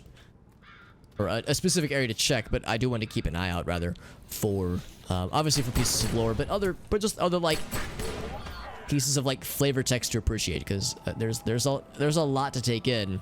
You know, a small, little East Coast town ravaged by zombies and horrible mutations and other monstrous artifacts.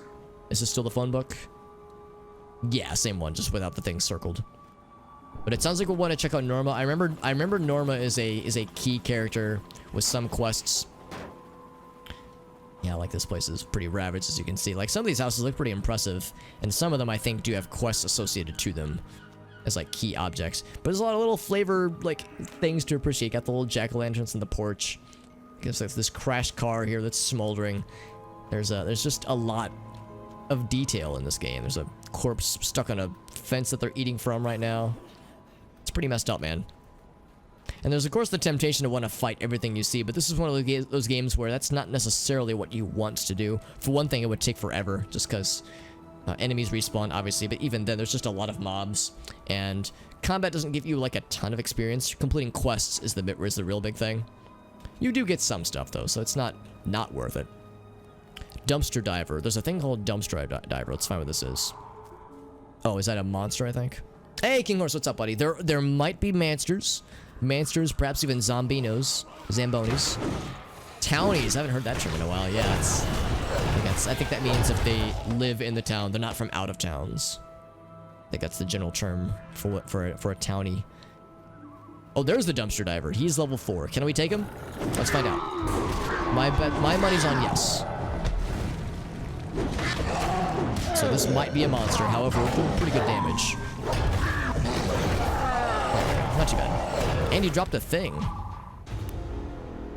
The thing is another one of these. This one is pretty equal in every way, shape, and form to the other trinkets and talismans we found. That's a fate. Okay, enough of those will be able to upgrade what we've got. So we're looking for security camera technology. I bet I have to climb up there, don't I? That would make the most sense. Oops. Some ammo, it looks like. Oh, there we go. There's also one from Kingsmouth Savings and Loans. Not too far away. 69 meters away. Nice. Regular is 0.0. Premium is 6.66. I love it. Also, how'd the corpse get up there, man? The dude on the sign? How'd he even do that? I'm not even mad. I'm just impressed. And that's the post office, I think? Or the, like, government building? Oh, I guess I gotta fight these guys if they caught my trail, caught my scent. Kinda curious. Can I poke around here? The museum, mining museum specifically. Blue Ridge. Oh man, I remember the mine. Oh yeah, I remember this shit. Yeah. Yeah, that's an area we get. That's I think the second or third area within Solomon Island, which we'll see later on for sure. Yeah, the upstairs is boarded up. Had a dream that might have been vaguely cool. That sounds nice. I'd rather a vaguely cool dream than a bad one any day of the week. I think it's a diner, I think. Yeah, I remember the diner. Man, the memories are flooding back, man. Lots of monsters, yes. Oh, that's right. Yeah, how could I forget about the beach? Holy shit, yeah. The beach is all kinds of nightmares. We got the fucking drogs, right? Is that what they're called? That is a figure. That's like the giant spike spear arm thing. Oh, looks like he's seen me. Oh, he's level 8. Can I muster the fight? Ouch. Alright, man. Let's fucking do this thing. I might regret this horribly. Of course, I can dodge a lot of those attacks, thankfully, because they're very much telegraphed. Yeah, I think we'll be okay. If this were a pile of them, I'd be scared, but for just one, it's not so shabby. I got barnacled and harpooned. Now he's dead. So yeah, there's lots of these things. I want to get closer into the beach. Yeah, hold up. I want to make sure I heal up. Yeah, we got these, like, it's kind of hard to see, but you got these like, not eggs, but you got these, like, I don't know, these cysts, these, like, growths that hatch, like that one just did, that sprout new monstrous lads. It's pretty fucked up, honestly. There's a lot to see there for sure. Oh, that's a good point too, Corey. Yeah, let me turn the gamma up slightly. Give me 1 sec. So yeah, it's gonna be a little bit hard to see. It's a little bit hard to see on my end, but yeah, I could improve it on your guys' end for sure. Let's see, filters in a momento. A little dab will do when it comes to gamma increase. We'll take it up to like 0.10. See if that's a little bit better. Whoops. There we go. That should look a little bit clearer on your guys' end. Thank you for pointing that out, Corey. About the Illuminati or San Francisco Simulator? It's, Illuminati, absolutely. In fact, that's the faction that we have joined, explicitly, as the Illuminati. The dark juicy meat, yes. Investigative missions were frequently mystifying, sometimes frustrating, and always incredibly rewarding. That was always where the game really shined. Shift J to view. What was that? Oh, that was a side mission thing. And we got our first bundle of marks of favor, right? Which have a, that's a very specific kind of currency for certain kinds of items, weapons and cosmetic items to retrieve. Kingsmouth's savings, right? Let's see. Would be fairly well advertised, presumably. I might be in the... Oh, wait, is this it right here? Oh, I bet it has it on the sign. There it is, yep. Savings and loans, that's the one. Let me just yoink this real quick. Okay, no worries. Yeah, I do think the gamma increase was helpful. I know gamma is one of those things where just a little dab will go a long way. And it is very dark and foggy here, so, you know, it is definitely worth, for sure. The 3 playable factions, exactly. Hopefully walk away. Yeah, exactly. Hopefully that's like, you would hope that they would, they'd be able to get something from all this, right? Something worthwhile with their expertise. There's also Susie on the map. I'm gonna see what Susie... Oh, it's probably a boss, right? Because it's a Susie's Diner, right? Oh, is Susie the... Is she like the zombified monster that remains? Hold on, let me get some lore. Oh, is that Susie? Oh god, she's very large. Oh god, blood splatter toilet. Oh Jesus. I'm not gonna make a comment about Susie's food. Also, oh, there's a door here. I was like, wait, why is there just a there's just a toilet and a sink off to the side? But there was a door here at one point. Still, very much a closet bathroom. Dragons and Templar. I don't think Freemasons are in it necessarily. But they're, yeah, Templar are kind of like Masons, the Freemasons. The superior, yeah, 100% agreed, yeah. Illuminati were always my favorite for obvious reasons. So what was the lore we just got? This is about the filth. Next to a blood splatter toilet. Oh, I remember this one. Oh, this is like one of the best ones. One of the best lore bundles that I remember in this game.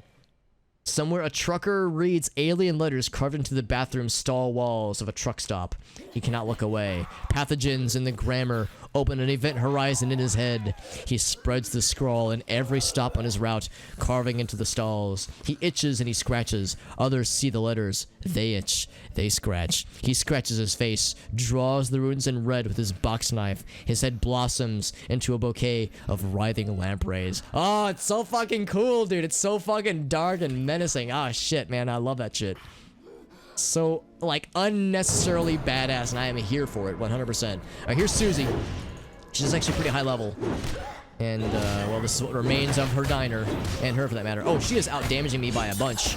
Okay, let's do this. Of course, I can always heal, if need be, and I might have to bust that out. Looks like I am healing myself, oddly enough. Maybe this thing that I have offers healing.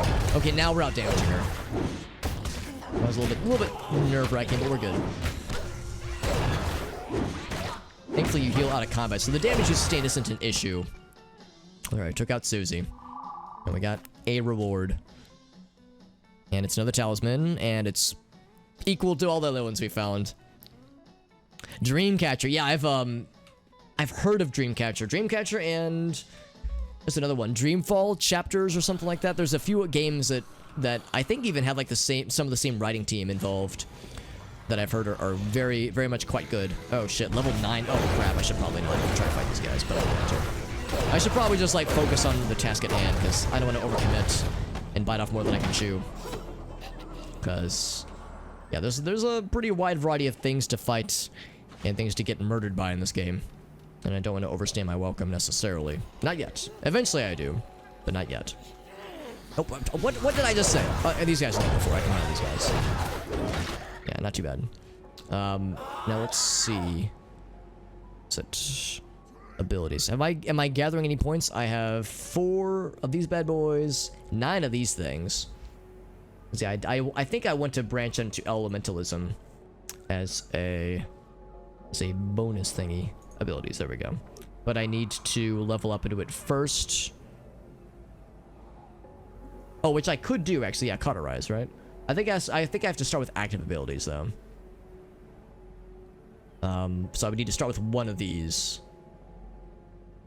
So fire, ice, and oh no, that's fire. Oh, that's wait, firebolt, fireball. Oh, it's okay. So it's not organized by elements.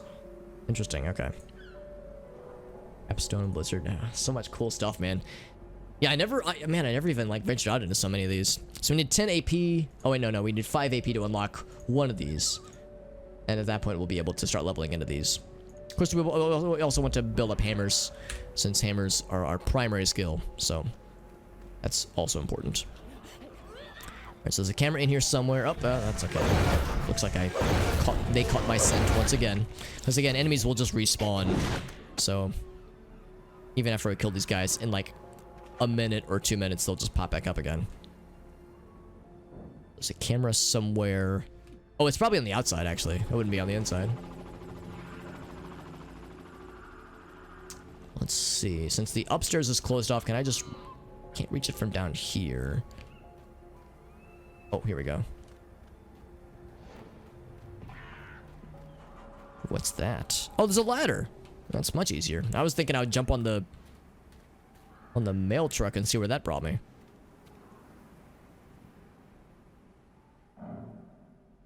Oh, really? Thank you for pointing that out, Corey. You're right. Oh, wait. Elementalism. There we go. Right. To unlock it, yes. To unlock this weapon, yeah. Or I could pay 400 real monies. So, okay, so we will need to do a bit of questing before we can unlock it. But I don't think 5,000 is like an impossible number. We already have 1,000, so that'll happen over time. But yeah, thank you for pointing that out, Corey, because yeah, I could say unlock, but it doesn't actually let me click, despite having the SP for it. So yeah, that makes all the sense in the world. I can click the thing, but yeah, the unlock button is not enabled. And also, we don't even have any like focuses for it. So even if we were to unlock it, we have to like actually get the equipment for it. It's down there. It's gray, but it's also cray. Have it done before I'm back from Bangkok, really? Or maybe it's Bangkok. Bangor. It'd be Bangor, yeah. It's not okay. New cameras are in the basement. Okay, I guess that's where we gotta go then. Oh, also, I think my food might be ready. Give me 1 sec. I'm just gonna... Well, fuck. Why do I keep hitting the escape button like it's gonna matter? It's gonna BRB. I'll be so fast. I'll be right back.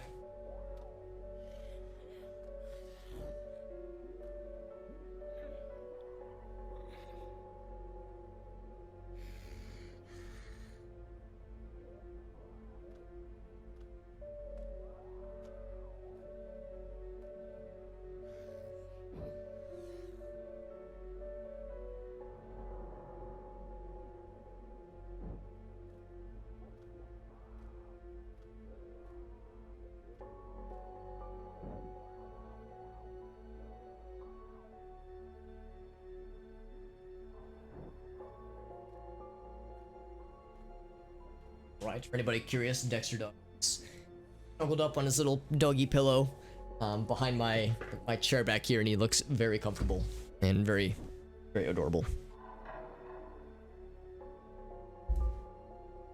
So Bangor, okay, I'll admit I don't think I know where Bangor is. I was confused when it said Bangkok. I was like, what, of all places? What? It's so random, but yeah, it's I guess it's part of the Northeast then, or a place in the Northeast. Okay, so there's oh, here we go. Museum basement, here we go. This seems very distantly familiar, because this is gonna be an instanced area where we have to like navigate a labyrinth and avoid shenanigans, avoid like obstacles and such. Yeah, this is familiar. Ask the janitor. I can already tell from here, I think the janitor might have a little something. Also, I'm trying to be somewhat careful with regards to like moving slowly, because in these kinds of quests, it gets weird when it comes to obstacles and such. It's in Maine, okay, yeah. I've never been to Maine myself. I've been to the East Coast only a handful of times, but I've never been that far upstate. Up the coast. So he says I should stay away. Oh, there's lasers. There we go. Yep. And I think, if memory serves correct, you get, like, extra experience and extra, like, cool guy points if you get this first try. But, you know, easier said than done. So this laser, I can just go this way. Yeah, we got the... Actually, that's not dynamite, but, yeah, this right here is dynamite. That's rigged to blow. So we have to activate, you know, gamer skills. We have to get good. So, yes, that's the Wanitor. That's the janitor. Is this the one where we have to avoid cameras? Oh, there's a camera there. Yeah, I think we have to avoid cameras in this one. That light. That's right, yeah. So, we must avoid line of sight whenever possible. Yeah, man, this is bringing back all kinds of memories. Hey, what's up to you? There is PvP, although the player base for this game has shrunk significantly, so I don't know how popular the PvP is nowadays. But yes, there does exist PvP, and my understanding is that you don't have to go through the PvP for the single player stuff. I think to unlock, at least in the old game, before it relaunched as Secret World Legends, when it was just the Secret World, the way to level up your character past what the story mode allows, and to allow you to access the, like, elite dungeons, is that you had to grind out PvP a bunch. And that was also one thing that kind of, like, turned me off from the game, because I remember not really liking the PvP, and that was, like, one of the few ways to, like, make your guys' numbers more numbery, make your guys' numbers better, because the story can only take you so far experience-wise and, like, points-wise, and to, like, level up your weapons. So there's I don't know if this current implementation of the game has changed that at all, and honestly, I'm not really that interested in it personally, just because I'm only playing this for the story. The numbers game doesn't really interest me a whole lot, although it would be cool to see that dungeon content, but it's not something that I actively am striving for necessarily. Hot lava challenge. Oh Jesus, yeah. Is that gonna be this one or is that gonna be later? Because I remember some of the hot lava challenges.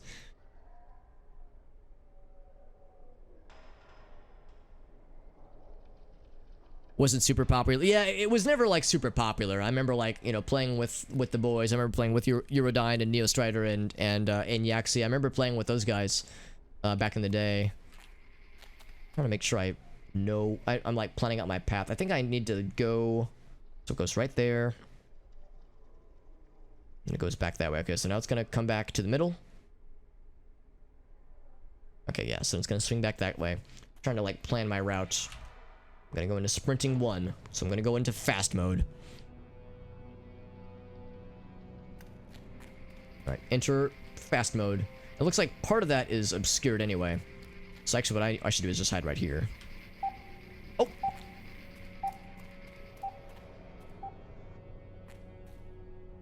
Okay, so that was not a safe spot like I thought it would be. Hey Jeff, what's up, dude? That's right, the junkyard. Yeah, I remember the junkyard. That's right. Yeah, the dungeons. I thought the dungeons were cool, and I enjoyed doing them with Brad and Corey and Britt. Doing the dungeons with the boys were some very fond memories for this game. And some of the lore in those dungeons were also, like, super good. But, man, some of them were so, like, required a lot of grinding, especially the elite dungeons. Like, some of those were just brutal. But they were very rewarding, though. Revolutionary, yeah, oh god, that is what that's kind of what they're known for. Because Britt, you were the one that reminded me of Funcom stuff when you posted the Anarchy Online post-mortem that there was a YouTube gentleman that makes videos about MMOs and why some of them have gone by the wayside or have passed their prime or why they quote-unquote failed. And yeah, in the case of Anarchy Online, it was an interesting case study because I never... is this safe? Might not be safe. Oh, it is safe. Okay. I never played Anarchy Online, but I had a few friends that played back in the day. Oh, shit. I gotta get the hell out of Dodge. I think the room will explode if I stick around.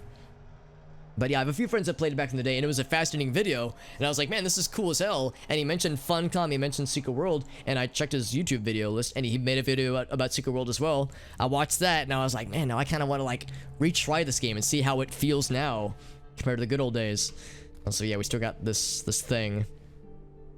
So if we do this correctly, we get like extra something. Extra something for winning. First try, exactly. But yeah, no, I remember very fondly this game, of course. But yeah, I recognize that Funcom is known for like very cool, forward-thinking ideas and having like having ideas for their games and for their MMOs that break the norm. They're not interested in making another World of Warcraft clone. They like to do weird stuff, and it doesn't always work, and sometimes execution is flawed. Yeah, sometimes it gets messy, but I appreciate what they try to do, at least. I'm gonna go. Go. Oh. Alright, cool. Booby traps, by the way. Some Outer Worlds. Actually, Whale in the chat also picked up Outer Worlds. I've heard that game is super good, by the way. Super good. So I think you will, based on what little I know of the game, I think you will enjoy yourself, Mr. Jeff. Oh, there's the... Is this the janitor? No, I think this is just a dude. Not the dude. But Funcom's done a number of stuff. They've done... Have they done both of the Conan multiplayer games? Because there's Age of Conan, but there's also Conan Exiles, I think. And of course, they did this game. They did Anarchy Online. They've done a lot of games that had various degrees of success. I think Age of Conan was pretty popular, actually. Hey, there we go. Okay, so that's what we wanted, then. Is that all there is to this area, then? Oh, there's a box of tentacles. Box of... some meaty tentacle friend. Very good. It's very fragile, apparently, according to the box. Alright, well, we survived. We didn't get my ass partially or entirely exploded, so that's reassuring. Yeah, we didn't explicitly fight a janitor, but we definitely fought the dude that we saw earlier. A new CPU, though? Oh, I got you. Yeah, because it's a pretty new game. And you're doing like a pretty big upgrade pretty soon, right, Whale? Conan Exiles was the most recent one. Wasn't there one called Age of Conan, or is that a different game? But they did. That's unfortunate. Because yeah, I remember like being excited about it. It looked cool. I never played any of the Conan games. In fact, don't tell anybody this, but I've never actually... I'm sure nobody hears this. I've never actually watched any of the Conan movies. But don't tell anybody. Shh, it's a secret. Don't tell anybody, alright? Don't tell a soul. I can't let anybody know about that. I'm as inexperienced with the Conan franchise as possible. But I've heard I've heard they're good movies. I've heard it's like fun, so it's definitely in my interests to check it out at some point. Oh, and oh, interesting. I didn't realize that they were the publisher for Outer Worlds. Interesting. It was an MMO. Yeah, I know, Nitro, you and I, we've both commiserated about how we're both bad at watching movies, and you know, I have to be careful around certain friends. Like if I mention I haven't seen certain movies or certain TV shows, inevitably there's the Alex, you're killing me. Oh God, it hurts that you haven't seen that thing. And it's like, I'm sorry, I don't mean to not see these things. I'm just bad. I'm just bad at watching things because I don't do a good job of setting time aside for it. I'm too busy wasting my free time playing video games and being an internet degenerate. First one's good and the stories are fun. Yeah, I've heard it's like unironically like actually good, like not just cheesy action beefcake, but like actual, like legit good movies. Like you'll enjoy yourself and they're nice and you will have fun. It's made by the studio. Oh, okay, so it's developed by not ZeniMax. I can't remember. Monolith? No, not Monolith. I don't know. I can't remember what the name of it is. But yeah, I know what studio you're referring to, though. The developer, not the publisher. Like these guys that just kick the houses. They just kick buildings and, like, bang their head up against it. Now, that is a Venetian soldier. These guys are, like, special. Apothecarian. I remember like the dudes with the berets and like the white suits. I think these are like Venetian dudes, and we learn about them later on. It's Obsidian. Thank you, Whale. Council of Venice. That's right. Yeah, they're like a mercenary group, right? God, it's been so long. Initiate the lame behemoth syntax. Deadlock voting remains unbroken. Armageddon proclamation. The Technicolor spectrum. Very cool. Oh, I should probably give them their camera too. They're like, guys, or Alex, don't you need to give me a thing? I gave them the thing.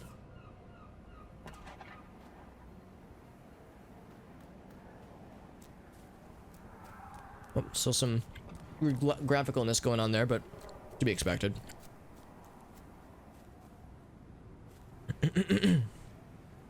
Yeah, it like really wigs out sometimes, doesn't it? What causes that? Like, was I standing in the right spot? It's a magical spot. If you look at it just the right way, the world will divide by zero very briefly.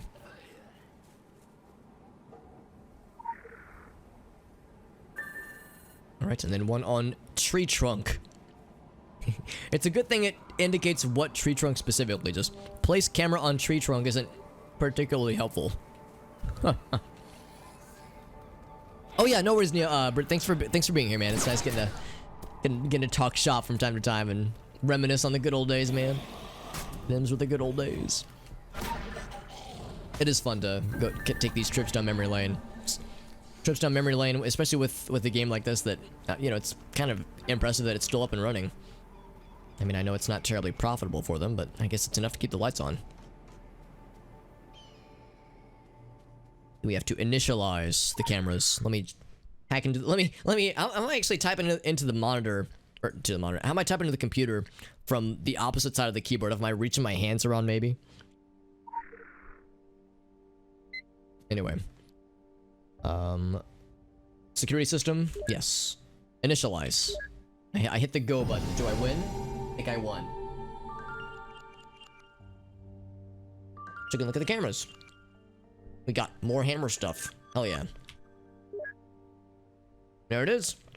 I made this. Smiley face. Oh, whoops. Had the wrong window selected. Yep, there it is. There's the zombies. There they are. Yes, indeed. Here we are. Oh, and we get our reward.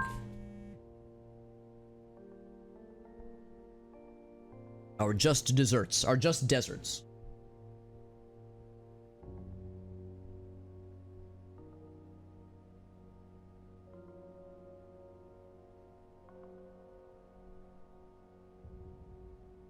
I like how, from the Illuminati perspective, they're like, oh good, you installed cameras. We like it when there's cameras and surveillance. Signs of a tentacular mutation. Yes, there were some tentacles.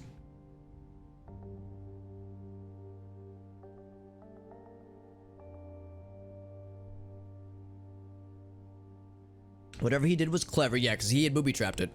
He definitely wanted people to stay away. Keep me posted on all tentacle-related phenomena. You got it, KG. Kirsten Geary. So we got a second assault rifle. And of course we have no assault rifle skills, but we have one. In fact, which of these is the better one? Looks like they're both 50 weapon power, so... about samesies, more or less.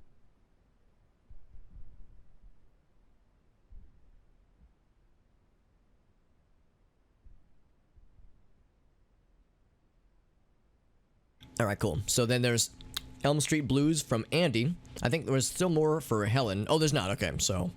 and there's a cooldown with how frequently you can repeat certain missions. I think if you are a patron or a subscriber to the game's patron service, the cooldowns are either non-existent or are much, much shorter. So if you wanted to, like, grind away the same mission to get, you know, a lot of the same reward or something like that, there are some limitations. But honestly, I don't really know of a reason to, like, grind away a bunch of the same mission over and over again, just because this game very much thrives with just the amount of content.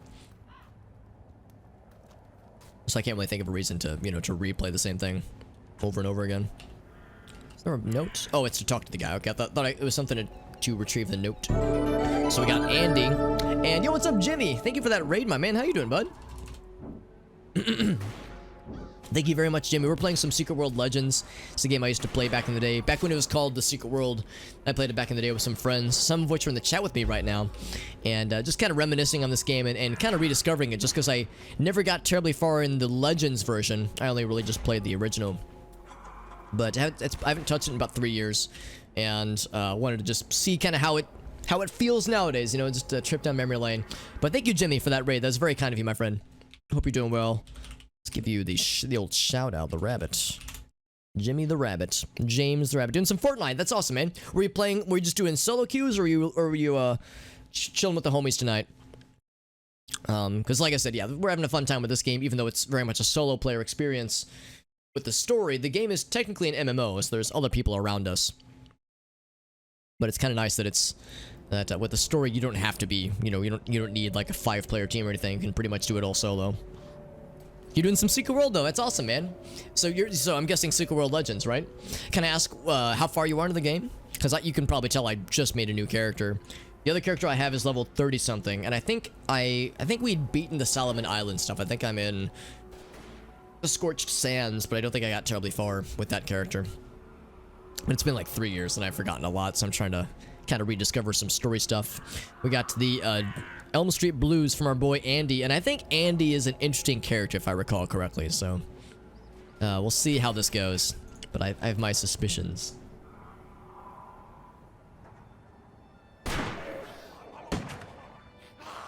Jeez, you never saw anything like this in the cop shows.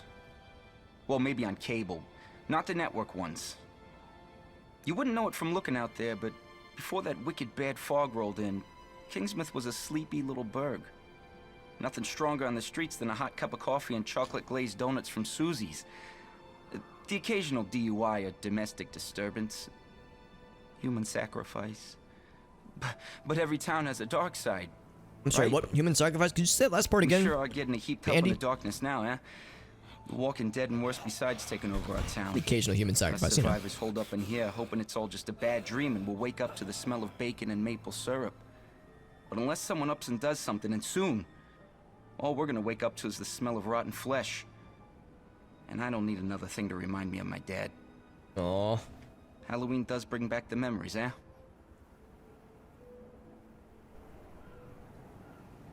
God, I remember some of his quests, man. The memories just came flooding back to me, dude.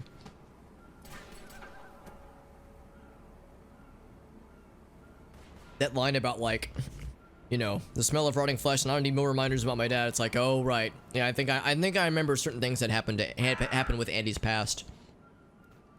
Man, he's kind of a...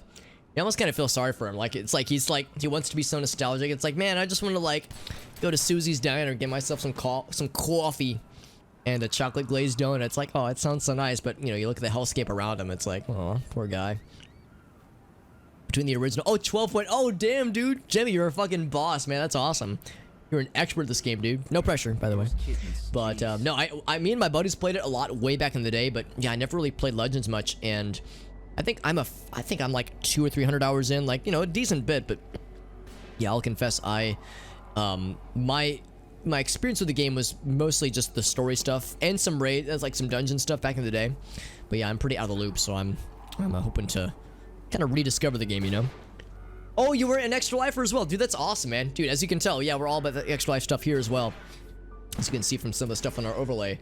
So hell yeah, dude, that's awesome that you're an experienced Extra Lifer. 28 hours, by the way. Good lord. To the end of that. Whoa! In 28 hours, you went through the entire current story. That's wild, dude. I mean, I guess like yeah, if you know, I mean, obviously you're very experienced with the game, so yeah, I guess you were kind of able to power through it. Because, I guess, yeah, if you were to, like, ignore, like, the bonus missions and, like, the extra stuff, I mean, it's worthwhile, obviously, to get the levels and whatnot, but, yeah, I guess you could just kind of power through it, but that's super impressive, man. I'm very, very impressed. It's like, holy shit. A veritable expert in the game, man. That's dope. The Ravenous Hordes. I'm on it. By the way, Jimmy, you would be a good person to ask about this. As you can see, our current build is hammers and swords because we took the Demolisher class to begin with, and I know there's been a lot of discussion online as far as what are the better builds for DPS and healers and whatnot. For someone in my situation where I haven't played the game in a long time but I have some experience, on the old version at least, do you have a recommendation on what kind of build I should go with? What would the Jimmy special be?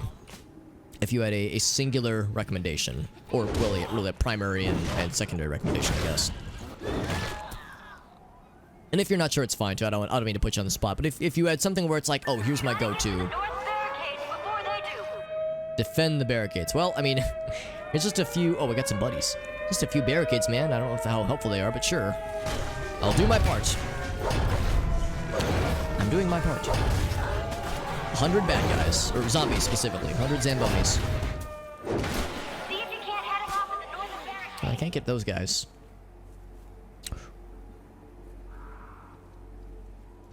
I'm just waiting. Oh, there it is. She probably said, like, head them off from the north side. I just wasn't paying attention. Elemental for offhand, yeah. Yeah, I've heard elementalism is good for a secondary. What I was leaning towards, based on what I had seen online and just based on what sounds cool, is that hammers are a good primary and that elementalism would be a good secondary. But I'm definitely down for suggestions if there's something that you like more. Or if there was something that you would think would be good for someone, again, like has some experience but is definitely out of the loop with this game. As I know that there are some weapons that are easier than others to deal with when you're brand new.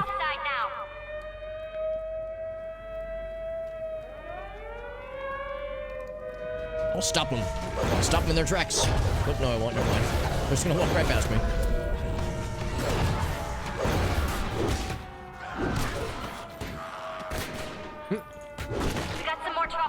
There's other dudes on that side, but I guess I only have to defend this one side. That's a combat. Ooh, that sounds nice, yeah. If you'll, like, draw some of the hatred away, that'd be really nice. Because, yeah, managing hatred when you're solo is something to be mindful of, I recognize. Because when you have a dedicated tank, that's one thing, but... yeah, when you got other dudes... or no other dudes, rather than, yeah, it's kind of all on you. And I'm guessing DPS is probably a good solo focus.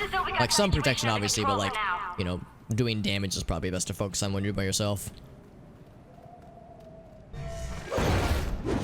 Find the source of the assaults. Who keeps assaulting us? I didn't actually have to kill that guy, I just wanted to. So let's kind of snoop around. There's an indication somewhere around here. Or maybe this is where it wants us to turn in the quest. And the source of the assaults.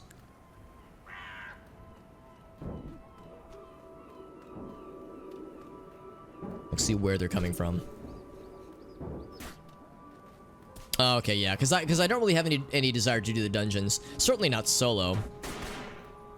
Oh, there we go. There's a map marker just far away. Oh, because like it shows up on the map. Yeah, it's just far away. Okay, that makes more sense. Can I jump over that barricade? I might not be able to. But yeah, that's reassuring to know, because yeah, like I said, I definitely want to re-experience the story. And do some of the side quests too. I mean, I don't want to just mainline the story and nothing else, but yeah, I definitely want to do the story and like there was also like they were optional in the old game, like the disappearance of Ethan something, I can't remember. Like there was like some side chapters that also seemed really cool that I think I played all of, but I don't remember a lot of them, unfortunately. Oh, really? Okay, that's nice to know. Yeah, it's less role specific. Oh, this guy. Oh, I remember these big fucking dudes. These big boys. Let's get the big boy. Okay, we'll fight these guys first. Clear out his buddies. The Drog Warmonger. Okay, get my health healed up first. Wait for it. Oh, no, we're not waiting. We're just going. Oh, maybe not. He's just vibing. I think he, like, resurrected his buddies. Alright, you know what? Fuck it. Keep wanting to get my health back. Maybe I should just fight this man. Alright, dude. Do this thing. I'm doing decent damage, so yeah, he looks very scary. But since this is very much an early level mission, so I guess I shouldn't be that worried. Big old octopus face. Oh, I never noticed the normal face underneath the octopus face. Oh man. It's pretty brutal. TBH.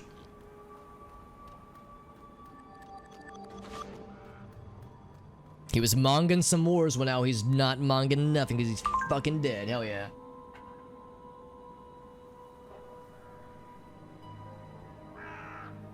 The Draug, right. That's like a specific mythological thing, I think.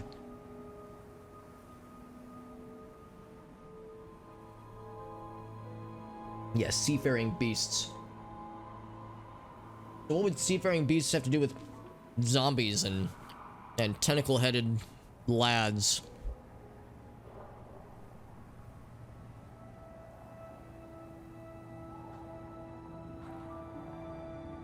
Draug are an ancient and marine variety of undead. Roots in Norse mythology, yeah. And they seem to be directing the attacks. Alright, well, collect what we've got at least. Whoops. Another one of these belt things, although this one is a little bit... Well, actually, oh wait, no, it's a little bit worse, never mind. So, yeah, don't take that one. Yeah, Norse myth, that makes sense. Yeah, that makes sense. Right, so Norma, who is far off in the distance, is back that way. However, I think this would have unlocked more missions at the sheriff's office, so I might do another one or two of those. Just because there's... I still, again, I think about Sheriff Andy, some of the kind of the offhand things he made mention of. It's like, hey, you know, we have for our occasional domestic disturbance, our occasional DUI, and, you know, human sacrifice. It's like, Andy, are you okay? Is there something you want to tell me? Blink twice if you want to tell me more about human sacrifices. So nothing else for Helen. I know she has more quests, but I think you have to do stuff to unlock them or make them available. Same with Sandy. I think he has some quests. Norse zombies are the... oh yeah, that would explain it. And nope, Andy doesn't have anything for us yet. How long is that? 67 hours? Wow. 68 hours, really. It's a long time. Alright, so we're going to... I guess, well, yeah, we'll go ahead and head to Norma's place. So that guy's just gonna auto-die once he enters the zone. The zone of no return. Norma's a charming lady. I remember her, like, some parts of her story, her backstory, and, like, the dialogue that she shares. She's just a charming character, and then she's this quiet, kind, sweethearted little old lady that wields a shotgun like a boss. That's right, yeah, you have to reach a high enough level, and we're still pretty low level 6, so, you know we're still learning. Well, not learning, but still reacquiring all this knowledge. And we've gotten... So we're 2/5 of the way through being able to unlock a new skill. See, I'm hoping hammers plus elementalism would be a good fit. It's kind of nice that it's bright now. It's bright out. Forgot there's like a day-night cycle, so it's not just nighttime forever. Nope. Okay, I guess we'll do this. I try to usually avoid combat with the mobs, just because it's kind of slows you down. I mean, you know, the combat in this game it's okay, but I don't love it, and it's usually something I don't, like, necessarily go out of my way for. I'm mauling from something more dangerous than zombies. Ooh, I think I might know what this is.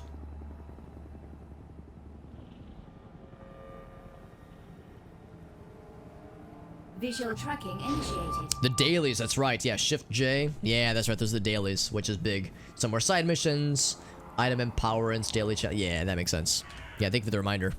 The blood trail. All right, here we go. Got some blood trail. I think I remember this one. There's a big zombie. There's the biggest Zamboni. Ooh, there's some blood, some carcass chunks. Oh, he didn't eat the face? There's some underrated face, or underrated meat in the human face, you know. Some really nice cuts of meat in there that, you know, they're missing out on, really. Special assignment received. Wispwood. Initializing. Oh, are we going to encounter the Fae? I got the little... Oh, defeat wisps. Oh, okay, it's like a little optional fight shit thing. I don't know if I'm going to fight the big wisp. Traveler's Torment. I'll fight the little wispy boys. Oh man, I remember, I don't know if any of my friends that I played with back in the day remember this, but I remember there was like a Halloween event that you could like, if you solved the right puzzles and did the right thing in the right order, you would unlock this like fight with this big jack-o'-lantern guy that was super hard to fight, and I think we came up just short of unlocking all that we needed to fight him, or to unlock him. Or maybe the game glitched out in some way. I can't remember exactly, but I remember us trying to, like, assemble all the pieces to fight this jack-o'-lantern guy, and we couldn't quite get it. We ran out of time on it, I think, because it was like a time-gated Halloween special event thing. Oh, he healed up. Oh, there's multiple ones. Here, let's do this. Right, one more. You're the last one, Wispy Boy. Just a fucking bear. I think I remember what this is, and I think it's not a zombie, but I don't know exactly, so I guess we'll find out shortly. Thank you for your contribution. No, thank you, shapeless voice. That is thanking me for my hard-earned efforts. The pumpkins, right, yeah, there was some RNG to it, because I think we needed the right pumpkins, and we only had so much of the fun money currency, or maybe even the real money currency to buy them. Also, there's some lore. There's lore in them Dar branches. Although I might not have enough jumps to reach it. Am I gonna have to fight you, Traveler's Torment? He's leaving me alone. Maybe we've reached an understanding. A gentleman's agreement. Oh, there we go. I'm gonna go off of sprinting. There we go. I talked earlier, for Brad or Britt or Corey, if anyone's listening in, from my friends who used to play this game, with whom I used to play this game back in the day. I've told the chat, by the way, I've spilled the secret about our brilliant, like, bulletproof game design idea of standing on things in the game. So you know, secret's out. Sorry, the secret's been shared. The trade secrets of our $1 million game idea. A game where you stand on things and gamify it in some way, based on our experiences of trying to do the platforming in this game to get the nuggets of lore. So this is about wisps. So people tell the stories of glow made by the fairy folk of elemental or elemental spirits. They brought the stories to Solomon Island, but also maybe something else. A distant ghost light drawing travelers away from the safe path. I wonder if that's what drew people to whatever this beast is. So I was supposed to follow some blood, and then I got excited. Oop, what's that? Hold on. Okay, no, I think it's fine. I'm kind of curious. Maybe I should fight this guy. Or maybe he'll one-shot me and just delete me from existence. Only one way to find out, buddy. Target's out of range. Come back. Oh, he summoned, or he didn't summon me, but he, like, drew the buddy to him. He's not doing... Oh, am I gonna die instantly? I see I've got, like, some kind of thing on me. Just got some kind of thing. What's this? Accursed. Oh, okay, that's not so bad. So we got some buddies. Let's get the buddies out of here. There we go. I'll take that. The talisman, and it's, yeah, the same one as earlier. Actually, I can probably combine these, can't I? Yeah. So we do this, T? No, Y. And then we say upgrade this one with these things. So I've been hoarding these just for such an occasion. Now it costs 1,000 bing bong, so we have 5,000 of it, so it's fine. It's an hourly boss. Oh, okay, there's a certain portal for... Okay, so the process is easier now. But yeah, I remember... There we go. I remember the jack-o'-lantern boss. I also remember there was like a Krampus boss you could fight that was a seasonal thing, and I think we did that one. I think we did that one properly. Is this guy gonna fight me? Nah, he's fine. Oh, no, he's not. He's the opposite of fine, actually. Oh, you're right. That was a lot of points. Thank you for pointing that out, Jimmy. Your assistance and your knowledge in this game is legendary. Elementalism. Yes. Oh. And now we're an assassin. Oh, because we have swords. That's right. Assassin is sword plus elementalism. And we have the SP for it. In fact, we have lots of SP for it. Flyballs. Ooh, let's see. Well, a flame. Of course, we're gonna make this a secondary. So I don't know. So the hammers are gonna be like our builder thing for sure. So I think I need to look for things that have less like building and consuming and more for just once in a while kinds of shots to toss out there. You think the middle row is good to go for? Let's go for the middle row then. Yeah. Crystallized frost. Hell yeah. 2 elemental energy. Manifestation of ice, last 9 seconds. Oh, wow. That's pretty nice. Cool. Can't afford that one. AP is pretty good, so here, let's... I already have this guy.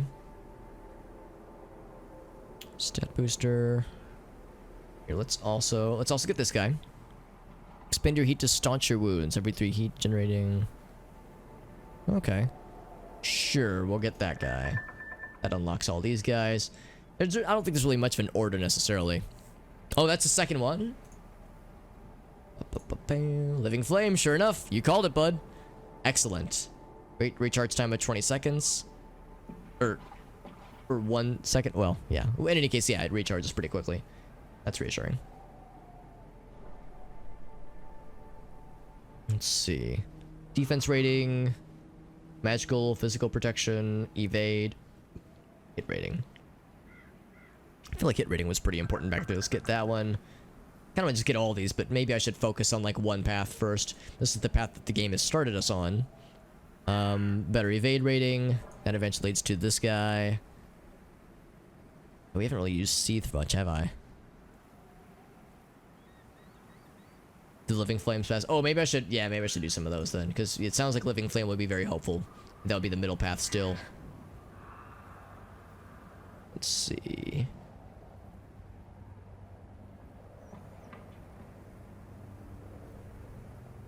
Which one would that be? It doesn't... I see it's not explicitly labeled. Second row? Oh, shit. Hold on. This dude is rudely interrupting me, Wisp. Can't you see I'm numbering?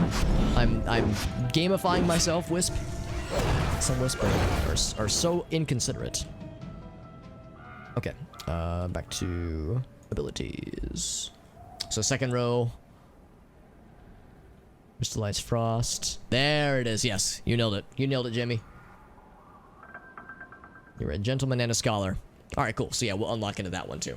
So, of course, acquiring AP and SP takes time, and the best way to do it is, in my experience, is to do quests. Ooh, is that the dude? I remember the Wendigo. Or Wendigo. There's like generic versions, but there's also like fancy versions. And I think... Well, there's... Oh, that noise. There he is. Voracious Wendigo. This might have something to do with the fate that has befallen these carcasses we've seen. Oh, I'm stunned. Well, he runs away. Oh, I gotta follow his blood trail now.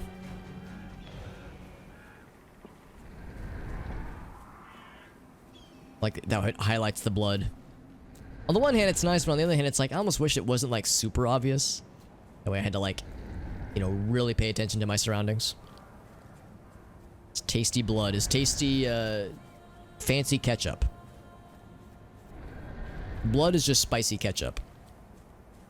December 12th. Oh, that's right, because, yeah, there was a Halloween one recently, and there will probably be a holiday winter one. That makes all the sense in the world. Granted, I'm obviously very low level, so there's probably not a lot that I could take advantage of myself, but good to know that it's out there. Kill the beast. There he is. Oh, he healed up. What a cheater. That's okay. I also need to get an elementalism focus at some point, because I don't have any way to actually cast the elementalism things we've got. The Hunger. Very good. And it's a new shotgun. Cool. Shotgun of Recovery. I mean, sure, it'll help you recover things or something. I don't know. Shotgun of Recovery. That's a good title.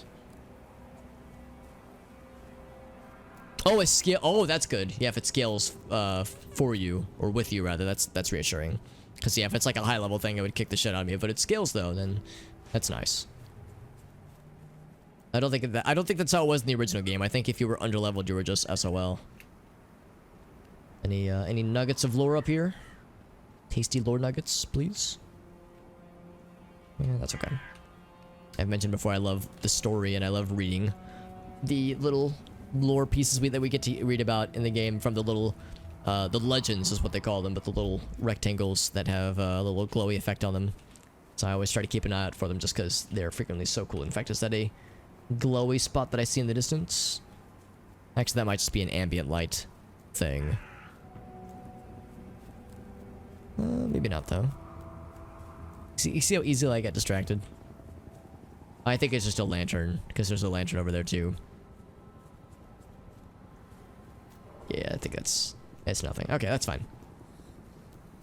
Let's get back to the task at hand, finding Norma. We know exactly where she is.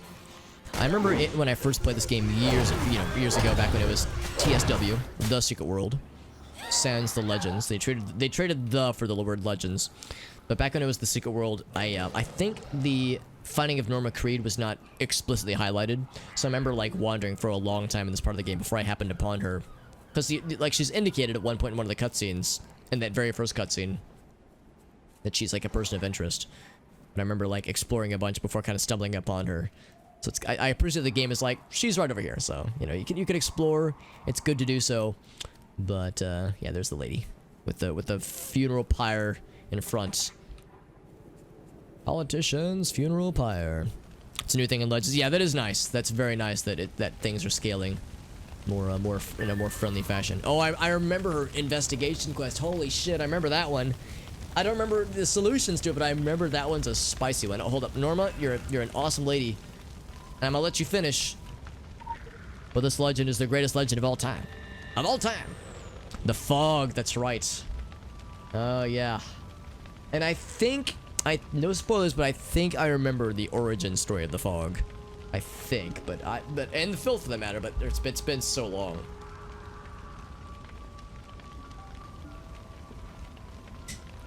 No forecast, no screams, no sound, just the fog. Crept in, then crept out. People walked, and then died, and then walked again. Actually, the fog is kind of still here. Like, it's kind of a latent fog around everything, but this was the fog. Oh, thank you, Jimmy, for that follow. And thank you again for rating, man. That was very sweet of you. I really appreciate that, especially, again, from someone who's really experienced with this game. Your knowledge is very, very incredible, and is inspiring. The Lady Margaret. Oh, jeez, I remember that one. Yeah, like it's like a trip down memory lane, man. My mind is swimming with memories even. And the crew. That's right, because the crew survived, right? The graveyard of ships, the red seaweed cloaca. Oh man, that's right. Jesus. Ask us properly, and we will tell you. Oh, by all means, Jimmy, thank you so much, man. That's very kind of you. Thank you again for your assistance and, you know, kind of helping me relearn this game. But, yeah, by all means, I recognize it's getting late. Yeah, for anybody who came in from Jimmy's raid or anyone lurking or listening in, don't feel that I will be bothered at all if you have to hop off, because it's getting late. I won't stream for, like, a super, super long time. Probably another hour or two at the most. But, yeah, I, of course, appreciate people checking in. But, yeah, by all means, I don't expect people to stay up super late, because I don't expect everyone to be on the same degenerate schedule that I'm on. But I'll definitely be back tomorrow. Probably with more of this game. Probably. So yeah, we've got our girl Norma, though. Is her sweater splattered with... Oh, no, those are just flowers. I was like, does her sweater have, like, blood splatters on it? Oh, man. Surrounded by zombies. And they never stop coming. They don't stop coming, and they don't stop coming. The way the bones burn on her bonfire. I love it, man. Norma's a badass, dude. Oh, yeah. You'd think these wet bits would just fizzle on the bonfire, but no. They sparkle like kindling wood. That's heartening. Ah, geez, what a mess. Good thing I'm not particular. Now I'm used to getting my hands dirty. Fish guts, childbirth, sutures, the dead. Yeah, maybe I was born for this work. Ah, that don't sound right. Nobody's made for this ungodly work. Godly. Except maybe this old thing. And a cup of coffee. So I kill and I chop and I burn, but there's more of them every day, and I feel like I'm pushing a very big stone up a very steep mountain, and it keeps rolling back down. What do you call that? Sisyphean? Or is that when you get a burning in your privates? Eh. My idea of culture is reruns of Cheers and, you know, not ancient Greek mythology. Well, the old gal ain't a proper match for everything that turns up on my doorstep. Seems she's too much for most of it. Spreads a bone of dead man's guts all over the place. Brutal. There's no time to gather it all up before we're right back up in the thick of it. And they never stop coming. They never stop coming. That's good voice acting, man. I always appreciate the cutscenes. To the back of Norma's house. Yeah, the place is a little bit worse for wear. Everywhere we go, by the way, there's always ravens. Presumably ravens, or blackbirds, but there's always these ominous birds watching, witnessing, lurking, waiting. Actually, I don't know if they're waiting, but still, it's very ominous. Our wisdom flows so sweet. Man, take a drink every time we get that message, man. Initiate the Merc frequency. Low visibility will bring traffic to a crawl. The necrotic syntax. Wild, dude. Wild stuff. And of course, she has more quests for us eventually, but I think it's either locked behind a level or we have to do... Yeah, recommend level 9. We have to do... Oh, tier 4. Oh, that's right. There's different tiers for the story quests. Okay, so yeah, we got quite a ways to go before that's available. Damaged fence. Oh, attacking zombies. Oh. Zambonis, you say. Ah, there they is. Leave my girl Norma's fence alone, dude. I mean, you'd rather deal with me than deal with her, man. Her murderous, well, not murderous, but her sensibilities are a lot more explodey than mine. I've just got a hammer. She's got a badass 12 gauge, dude. Those guys were new, though. We haven't seen those yet. Unearthed mob. Ooh, they got, like, special attacks. I think as long as I just protect the fence, it should be fine. Still more coming. They don't stop coming. They never stop coming.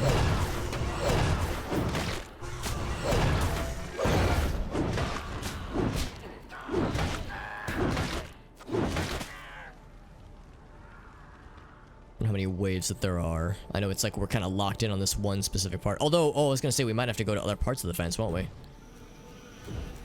Yeah, these guys over here that are trying to cause a ruckus. There we go. Now I'm gonna go on a limb and suggest that we might need to get to that other side too. Unless I'm full of shit. Nope, it's right here. Or Solomon Death Cultists, which, I mean, that's the best kind of Death Cultist, really.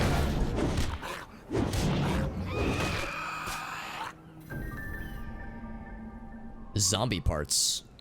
Collect some of the pieces. Add them to the fire and have it crinkle like, or sparkle like kindling, as she said. There's a lot of pieces. Oh, I didn't actually pick that one up, did I? Alright, you got a big chunky friend. There we go.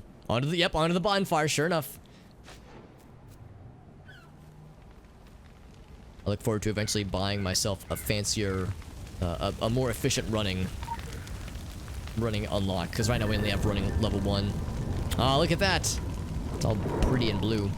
Alright, now we just got to kill a bunch of different kinds of monsters. So these missions I don't love. Just because it's, you know, kill enough of this kind of bad guy and that's it. But thankfully these are usually pretty quick. And it's a good experience, or a good excuse to explore, which can be nice. So, slow and dry, wet zombies, fast moving, zombie cultists, yeah. So these are the fast moving ones. And of course they have the like areas indicated. Do we have to pick up the zombie parts or just kill them? Maybe the zombie part is like implied. Vengeful victims. Oh, that was quick. Wow.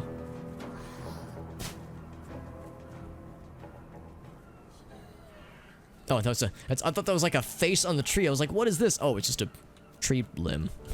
Not sure why I thought that was so weird looking. I can't quite outrange that attack. I can get pretty close though. Alright, so that's for the fast lads. Oh wait, no, there's still fast moving zombies.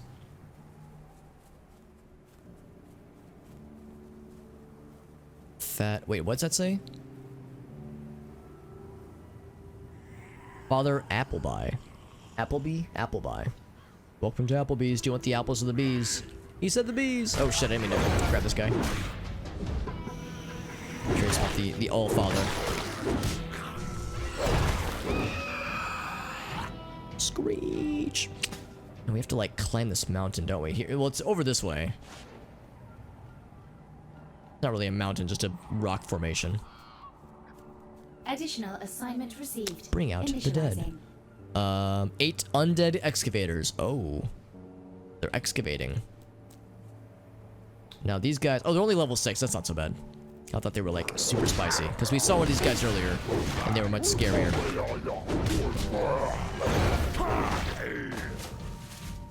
So is he an undead excavator, or... Oh, maybe these guys are as well. I mean, they're digging. Yeah, they definitely are. Okay, cool. So just as long as we're killing the dudes. Oh, this guy decided to join in. Okay, we're all partying then. Okay. All right, one more. There's the father. Oh God, he's doing something. So I don't know if we have to kill him for a quest later on. Does he have like a hole in his... Yeah, he's got like a hole in his corpse, or in his torso, rather. We got him though, and we got something. Another talisman. It's not gonna be. I was gonna say it's not gonna be as good as the one we've got because we've upgraded ours quite a bit. I think there's probably a quest that involves going through that tunnel, exploring the tunnel. Got some experience and a new hammer, which I'll hang on to because we can level that up. Oh wait, it actually has a nifty effect on it. Critical hit damage and critical healing. What's our current hammer have? Oh, okay, so it's, let's see. Yeah, much worse weapon power. It's probably not worth hanging on to. I'll just wood chipper it at some point. So, these are the zombie cultists? Yes. Here we go. They're like, mummified? No, not mummified. They're like... They've got markings on them. Well, I mean, they're cultists, so I don't know why I'm surprised by this. Remember these pyres. These like blue flame pyres.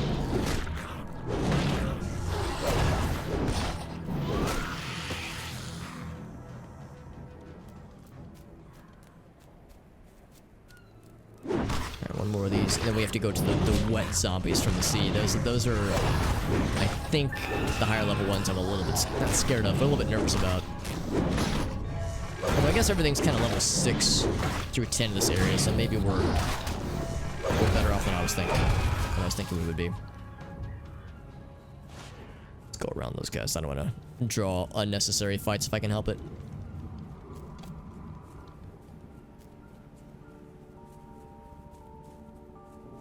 So the wet zombies. Give me the moistened zombies. You know, everyone loves that word. The word, ooh, some lore. That's a word I like. Let me get learnt. Learn the legends. About zombies. Hey, how about that? Bestiary. The necrotic signal. The... What's that word? Petricent cadence. Petricent. Illumine the reanimated. Illumine. I guess that's like a word for illuminate. Alright, so I don't want to go that far. Apparently it's not on the beach. Just kind of near it. Wet zombies. Are you guys wet? Get him wet, Shaggy. Drowned mariner. Whoops.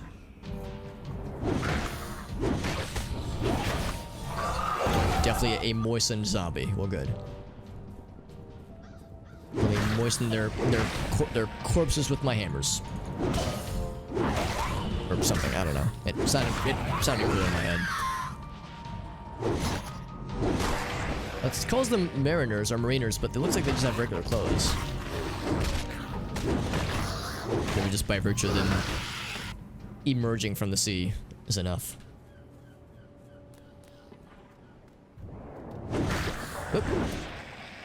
And they all like to do lots of pukey attacks, which I appreciate. There we go. Another challenge. Up to 2,000 of the little fun monies. Throw dry shambler body parts on the bonfire. Alright, I got some kindling for you, Granny. I got you, girl.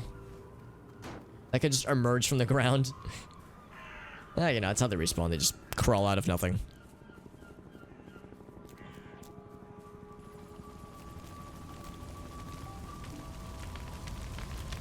Alright, here we go. To the bonfire. The wet shambler. Yeah, just all of it. And then zombie runners. The last but not least, the cultists. They all burn the same, baby. Look at him go. Examine the cultist fires. Oh, the things. I was like, this fire? No, the ones we saw earlier. Yeah, we saw the embers.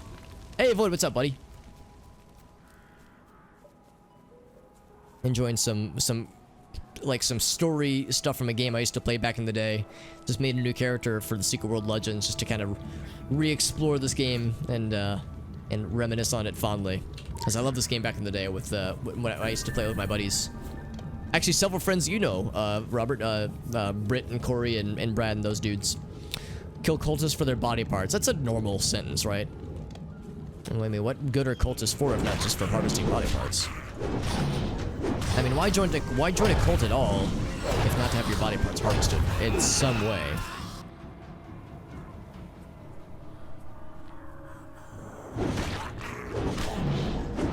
The cult's promise. I'm guessing that's the shield that they're gaining. Let's see if we can take on 2 of them simultaneously. That guy's got like an area of effect attack. Oh, that one, he's dead.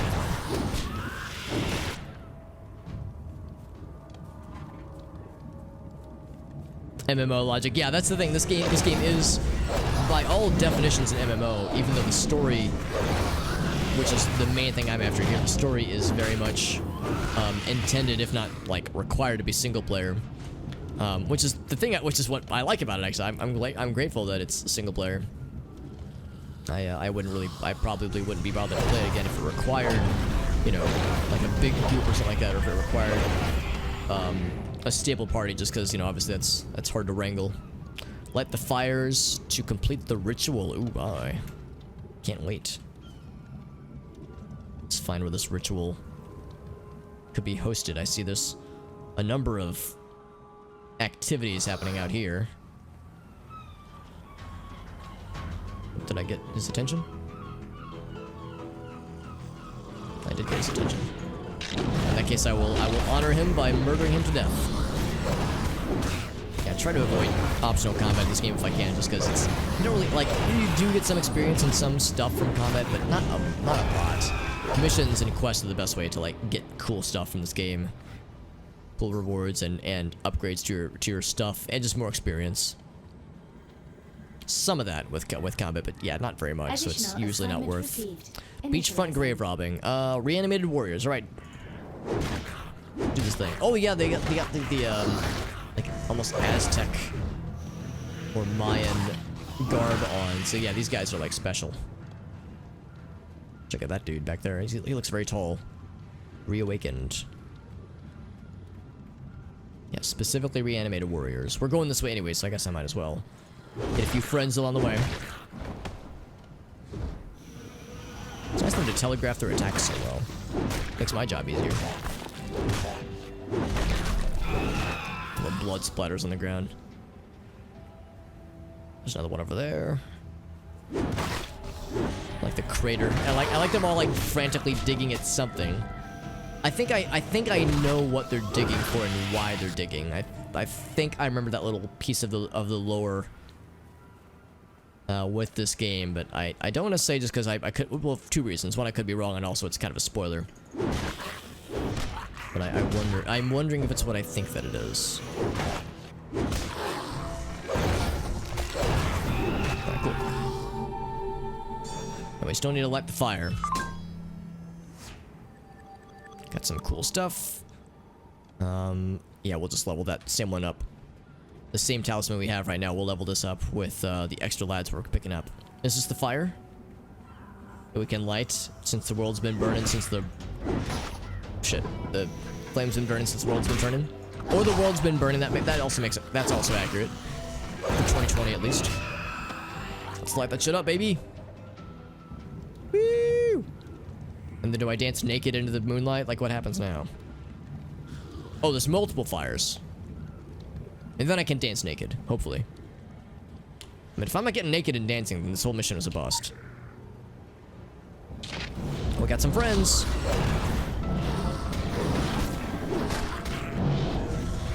We'll just do this attack. Just hit them both simultaneously. Save myself some trouble. There we go. Right, so we've gotten 2 so far. Oh, do I have to like light them quick enough? Ooh, we got Big Boy over there. Big Boy and Scary Lady. I remember the Scary Ladies. With like the tendrils that they have. I think they're too powerful for us to fight right now. I have to light that one again. So there's like a timer. Ooh, and a piece of lore. Delicious. Our knowledge flows so sweet. The cult leader. Show yourself, foul beast. Are you the cult leader? You are. Your name? Cult leader. Your name? John Cult Leader. Your mission? I don't know. Lead the cult, really. I don't know what else. Alright, so that's nice. That'll make things easier for our girl, Norma. Our lady, Norma. Getting involved in enemy rituals. So proactive. Cultists are unlike the regular zombies. Independent of the Draug. Not as light on their feet, but they can wield magic, though. Kingsmouth's got a long history of crazy primordial priest crazy. Sacrificer. Yeah, we know about that there's human sacrifices and such. Ancient unnameable crazy. Okay. Another shotgun. I've got a plethora of shotguns at this point. I want that lore. That lore nugget. That lore knowledge. Oh, these guys are... I thought they were dead. Just walk up to them and stomp the shit. Oh, we got more friends. Or something. Oh, never mind. I thought we had bonus friends. There's the lighthouse. Oh, yeah. I remember... Actually, I might even be able to explore that. I remember there was some stuff in the lighthouse that is worth exploring. Reminds me of the movie The Lighthouse, which is a really good movie, but man, it's kind of fucked. In a good way, but it's, yeah, very much fucked. But it's a very good movie. So the Lady Margaret. The boat rotated, caught in the middle of a maelstrom. Looked upon the rotting hulks and saw the glistening movement of lean, slimy bodies writhing in red seaweed like undead otters cracking open skulls for their fruit. Damn, dude. Brutal. Fucking brutal, dude. Yeah, I want to not fight these dudes. I think... Hold on, you can... Is that the Lady Margaret right there? I think you can... It's like... On the harbor. On the docks, rather. I want to get to the lighthouse. It's kind of far away. And I would rather not die en route. But we're here anyway, and I remember there's like a few things about the lighthouse that are worth appreciating and or fearing. Little bottle right there. I think this bottle right here is tied to a quest of some variety. We'll just wade through the water.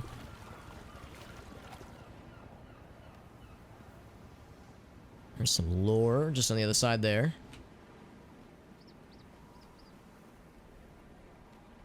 Thing has beached itself, it seems.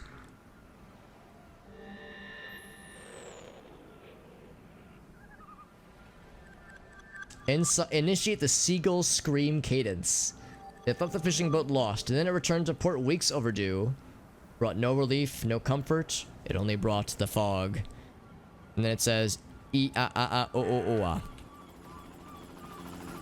I wonder if saying that out loud has summoned maybe have I uttered the forbidden incantation out loud? Have I doomed us all? I mean, 2020 has kind of been that in a nutshell anyway. But the lighthouse, there's stuff up there that I want to see. Even if it's kind of long in the tooth to get there because I have to follow this all the way through. Oh, I just saw it. Yep, I just saw it too.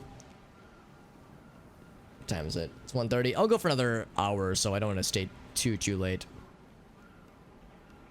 Yeah, that's these like cysts, these brood pods. These things are what they hatch from. And the brood mothers are what birth them. It's all very morbid, very kind of gross. Journey's End. That's right. Yes, I remember this.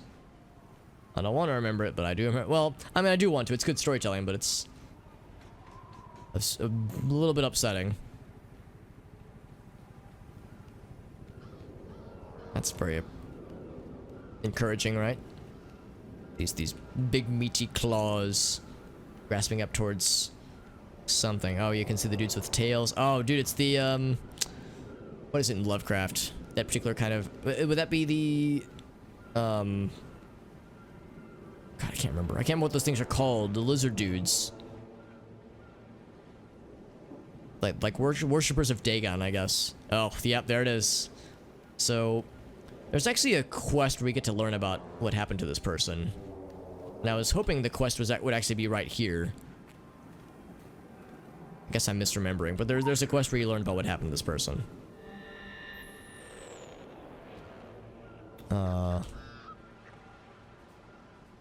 A great storm caught the crew. Prayers were said, the final kind, it says. Tempest beat the boat, crew scrambled to save the cargo. A swell washed a mate overboard, yep. His head was rose twice with the waves, but there was no third time. Yeah, okay, so never mind. I'd misremembered. I thought the quest to learn about what happened to this person was right here, but clearly it is not. Is that just a light? Yeah, I guess so.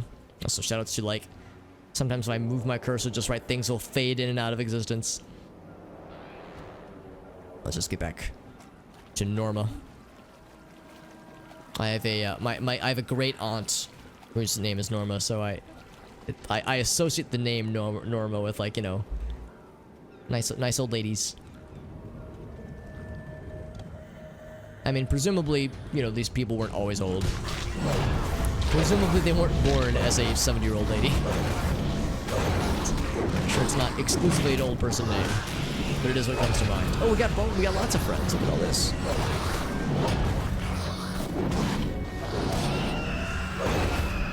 Ooh, we get some bonus lore. Wow. Like how my voice cracked there. Some bonus. The cultist zombie. The cadavers of those in life who serve certain strange priesthoods.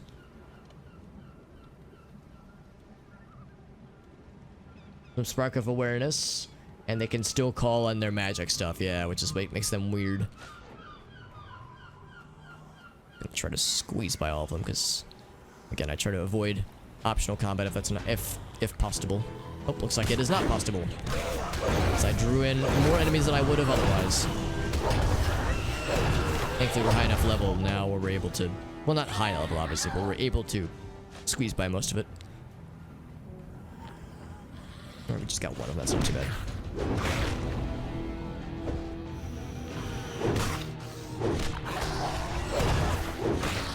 Because we are, what level are we? We are level, well, we too are level 7. Okay, so we're not like, you know, past, you know, we're not above fighting these dudes. Just hop up here. It's much safer here. Welcome. Welcome to City 17. It's safer here.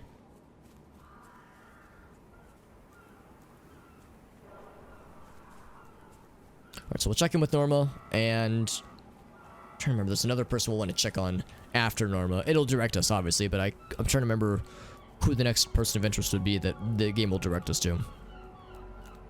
Because I think the thing we just did, the cult that we disrupted, the ritual that we disrupted, hopefully will make fewer bad guys want to get at her. Well, now, I'm not much fit for entertaining, but I reckon you ain't much in the mood for hospitality either, am I right? I reckon. Oh. I'm not a big talker, eh? I'm used to Sorry, I'm a my silent game surly protagonist husband lady. and I kids just more stare at people while they comfortable talk at with me. kicking a ball around and having a conversation with their ma. Name's Nama. Nama Creed. Raised a family up here before this. Dude, shake your hand at least. Come on, man. Took him as my story. See, they don't have to worry about quarantine. They're not wearing masks. I reckon. Now, your concern is wicked kind, but I don't need any pitying. I got my shotgun. I got what's left of my wits. I'll manage. Now, this hullabaloo began after the Lady Margaret came back. My husband Larry, the others, we all thought that they'd gone missing out there, but the sea took them. They came back. Whole town could finally breathe again. But then came that fog, like it was following them back to shore. 'Twas right, said they, such birds to slay, that bring the fog and mist. Don't ask me where I got that from. Probably heard it on Oprah. Never got to ask Larry about what happened in those weeks they were gone. Been around gift horses long enough not to look him in the mouth. He was back. Thought life would go on the way life goes on, one day at a time.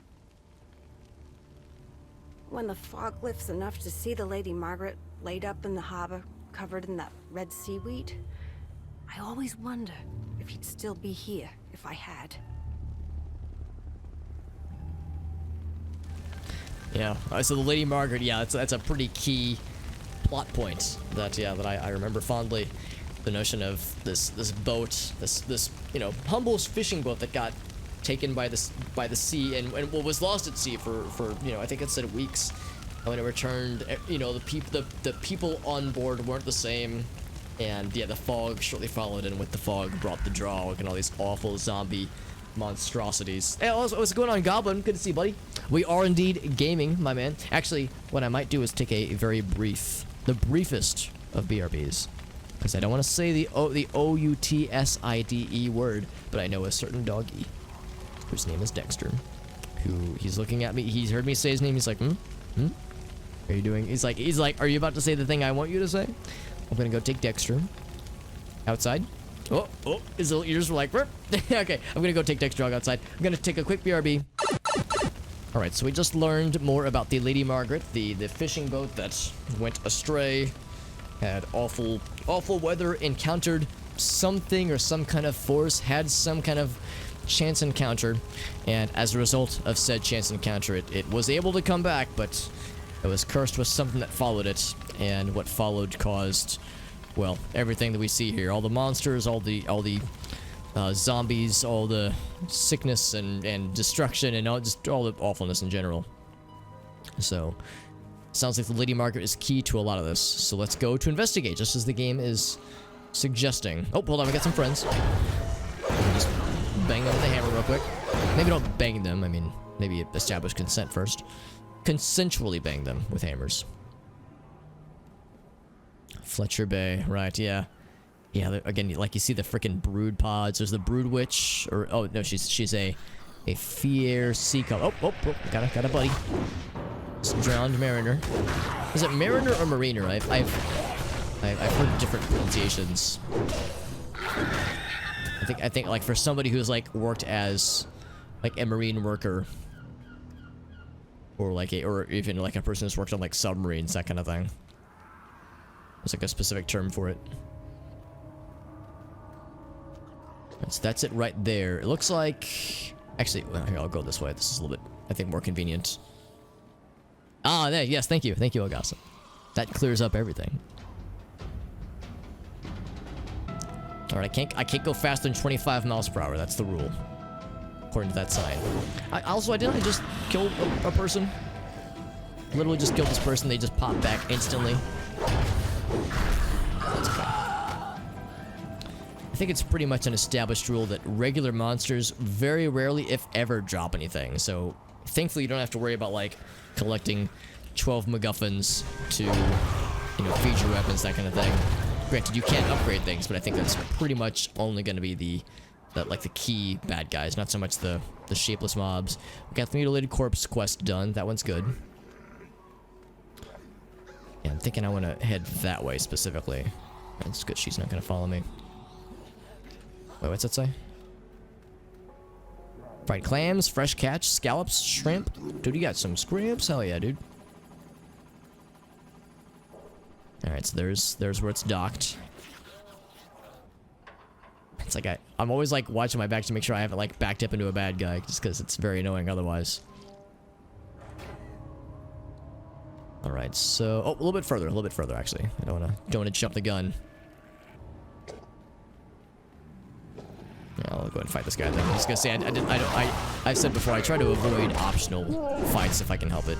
Thankfully, we're a much higher level when we first encountered this guy, so it's not too bad.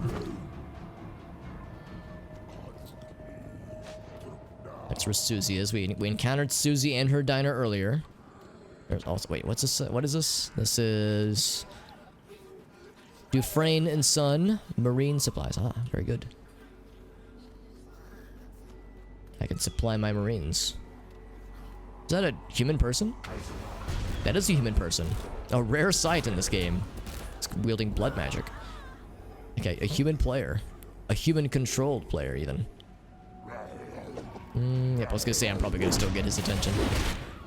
It's always exciting. It's like, oh right, there's people that play this, like not just me. That's my weird ass, but other weird asses. I definitely don't want to fight both of them. I'll just do this one. Oh, never mind. We are getting both. Hell yeah! It's a party. Fair Impaler. I don't even know if I'm pronouncing that correct either. Okay, we get a close look at the brood pods, though. If you're lucky, you'll get to see one hatch and birth a fresh husk into the world. I know, I'm really making it sound great, aren't I?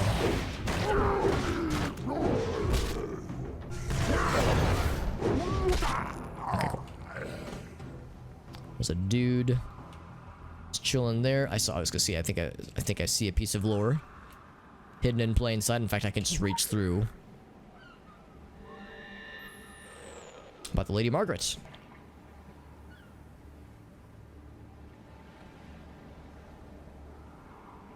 So somewhere in the fog, they ended up in what is described as a graveyard of ships. Of different eras. Some that are like the Viking longboats, modern frigates, oil tankers, cruise liners, dipped and bobbed in the same water. Vessels from all times, all cultures, all covered in that red seaweed. A red...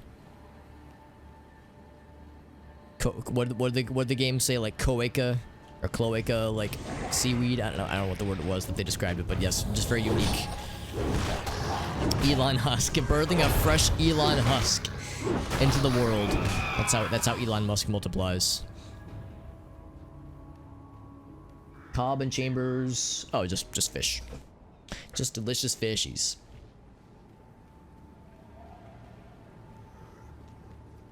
Oh, there's one of these dudes. What's that lad? He's like got like an underglow about him. I remember those guys. It's kind of like the big crab dudes we saw earlier. Something kind of similar. So this is the Lady Margaret. Oh. A friend! The captain! Now he's only level 8. And he's a little bit pukey. Captain, I think he might be sick. You might do best to go to a doctor. He's running away. Nope. Oh, now he doesn't want to fight. Now I feel bad. Aww. An orange soda Fanta. Yes, a fantasy. Well, one can only hope, honestly. Let's see. I think we could possibly get a printout of this. Like a text printout, but this is fine.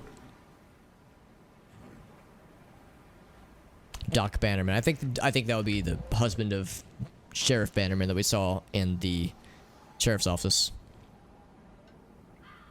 Earning his pay when we get home, right? Larry and his boy, Derek all clammed up. Joe's real fevered. And this thing is still shining like a flashlight. I look over my shoulder and he can still see the fog. Just a page, just one page from his log. And some abandoned ammo? Level 8, ooh, level 9 recommended. Well, we're level 8, I think. Oh, we got this, dude. I'll take the ammo. Bring it to Deputy Andy. That's not so bad. Unless there's some surprise waiting for me. Someone wants to sell me something. There it is. They kaled. Oh god, what's that word? It's like a not real word, right? That's like a Cthulhu Fatagan kind of thing. Killed Felch frequency. The weather started getting rough. The tiny ship was tossed. Initiate echinoderm syntax. It's fucking wild, dude. Now, why would this be such a high-level mission? Maybe just to get here, you have to be like level 8 or 9, but still, it's weird to me that that's such a high requirement. And like, you don't have to fight these things. You could just run past them. It would be a little bit annoying, and you're slow whenever you get hit. So it'd be kind of, yeah, just annoying. But I mean, it's certainly doable. And it's not like it's going to give you a lot of experience. I'll fight them both. I can take you both on. I'll just bang my hammer around a whole bunch. There we go. Alright, to Andy's. And we also... What was the other thing that this was to do? Ask Dr. Bannerman. Oh, well, we're going there anyway, so perfect. In that case, I will select that. Because you can have multiple quests going simultaneously, like in parallel, but you can only have one selected actively. Hold on, that green light. Oh, this is the back of the diner. Oh, there we go. There's something. I like this area is part of a quest that we do later on, that we have available for later on.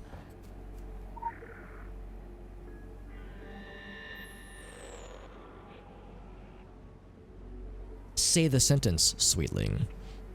It says.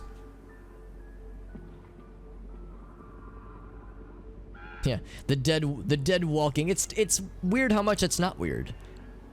As far as the things that we see in this game, yeah, zombies, that's actually pretty mundane, all things considered. As far as Cthulhian horrors and whatnot, zombies are pretty tame, I would say. Oh, well, come on, dudes. I was fully like ready for us to just, you know, walk past each other and be done with it, but no, we had to have that moment. General liquor store. Actually, wait, it's a general store, but also liquor, so... Like, yeah, it's a general store, but we know why you're here. And is this the church? Oh, it's the town hall.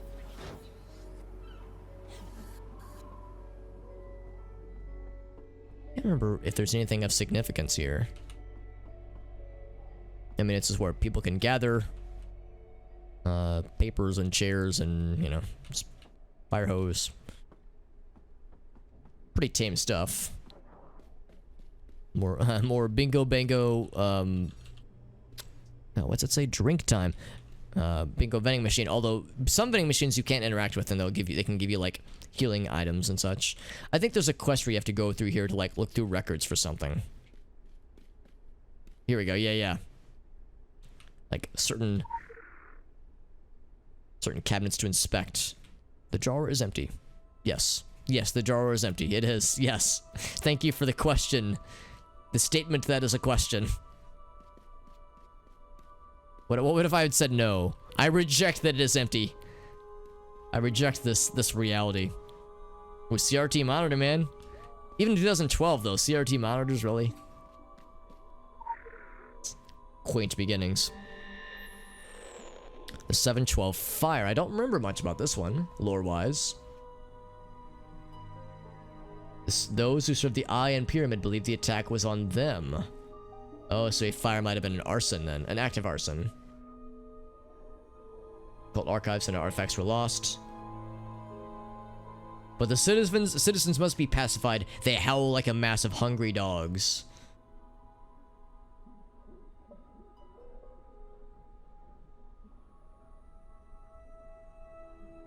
Interesting. These men of illumined influence. Feed the mob, toss them 2 harbor workers who are not local, have no family, no one to mourn. The news hugs their necks. The mob is sated. What's worse, that the guilty still walk, or that the innocent are so desperate to kill? Interesting. So yeah, apparently something happened with a fire back in 712. I don't really remember any lore relating to this fire, but... Oh wait, no, I can remember one particular part of the map where that... Yeah, something about the fire is significant. Oh, hold on, we found some friends. Let's return to townies. Let's return them to the grave.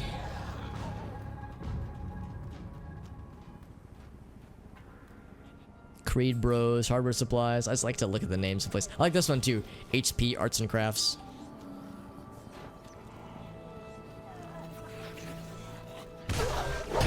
HP, of course, standing for Harry Potter, as we can all agree.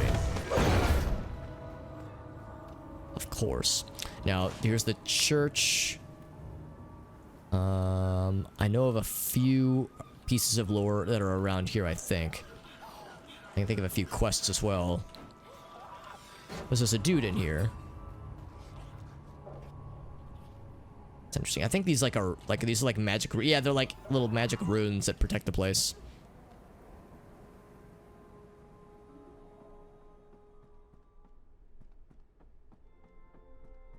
Yeah, so we can't do any of these guys' quests yet.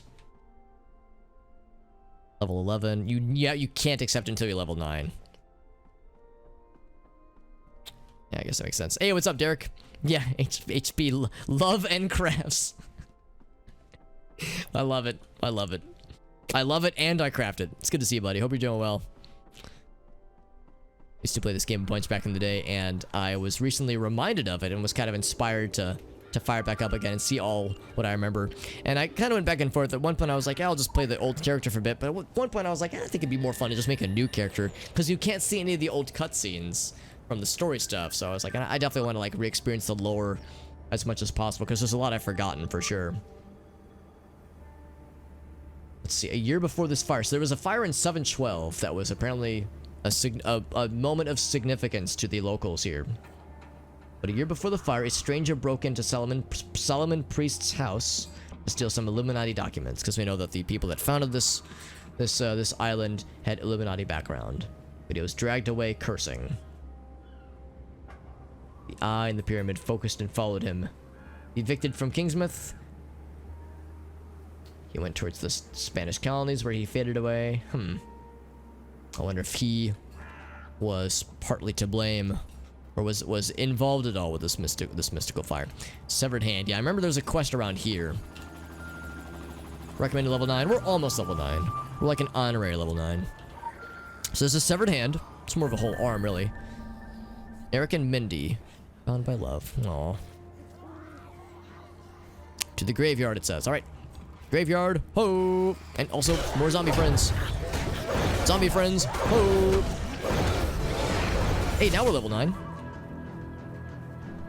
Maybe. Are we level 9? Yeah, we are. Cool. Ooh, look at this big man. Mr. Freezy? Dude, why are you so big, Mr. Freezy? Or maybe it's just because I'm small. I think it's because I'm small.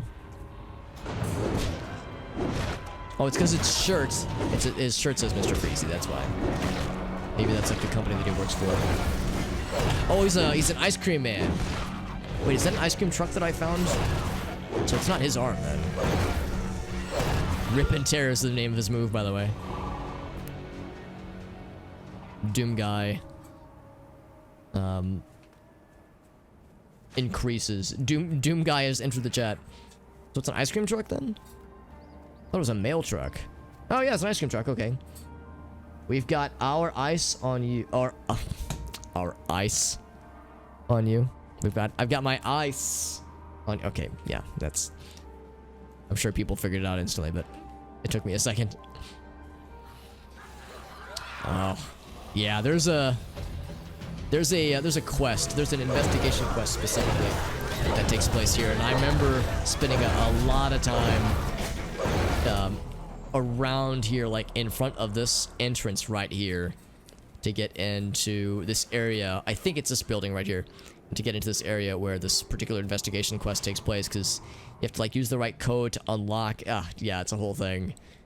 Shit, man, the investigation quests are always so cool, but man, they are tricky. Oh, hold on, we have a friend. The puns are real and clever. Dearly departed. Let's depart them even further. Let's depart their heads from their torsos. Gotta find Eric and Mindy's grave. And only certain gravestones are identifiable. Here's Eddie. Illness took you from the earth, but never from our hearts. Tom Dexter. Oh, that's my dog. Being very cute, by the way. No surprise. Local dog is cute. Tell your friends. Got the ruin on the side of the building here. Out of here, dearly departed. I do not dearly appreciate you. Kingsmouth War Memorial. Ray McGee. Answer the final call of the wild. Could this be it? Oh, hold on. We have a friend who's entered the chat. John Langmore.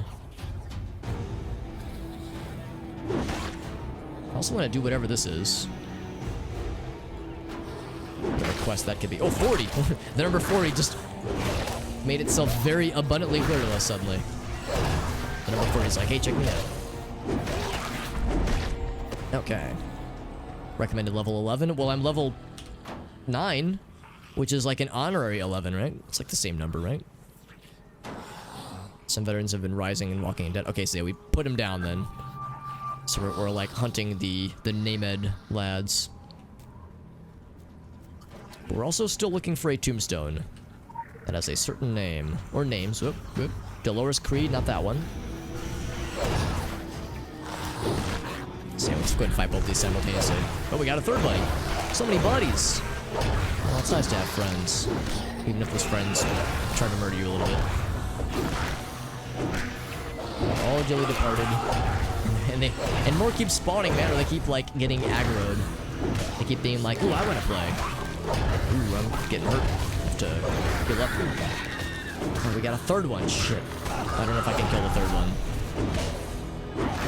I do have a healing ability. Yeah, I'll just do this much. Okay, we barely got it. Alright, so no more of that. Let me just breathe for a second. Because you do heal out of combat, thankfully. Yeah, see, there it goes. So it takes a second. So in situations like that, it's not ideal, but we can just kind of power through it. Yo, Puzzle, what's up, buddy? Oh, no worries, my friend. It's good to see you, my friend.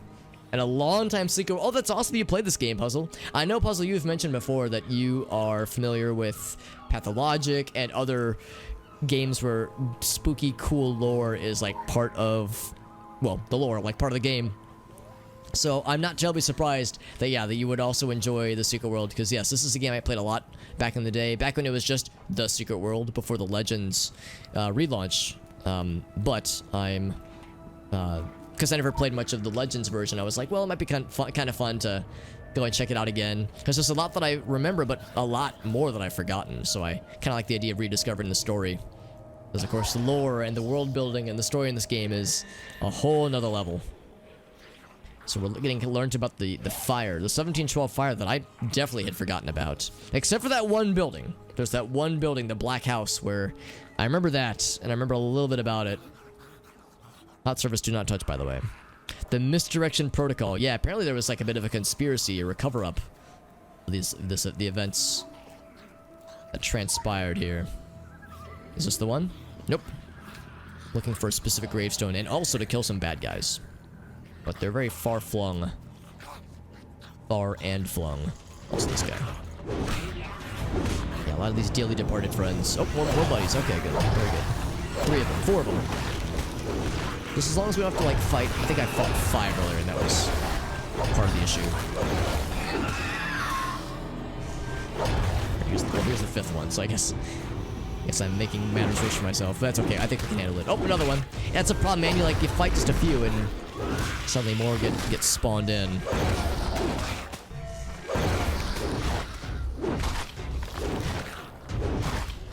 Okay, not too bad. Got the original version. Oh, really? Oh, that's cool. Yeah, I was actually wondering if there's a way to play the original, because I would almost... Well, I don't know. I guess it really doesn't matter. It would be nice to be able to go back and see the original version that I had with my previous character. Because I still have my original character that I brought over into this version of the game when the relaunching first happened. But yeah, part of me thinks it would be kind of cool to see the original version if it's if it's reachable in some way. Oh, hold on, gotta fight these peoples. In fact, we're probably gonna bring it. Yeah, I was gonna say we're probably gonna bring in more friends, won't we?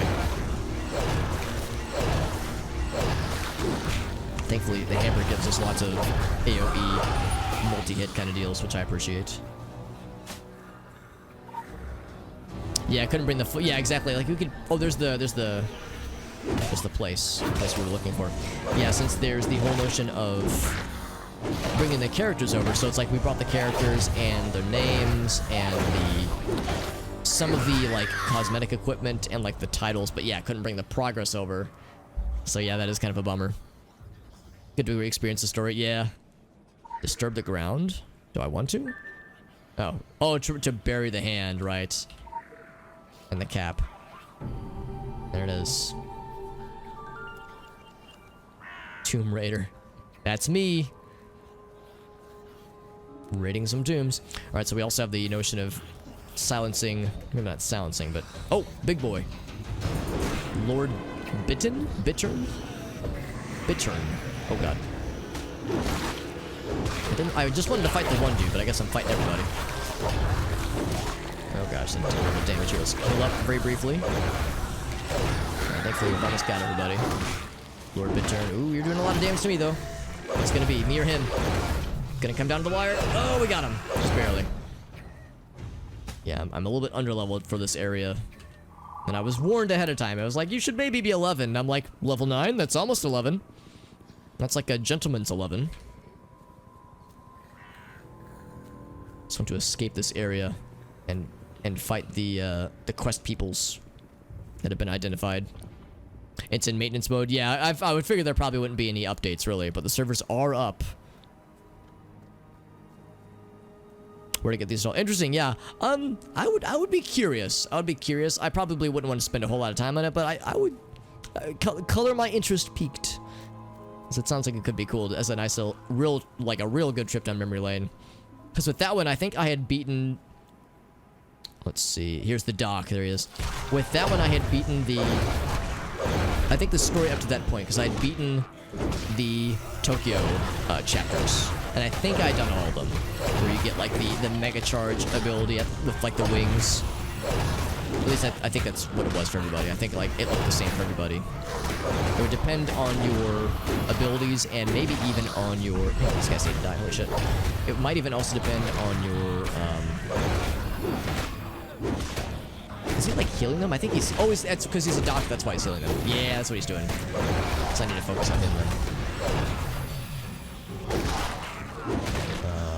I might not even win this fight. Oh, he's healing himself too. Oh shit, I have to out damage him, don't I? Or I could like, if there's a way to stun him. But yeah, I have no stuns.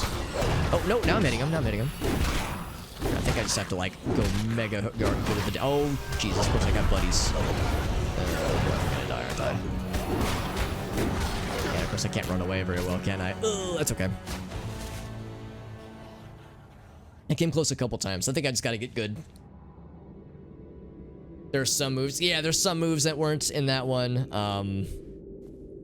Weakened from exhaustion. We gotta find where we died. Retrieve our corpse. Yeah, I forgot what the death process looked like in this game, because you can, like, zoom around. It's kind of neat. Yeah, I think we can get this one. I think we can do it. Of course, I wasn't doing myself any favors by drawing more buddies in. Yes, do we have anything? Oh, what I should do is I should do, Crystallized Frost that up. Well, we don't have any, elemental focus things. Yeah, can't use the ability. But we do have this one, the Seething ability. Also, I've leveled up a few times. Maybe I should check my abilities. As for passive skills, yeah, we could definitely do some stuff here. Let's build. We want to build up to the Living Flame abilities. Let's unlock this one. And we can unlock this one too. Better hit rating, never a bad thing. And then at 10 more points we can unlock that. And for active abilities, yeah, we'll go and unlock this one. That way once we get an elementalism focus, Living Flame will be really helpful. Let's try that again. Oh, hold on. I have to Control R. Oh, hello, Control R. There we go. Another sword. Got a whole collection of weapons. Eventually we'll just wood chipper them to update our current stuffs. I remember this. I need to remember that seed ability. Are there any other abilities I should be considering? I don't have a lot unlocked yet. I've been... Yeah, of course, I'm very much early game. Yeah, not yet. Oh, wait. He's around here, right? Yeah, the Doc Manon. Oh, there he is. Almost walked right past him. Alright, Doc. I'm getting mad. Let's fucking do this thing. Now I know to, like, specifically fight this dude and ignore his homies. Because he can only heal so much. In fact, I should probably just stand still. Got a crook there. So he heals pretty frequently. Oh, I get him so close. There we go. So you really just gotta, like, really power through the damage on that one. So that's 1 of 3, and presumably the others won't have annoying healing abilities like that one did. So that's reassuring. Whoops, wrong button. So there's some dudes around here. Camping grounds. Oh, I remember what this is. Yeah, the camp. I remember the camping grounds. Deadeye. Is that because he's like a good sniper? Well, it's about to be extra dead. Eye. It's like A-Y-E, that eye.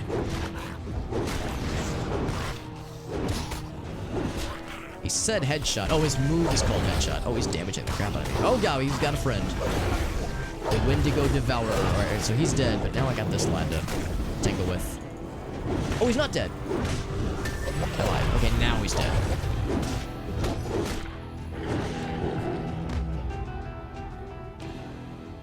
He didn't drop anything. I should just be glad he's done. He's over and done. What's this lady doing? I think she's just a regular running zombie. Some just like to run around like a weirdo. Casual flipper? Casual, oh, ripper. It's a casual flipper. I don't even know what that means. Are you gonna casually rip me, lady? Oh, crazy. I really thought it said casual. Casual ripper. What a filthy casual. Oh, she brought in a friend. Oh, that's sweet. Casual ripper. Casual flipper. Crazed ripper. Rip and tear, baby. Yeah, there's a move called rip and tear in this game, apparently, but sadly, I don't think it's a Veiled Doom reference. I think they just named it that for funsies. So there's a dude that I'm looking for. Are you the dude? He's a dude. Terry O'Reilly, the Irish tank. I don't know how Irish he looks, but he definitely looks tanky. Eeyore. It sounds like he's saying Eeyore. Got a shield. Oh, that's why he's a tank.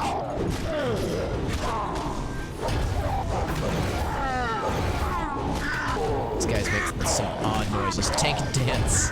I don't know if I've ever seen a tank dance before, but I guess that's not on my list of things to watch out for today.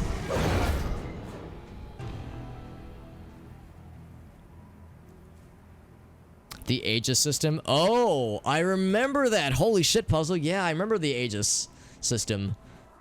Yeah, so that's not in Secret World Legends. I guess that's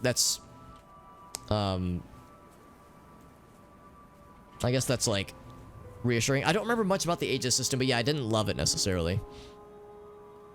Yeah, it's like, I don't know. Yeah, how does somebody look Irish? I guess I don't know what to watch for if someone's Irish. But yeah, maybe they just didn't know. Maybe his parents were from out of country or something like that. There's Deadeye Dan. Now, I already killed Deadeye Dan. I don't have to kill you again, do I? We're cool, right? I've killed you once before. We're square. Yeah, we straight. We good. Yeah, by all means, puzzle. Feel free to, if you want to post it in the Discord or DM it to me. Either one works just fine. And I remember this campground. Because this is like a morning light thing, right? Yeah, it's like a morning light, hippy dippy, weird. I don't want to be too disrespectful here, but yeah, kind of. I mean, I know a bit about the morning light stuff, and it's it's creepy. Let's call it what it is. Yeah, it's creepy. Let's just call it what it is. Creepy as hell. The philosophy of the movement is change. Necessary change for the better. Stagnating in the quagmire of modern civilization. Oh, this boring-ass civilization getting in the way of real progress. Nah, man, we need to get to the next level. Just yeet ourselves into the sun.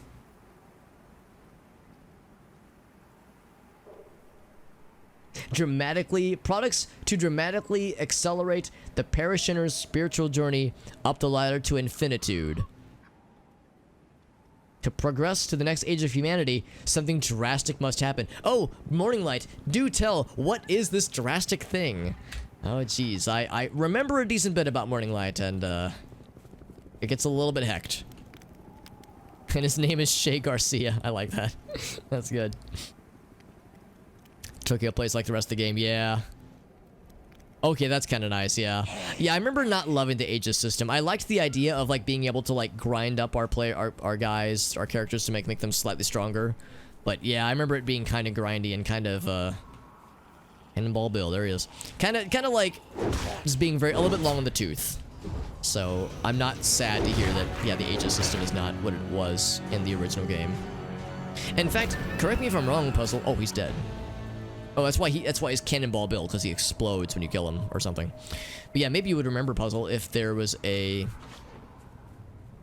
because I remember the mechanic kind of sort of where you would like get these anima, these Aegis nuggets that you would feed into your Aegis system, and it would like make you do more damage or make you more resilient against like damage of certain types, but it would only work in the Tokyo area, right? Like you could try to use the Aegis stuff in other zones, but it wouldn't like make a difference. Am I remembering correctly, or is there something else to this? Also, flushed brochure. Did somebody try to flush it down a toilet or something? I'll take it. And then I'll also kill Zed Flamer Johnson. Now, why do they call you Zed Flamer Johnson? Zed Flamer Johnson. Oh, that's why. Okay. I don't know what I expected. Ow, you do a lot of damage, dude. Am I damaging myself when I'm hitting him? Maybe I should pay attention to the effects that are on me, because I think he might have had like some kind of thorns thing going on there. Or maybe him lighting me on fire has something to do with it. Yeah, that's the one. Gosh, what was it called? The, like, daycare center or something? Like, oh, fuck, dude. That fucked me up. I remember me and my buddies did that one kind of all at the same time, and at the end of it, I remember my buddy Brad was like, yeah, I feel like I need to go, like, cuddle some puppies or something. So it didn't really help you outside of that area, and granted, that area was pretty tough, but yeah, it wouldn't, like, help you in, dungeons or anything, would it? New content after Tokyo. Right, I heard about some South Africa stuff, and that's like the last stuff that they've added at least. Langmore... I thought it's a jail. Langmore Trail. Right. Of course. Alright, so let's turn that one in. Yeah, our first fist weapon. Fists of Havoc. Pretty good. I apparently have a lot of quests going on, don't I? We need to deliver the bullets to Andy. I'll be very excited, but however... I also want to go check out the camp. Some of the Tokyo dungeons. Yeah, because when the relaunch first happened, a lot of the content, like a majority of the content was brought over, but yeah, I understand that there was some stuff that didn't quite make the cut when they jumped from TSW to SWL. But yeah, I understand that they've phased a lot of that back in. There might still be stuff that hasn't made it over, but they did bring a lot of it, a decent bit over time. But of course, this game hasn't made them a lot of money, so I don't know how much development hours they're spending on this game, if any at all, really. So it's hard to say. But yeah, some of the dungeons were pretty cool. I remember, yeah, doing those with friends and really liked them. Since I'm pretty much doing the single player, I don't expect there to be... I don't really expect to do a lot of dungeon content, if any, to be honest. But I do remember some of those dungeons fondly. I've mentioned before that I like this story and the lore so much, but the gameplay... It's just kind of so-so. I don't really like MMOs, so the MMO-isms to this game kind of turn me off from them. But the stories that were contained within those dungeons and the extra lore within them was pretty freaking cool.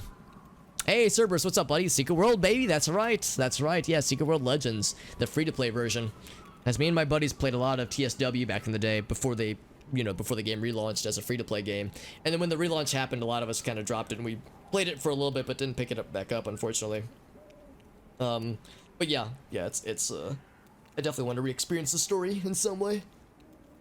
If they would add more, it would be nice. I wouldn't blame them if they didn't, because again, for a game like this that has a small and admittedly dedicated audience, but still a small audience, I mean, you have to look at the numbers, right? Fear Nothing? I don't know if I remember Fear Nothing. Well, unless that's the Morning Light stuff you're referring to, the recruitment stuff in Tokyo. And do balancing for tanks. So they're doing, excuse me, so they're doing some stuff then, that's good. Yeah, so if they're like working on enhancing it in some way. The story, yeah. Yeah, like I don't hate the gameplay, it's just kind of stock standard, it's like MMO, you hit the rage building things and you spin the rage to do the numbers, and yeah, it's just kind of so-so. And that was the thing that kind of turned me off from the game, because we played it a lot back in the day with my friends, some of which were in the chat a little bit earlier, and I had fond memories with it, but yeah, like to do the elite dungeons, you had to really like beef up your stuff, and yeah, then we had to grind out the PvP. After a while, I think a lot of us were just like, what's the point, man? Like we just kind of ran out of fuel for the game. And then when the relaunch happened, that just kind of killed it for us. That was Fear Nothing. Yeah, dude, I remember that one, dude. Holy shit. I'm looking forward to it, but I'm also dreading it because it's a brutal quest, man. But it's real freaking good though. And the investigation quest, yeah, they really take it to a whole new level. Cause like the regular quests are cool too, and the story stuff is great. The cutscenes are top notch with like voice acting and whatnot. But yeah, then you get the investigation quest, which is really where the game truly shines and blossoms. What's up, Vodka? How much often do they update the stuff, like content-wise? That's a very good question. It's been a while, I think. I know they added the South Africa stuff, so at the original launch for the game, well, not the original launch, but in the original version of the game, they developed, I guess Tokyo's the 4th chapter. Maybe Puzzle would know more. Tokyo was the 4th chapter, and they added at least the beginning of a 5th chapter since this game is relaunched, but I think that was a few years ago, and I don't know what else they've done recently. I know Puzzle did point out that they've done some rebalancing lately, so there is some dev team that works on this game, but probably not much. Nothing is really, yeah, the story-wise, this game is unrivaled. I would say this game's story is some of the best storytelling I've ever seen ever, just across the board. But the investigation missions, yeah, 100% agreed. Like the way it kind of stretches your brain and forces you to think outside the box and like go to websites and call actual phone numbers and listen to voicemail messages and decode fucking Morse code, and yeah, it's fucking wild, man. Not since last year. Oh, last year though. Last year's pretty recent though, in all fairness. 2019. Yeah, it's a relaunch of the original. Yeah, exactly. Yeah, the original was just called The Secret World. Now it's Secret World Legends. Because that was what me and my friends played. We played the original version back when... So it was after the subscription model went away. And it was just you bought the game once and you were good. There was an optional subscription, like a monthly subscription that gave you some benefits. But when me and my buddies played it, yeah, it was just The Secret World. You bought it once and you were good. Now it's free to play. And it has, I think most of the same content has been brought over, but yeah, some of the content from the original has not been brought over. A lot of reworking and rebalancing with the combat.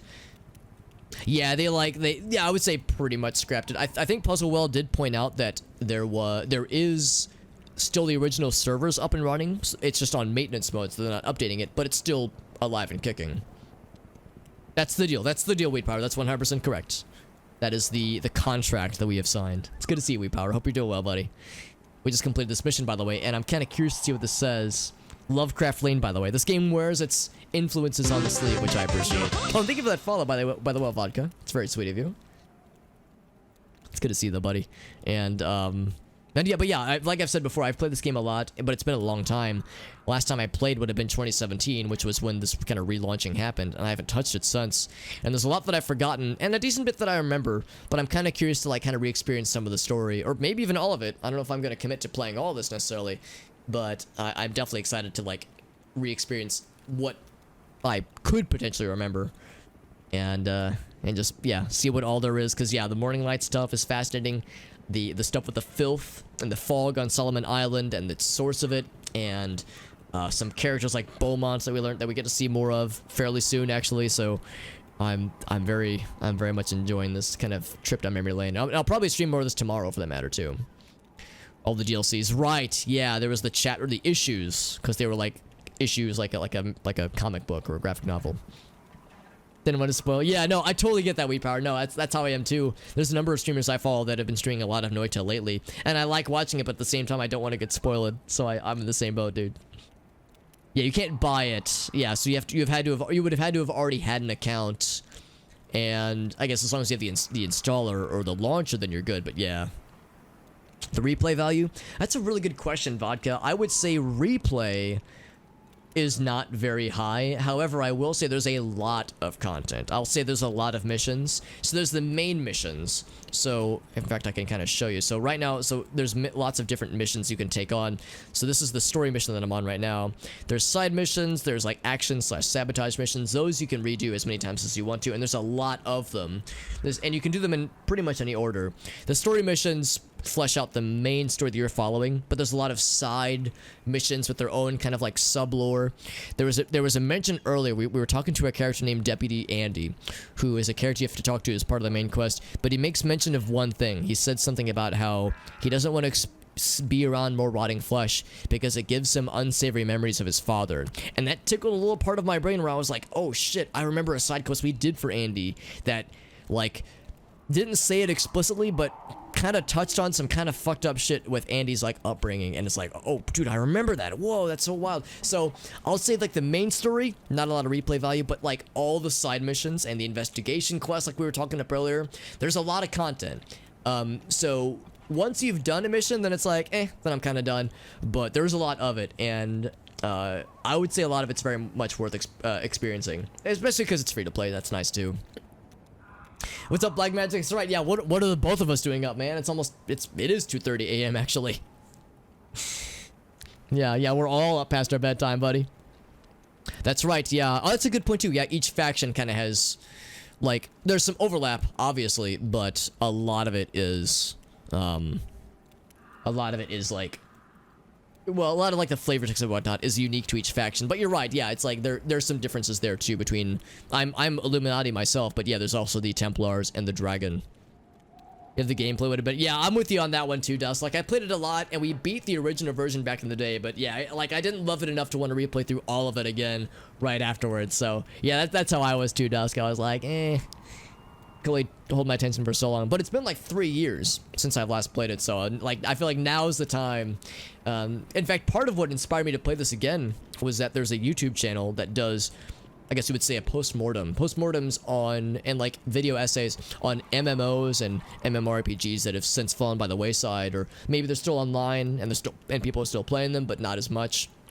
So they're past their prime, and they kind of do this investigation for what went wrong and why did certain things fail and other MMOs succeed. And they did a video about Anarchy Online that one of my friends posted a while back, and I watched the video. I was like, this is really good. And at the end of the video, there was a reference to the Secret World. I was like, oh shit, and I watched that one. That was really good. And watching that, I was like, fuck, man, now I'm activated, dude. I gotta play this shit again, dude. So see, here I am, suckered in once more. Like MMOs. Yeah, and that's the thing, like, I'm not a really big MMO guy. That's part of what's weird about this, is because I don't really like MMOs, and the gameplay I don't love. I don't hate it, but I don't love it. But the story, man, the lore and the world building, it's incredible. It's amongst, if not the best story, like, experience or just overall world building that I've ever seen in a video game ever. And part of me almost wishes that they would just scrap the whole thing and just make it like a point-and-click adventure game or a walking simulator. I just want the story, man. The tasty lore nuggets, man. He's playing something interesting. Yeah, we're all up past our bedtimes, man. I'll probably go for another hour, maybe half an hour or so, but I'll definitely be back tomorrow as well with more of this faux show. And of course, I always, want to clarify for anyone who's up right now and you're like, man, I want to get my ass to bed. I won't be offended in the slightest if you need to go to bed. It's totally fine. I'm always happy to have people here in any capacity, but I don't expect everyone to abide by the same degenerate hours that I've been in lately with quarantine, obviously. But like I said, I'll definitely be doing more of this tomorrow. Steven Silence's quest. Now, I don't know if I remember that one. Was that like one of the Halloween specific quests? Oh, Subvale's going? Oh, hell yeah, Void. If he usually streams late in the night, that's perfect. Because, yeah, I'll be looking forward to raiding him at some point.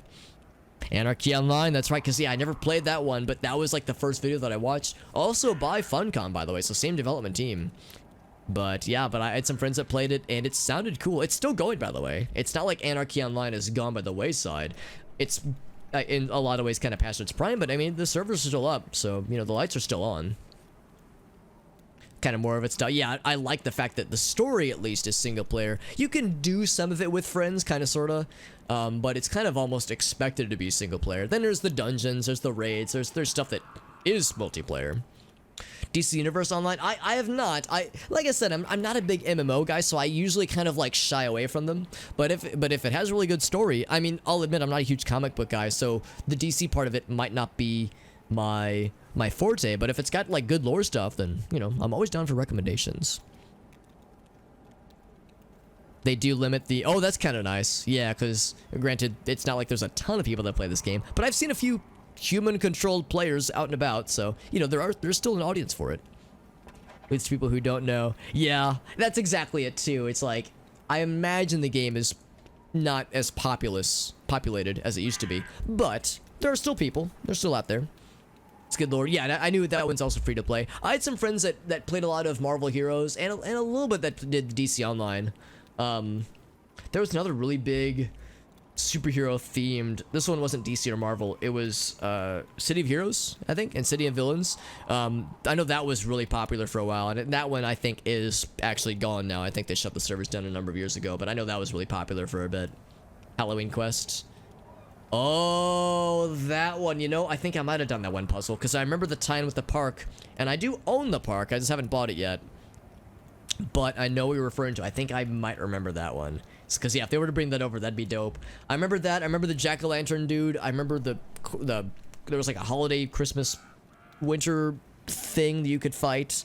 Like a Krampus battle, I think. Oh, God. And some of the completely bonkers, like, what's the word? Cosmetic things you could get. And, like, I remember the little, like, winter holiday dog with a little Rudolph nose. Oh, fuck, man. Yeah, the memories are just flooding back, dude. Adorning things. Oh, very nice, man. Yeah. Yeah, man. Gotta sport the threads, right? Anyway, I'm kind of curious about this guy here. So, he's a gas station attendant. He hates his job. He's got kids, and that's hard. They're like people I don't know a thing about. Everyone's strangers. I want to know people. Love and be happy, man. Says Walter Berry. So that's how they sucker people in. It's like, oh, are you unfulfilled in life? Do you want to reach the new status of being, or the new evolution of human nature? Then join us, Morning Light. We are your salvation. It's also like creepy. Yeah, New Age movement. They're worse than zombies, she says. Once they get their nails in, you'll never shake them. An apocalyptic slant to their rhetoric. Got a hippie camp in the middle of an occult war zone. Yep. Philip Marquand. He's never not smiled. Oh, God, that's almost, like, more unnerving than a person who never smiles. Like, what's worse? A person who's, like, always a curmudgeon, or a person who's, like, literally always happy? It's like, hey, man, your brother died. Oh, great, I'm happy about that. Yay, I'm always smiling. It's like, Jesus, get away from me.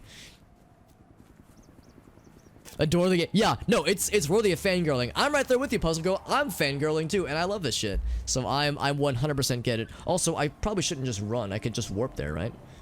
Because we need to get back over her. Cost 100 bing bongs. That's fine. We got plenty of bing bongs. That's so MMO. Oh, well, I mean, I want to disagree with you, Void, but well, you know, it's a little yeah. So I need to buy the park. I haven't played it. I'll confess. I got it on sale. Yeah, you're gonna laugh at me, Puzzle. So not so much in Secret World Legends, but in The Secret World, there was a tie-in with the park where if you bought the game and like linked your Steam accounts and blah blah blah, you would get a really good talisman for your guy, like a really good talisman. And I think, I'm not 100% certain on this, but I think my normal character has like a version of the talisman. It's not nearly as overpowered, and that thing was overpowered, to be clear. But yeah, I 100% bought the game because I wanted that talisman to beef up my dude's numbers like a fucking chump, dude. They suckered me in. Oh, I gotta get the stuff to Andy. That's why I'm here. Forgot why I was here for a second. But I was like, oh, dude, I need that talisman, man. It's like the hatchetman's talisman, or the woodsman's talisman, or something like that.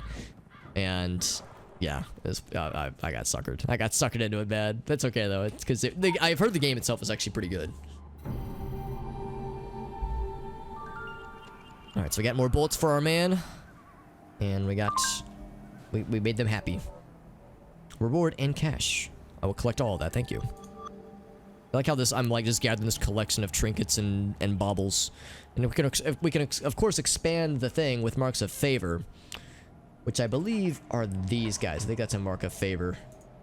Yeah, these guys. So, and you earn those by doing quests and whatnot, so. And also completing daily challenges. So increasing the inventory is one thing. I would shipper these eventually. I'm waiting for like enough of them.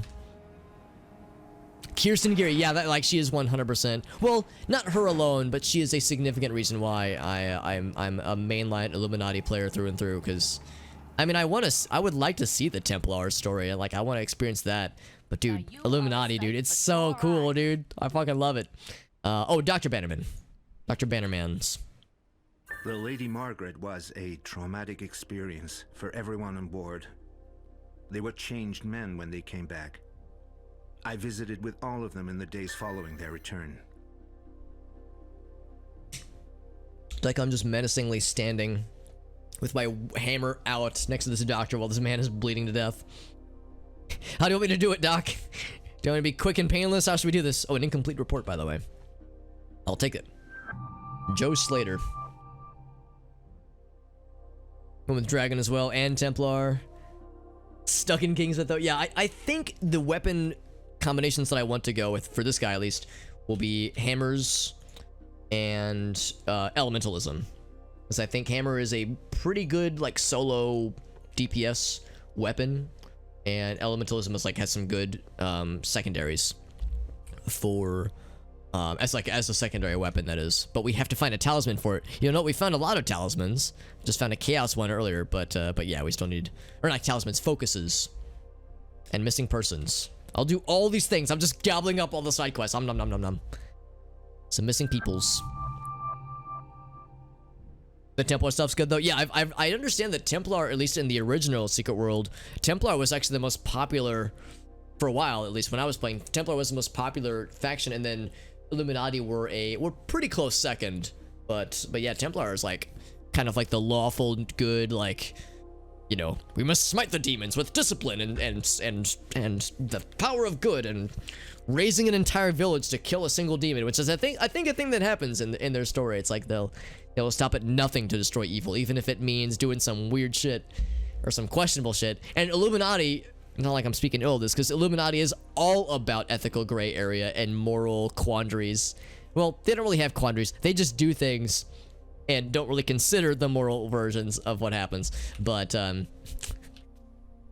you know, their main draw is like, how does it affect our bottom line? You know, if smiting evil is good for business, then yeah, we'll do it. But you know, we're not out here with altruistic ability or altruistic means necessarily. The Issues and Legends, yeah, that's the one, Tyler Freeborn. I remember the Tyler Freeborn. Oh, I remember Dream to Kill. Yeah, dude, all these memories flooding back to me, man. Holy shit. Some incredible stories. They're probably like, well, I mean, I don't know a whole lot of details, but yeah, they have like, very, almost like, alarmingly strong convictions, apparently, is like the Templars. Like, they are all about convictions and all about their mission. And so are the Illuminati. They're just less cavalier about it, you know? Illuminati are a little bit more... They're all nuance. Templar is no nuance. They're like, we're gonna do this shit. We're gonna smite the evil and kill the demons and save the world and be damned anyone who gets in our way, because that's how it do. Oh, not that button. I wanted to look at the main quest, asking about the... Oh, I have to keep talking to him. Oh, okay. My B. In my office, there are detailed transcripts of our sessions. I got carried away. Happened so fast that day, there was no time to pack.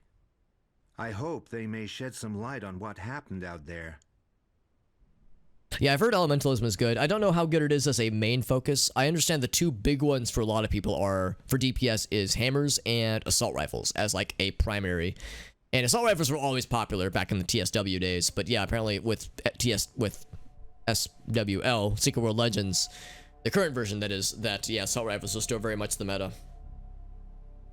Sword and pistol. I've heard pistol is really good. Sword, apparently sword was like by far the best in the Secret World back in the original version, but apparently in this version it's not quite as good. Still pretty good, but like not. Apparently it's the issue with swords is that so much of it is single target focused versus having, you know, multi-target capabilities as like a significant part of it. Stick with sword, yeah. Yeah, sword is good. It's really good against bosses in particular. The Crusaders, yeah, they're Crusader-like, absolutely. I think Crusaders is a very apropos word to come to mind when you think of the Templars and how they run their show. Anyway, we got to fight his clinic, by the way. Every group. Oh yeah, no, you're 100% right, Elgas. So this is not like the most novel approach to like how factions work. I like that they're morally gray in different ways, or ethically gray. And there are things that like make them stand up from each other, and I like how there's like kind of a rivalry, a three-way rivalry between these three groups. But you're right, like that part of it isn't like super novel, but it does kind of introduce some unique tribalism where people are like, nah man, it's all about Kirsten Geary, or nah man, it's all about faction, what's it called? It's all about Templar guy. No, it's all about the Dragon Lady. Like, you know, people stand for their favorite NPCs. I was saying earlier how whenever you interact with Kirsten Geary, and for those who weren't here earlier, we were interacting with her and had her first few cutscenes. Whenever you interact with Kirsten Geary, she kind of has this like, you know, step on my throat and punch a hole in my chest kind of energy. Like, you know, you kind of, it's like the whole thing where if you ever look on Twitter, specifically Twitter, this is a thing on Twitter I've noticed a lot, and there's like a woman, an attractive woman takes a picture of herself, it's very pretty, very sexy, and posts it to social media. There will inevitably be ladies who will comment on the photo something along the lines of, just punch a hole in my chest already, or just step on my throat, you know, just spit in my mouth please. It's like, you know, you're so sexy, please just fucking end my existence, like please just ruin me. Kirsten Geary has that energy. Not to say that I think like the character is like ultra sexy, just that energy. It's hard to describe, and I almost don't want to describe it too much because it makes me sound like a weirdo, more so than I usually do. But yeah, it's very unique for sure. We have a lot of things to collect, by the way.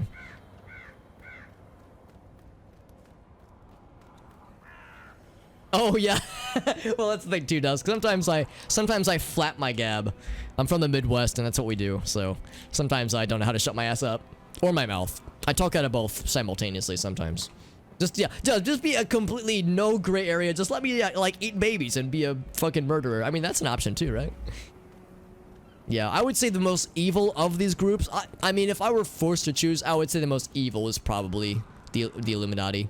Dragons are like aggressively neutral. Dragons are like, we're all about chaos, we're all about like unpredictability, we're the wild card. Templar are like, they're like lawful evil. They're like the annoying paladin in the group where it's like, would you shut up, paladin? Good lord, holy shit, just stop being such a self-righteous asshole. Illuminati are like, they're like the snickering rogue, like they're the ones where it's like, if they're not evil, but they would be the most evil by a country mile.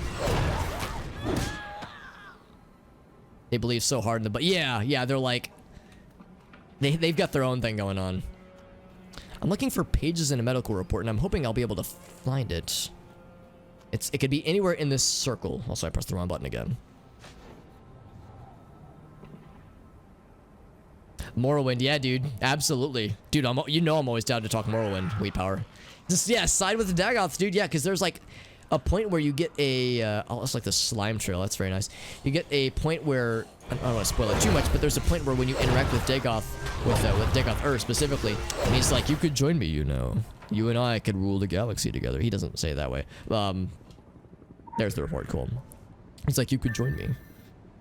Person that I'm not going to say the name because it's kind of a spoiler. And you can say yes, but then nothing actually happens. So because of course I've tried it. I mean, come on. How can you not attempt to join Daddy Dagoth?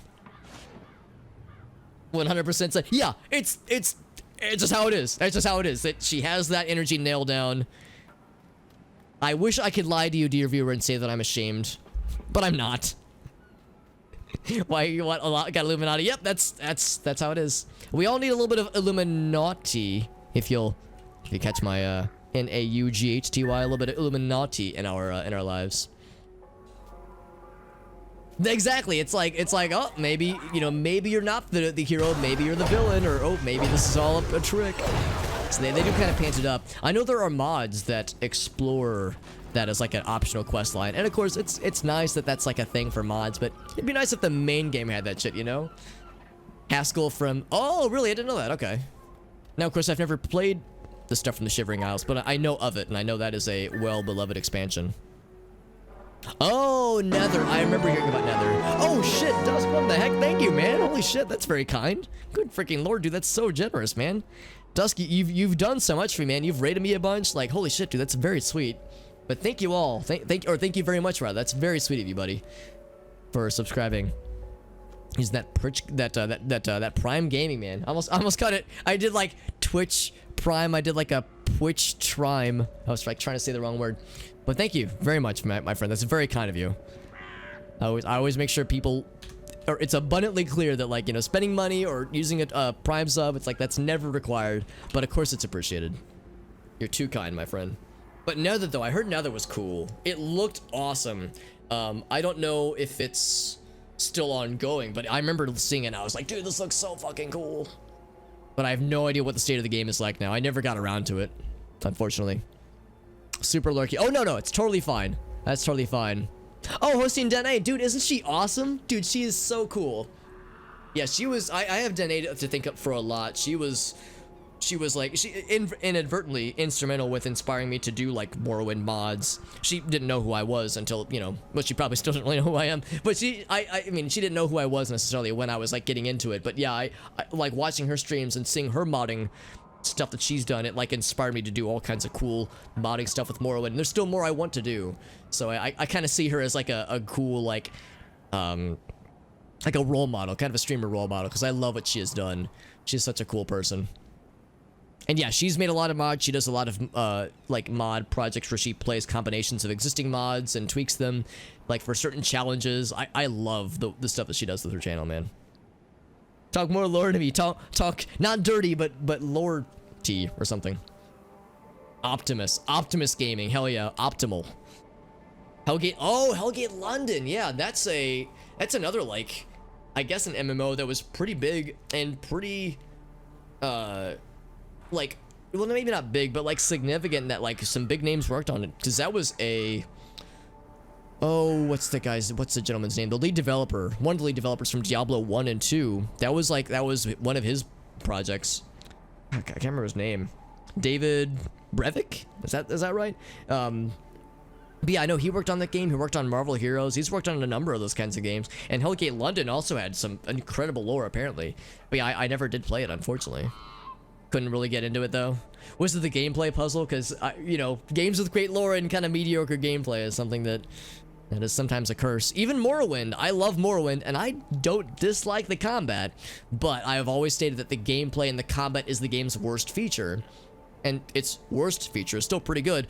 Or it's still functional, at least. But, like, man, the game's story, the writing, the variety of stuff you can do, and the amount of content. I mean, those are the things that really drive the game home. But, like, you know, nobody plays Morrowind for the combat, because the combat's just kind of, yeah, it's opposed die rolls. It's nothing that exciting. By the way, a cleaning woman. Maybe I should look at this dead corpse here. The edge of a childless park. No shortage of dead Kingsmouth. No secrets that they may have kept. But she's got a phone with a message. Let's check. I'm taking on so many side quests. But this is what you do when you play this game, man. You take on all the side quests and yeet yourself into the sun of that is composed entirely of lore and side quest tomfoolery.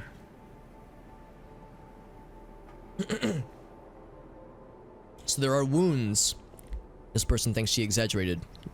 To the church, send me the Hawthorne surveillance.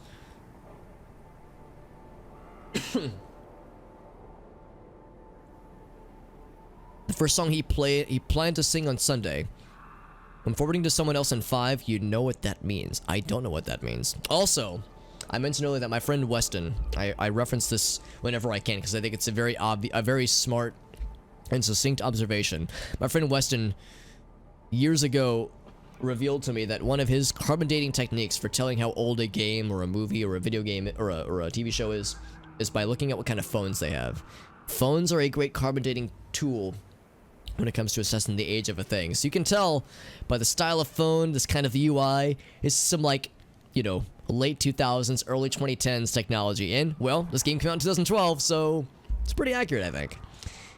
But anyway, you know what that means. I don't know what it means, but I need to find the keypad. And with this mission, it's going to identify a lot of things for us, but this has some not too dissimilar energy to the investigation quest where we're trying to solve a mystery putting the puzzle pieces together. Oh yeah, yo, but by all means, Dusk, by all means, yeah, no worries, my friend. I should clarify, I can't clarify that enough, or emphasize that enough, rather, because yeah, I know it's very late. I don't expect people to stay up to watch my short little bearded ass play this wild ass weird game. But of course, I appreciate you being here, Dusk, and thank you for spending your Twitch Prime sub on me, man. That's very sweet of you. And like I said, never ever the expectation, but of course it's very sweet. You're a very kind soul. Yeah, Googling things will also do it, yeah. Yeah, maybe this game... In this game's universe, Google and the internet exists, but yeah, maybe they didn't have good internet or something. Oh, you're saying, oh, well, for finding out how old a thing is, yeah. Well, on quick glance, it's a nifty thing.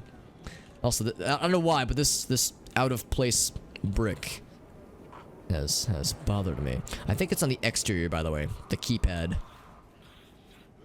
Let's keep an eye out. Let's keep an eye out. Hey, what's up, Dolph? Happy Thanksgiving to you as well, my friend.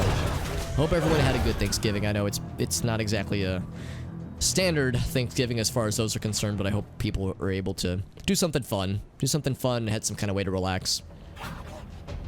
No, you're not being obnoxious. If you're being obnoxious, pause, then I'm being insufferable, because yeah, I'm fangirling right there with you, my friend. But yeah, by all means, feel free to get to bed. I'll probably be hopping off in half an hour to an hour, so it is good. I don't want to be up till 4 again. I was up till 4 the other night, and that's what has started me on this degenerate schedule that I'm on right now, so I'm my own worst enemy in that sense. As I've joked before, it's a good problem to have, but it's like, yeah, I shouldn't let this get too out of hand. Oh, and my pleasure puzzle. Like I said, we'll do more of this tomorrow, I think. I'll definitely be streaming tomorrow, and I think it'll be more of this. I don't know if I can commit to say that I'll be like streaming all this immediately, but like, yeah, I definitely want to do more while the strike while the iron is hot, so to speak. Also, I'm just walking into a church with a hammer brandished like a freaking murdering weirdo. Christopher Martin. Oh, there he is. Oh, wait, this is for something else. You're a missing person. Oh, well, he's not missing anymore. All right. But then there's the keypad. Keypad that's somewhere. Oh, it's not in the church. Oh, it's outside the church. Okay.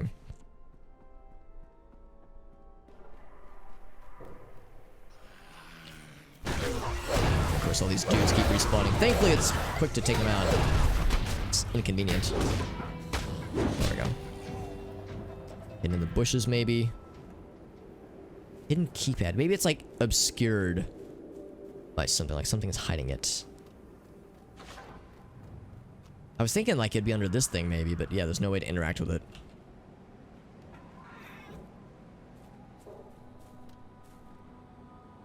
Would it be above there, maybe? Maybe I have to climb that somehow.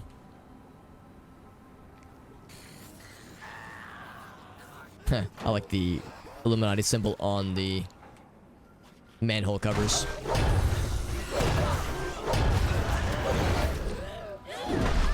There we go. So it's not around this corpse. Or on the moped. Oh, oh. What's this? Oh, whoa, what's this? Notices your loose stone. Hidden keypad, he says. Oh, something, something. Alright, so there's a keypad. What is the key for the pad? Give us dirty laundry. Exploiting her unfettered access to spy on Henry. Ooh, I wonder why. The secret sewers, yeah. It might have some numbers, yes. Any surveillance is precious.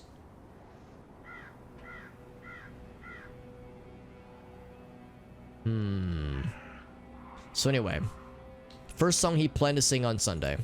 Well, let's see what this could be all about, because the dude she was spying on him with is it'd be the pastor. Yo, old Henry, do you have a It's Your Boy? Do you have one of them, like, I don't know, preaching plan thing, something that you knew you were going to be singing? Or leading the congregation to sing? Looking to see if he's got like a schedule. I see nothing. Maybe I have to talk to him. Ew, talking to people. Ugh. Talking to people. The church. My child, Kingsmouth Congregational is always open these days. Especially now my flock It's like he's not is even looking at me, he's just considerably staring reduced. ahead. But even if we had holy water, I'm afraid it would have run dry by now. Guy has he has a Ned Flanders appearance, but sounds nothing Look like at the Ned churchyard Flanders. there. Oh crap, I meant to Chewed type up the like church, or Susie's click the clam church. chowder. I've been keeping a head count. Blessings to Oh, really, re-administer, Weepow? What's the name? plots to be returfed, other You know, I'm always down for a unfortunate logistical cool problems. new music recommendation. If the good sheriff sent you, Well, hidely ho there, tell neighbor. her I'm doing just fine. I have my books, and I have the Lord. And 44 behind the pulpit. Okay, there we For go. differences of faith. That's what we're calling We it. don't usually do confessions, but, well, your secrets are safe with me. As God and Kingsmouth's founding fathers are my witness, I've heard Never and seen it buried. all. Okay, I've never heard of them The before. great How would and you the describe small. them? Or maybe, looking at you, we're both in the business of secrets, if you Oh, follow does my that have it on meaning. there maybe?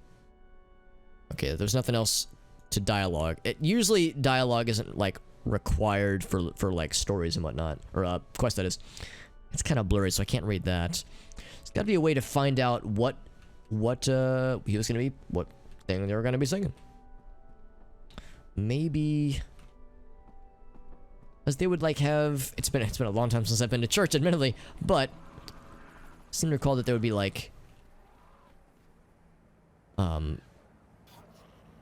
there'd be like a kind of an agenda posted ahead of time, or known ahead of time at least. Come on, guys, can't you tell I'm trying to quest it over here? You guys are harshing my buzz, man. Have a good one, Elgos. Thanks for being here, man. I appreciate you being here, and have a good night, my friend.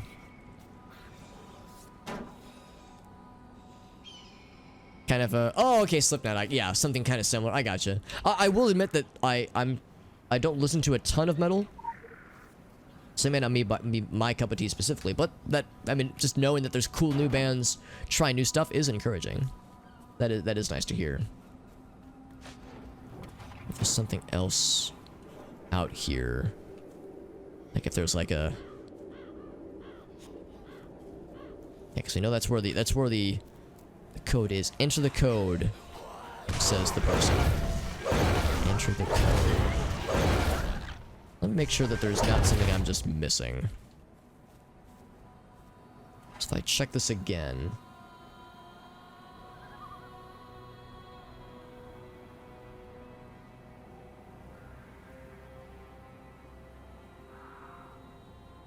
Yeah, Under the Stone. Yeah, he even said what the control pad is.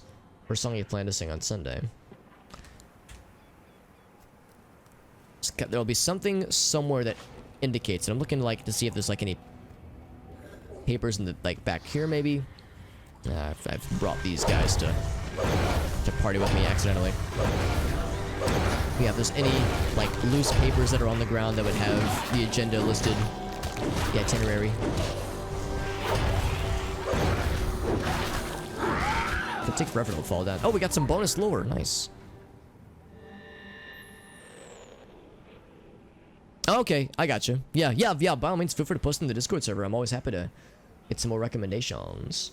The Elder Zombie. Vermiculated and maggot-ridden. Delicious. Corpses that awaken in the old graves. Right, so they're slower but stronger. The fresher zombies. Oh, interesting. That's what they're digging at. Well, actually, they're digging at a corpse. But that's what these guys are digging at. They're like trying to dig up their buddies. Many fetid things buried in its history. The older shamblers are sluggish and more fragile.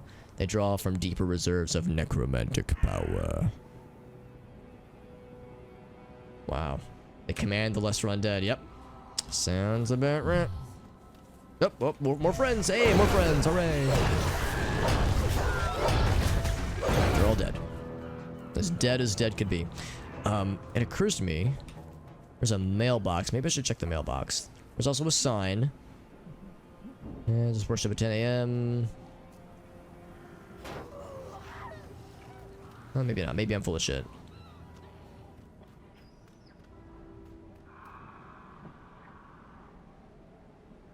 Oh, this is the priest's house. Maybe I should go in there? I cannot go in. Okay.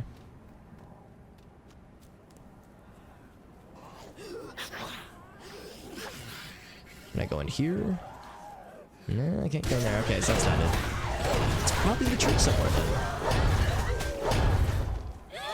Probably. Hopefully in the church somewhere. I should clarify.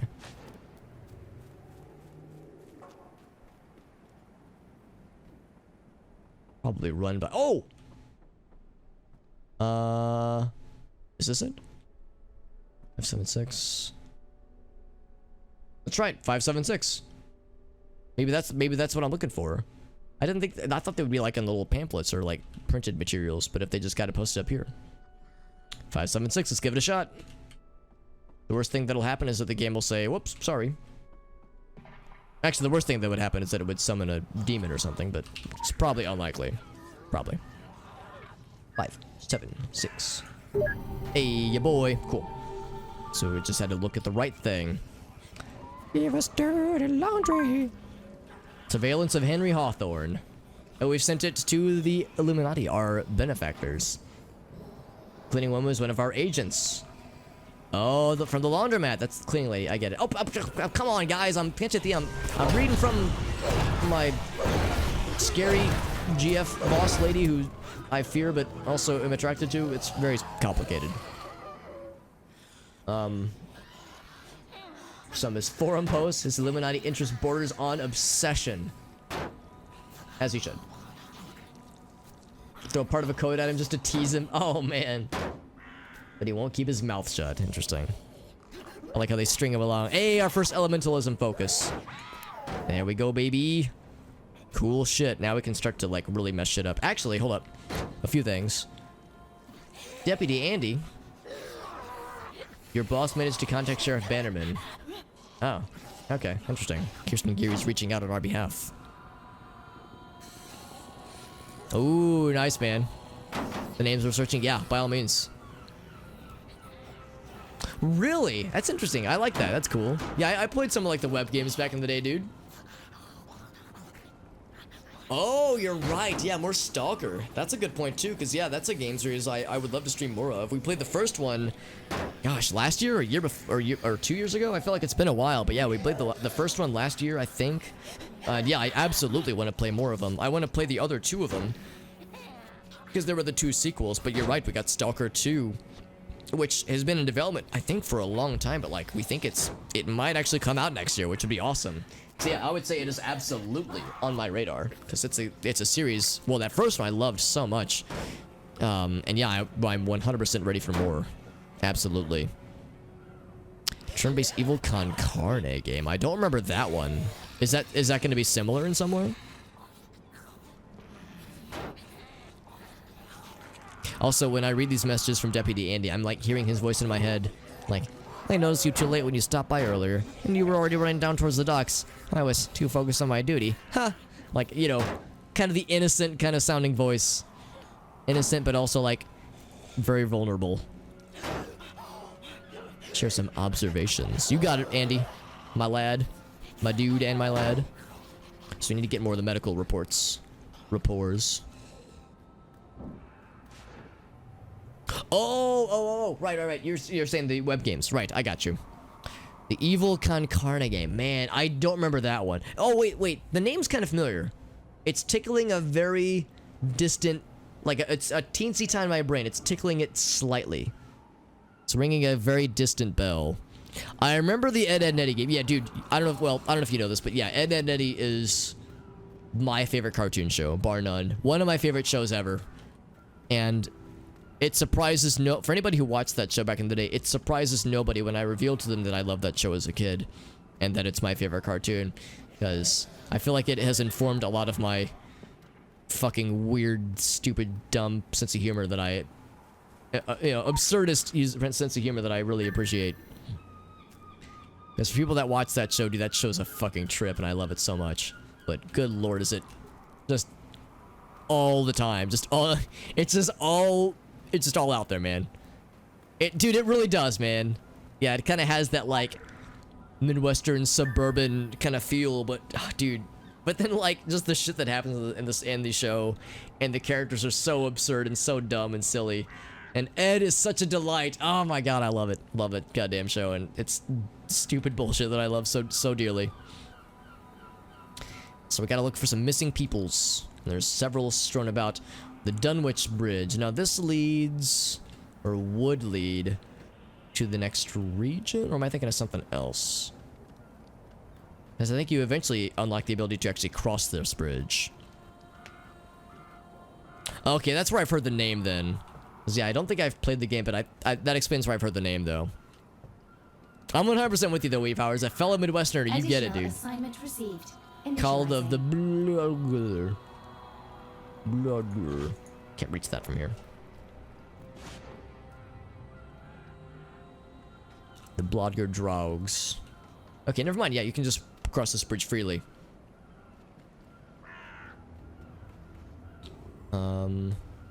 Is that a dude? It's an impaler. I don't know if that's quite the same. Oop, oop, oop. Oh, we got a buddy. A newly formed mauler.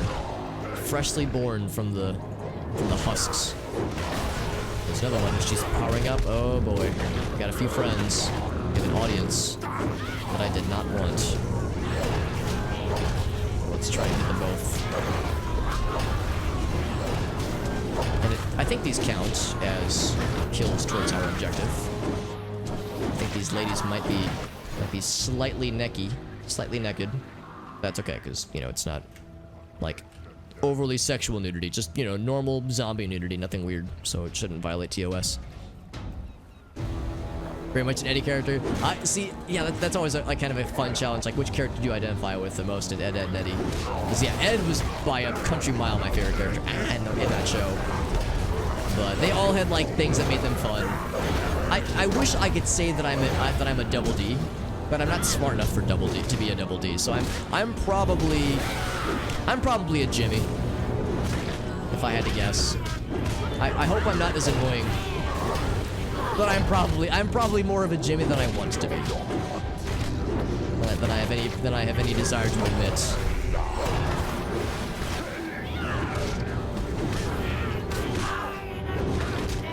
The sea collar. Not collar like the collar you wear, but the calling person that does a thing.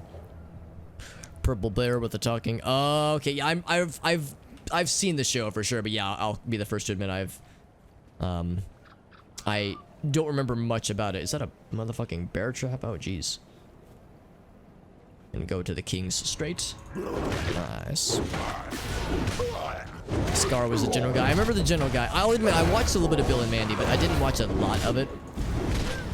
But I did watch from time to time. That was an era of Cartoon Network I kind of missed out on, partly. I was mostly in the era, like, before then, mostly. But I did watch some of it, though. Another talisman. Do we have enough to upgrade? No, not yet. 1, 2. We need one more. We need a 5th one. Yeah, like Kevin. Well, Kevin was kind of cool, but he was also kind of a bully. So there are parts of him that are enviable and parts that are not so much. Also, tasty little giblet of lore. Don't mind if I do. This is normally not what skit parts look like. There's usually a little bit less blood. Oh, the League of Zombie Slayers. I remember that. Oh, damn, dude. Throwbacks, man.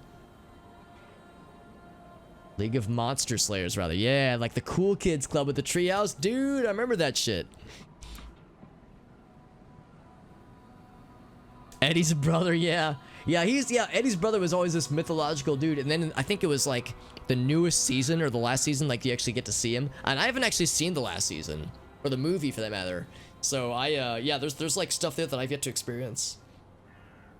I'm an old timer, dude. Didn't have a cliche. Yeah, he was like kind of a bully, kind of like the cool dude. You know, everyone kind of like envied him in the show. Relate to Plank the most. Plank was a good character, dude. Plank was OG. I liked Rolf, if not exclusively for That's My Horse, which is a qualified, certified banger. 5 out of 5, 10 out of 10 for sure. Yeah, the movie, that's right. No, I kind of want to see it myself. I do want to see it myself, and I've heard it's worth watching. I mean, I've heard the show, like, it's not as good as the show, but I've heard it's, like, still, like, worth seeing. I just need to get around to it one of these days. We got the last piece of the League of Monster Slayers lore. No girls policy changed with Nika Vasquez. Oh, Nika. Oh, golly. Asked for membership 9 times, was denied with jeers and spitballs. But on the 10th time, demonstrating an erudite knowledge of comic book lore and throwing a severed finger, oh god, too long to be human, at the feet of the gaping boys. Jesus. Generations later, but they remember. They pass on their stories mouth to mouth, and in secret notebooks. Every inexplicable incident gets scribbled in. Danny Dufresne leads the current league, but the fog came and the other members disappeared. Danny remains the last monster slayer of Kingsmouth. Yeah, the League of Monster Slayers. This like coming of age tale of like kids and teenagers like trying to understand the mysteries of Solomon Island and like stalking monsters and trying to like document the unexplained and the paranormal. Oh, it's so fucking cool. There's Danny. There's the Danny Dufresne, the last of the Monster Slayers. Can't do his missions yet. You liked them? I've heard they're good, but I've heard that like it can't really compete with the main show because the main show is such a joy. And that was part of what I loved so much about Ed and Eddie. It was this eternal summer, Ed-ternal summer, if you will, that was always like so comfy. It was very, and maybe just because I'm nostalgic, but the show itself, I think, did a good job of like feeling very, you know, you would learn about the characters, you would kind of like enjoy their quips and their odd quirks, but it kind of had that like there was enough familiarity to it. Yeah, I would say like I would describe it as like being kind of comfy sometimes. Let's see. It's a dude I'm looking for. It's in this area somewhere. They could be alive or dead. We'll find out shortly. Danny Mullen, was that one of the people that worked on the show? Like the design of the school, yeah. Yeah, because I don't think I would have seen that. Oh, here's the corpse, yeah, unfortunately. Zombie firefight. Oh, we're by the fire station. Right, okay. Well, in that case, that works out then. Maury Brewster. Mary Brewster. I feel like for some reason the name Punky Brewster comes to mind. I feel like that's from like a movie or something, or a TV show. I don't know why that name comes to mind suddenly.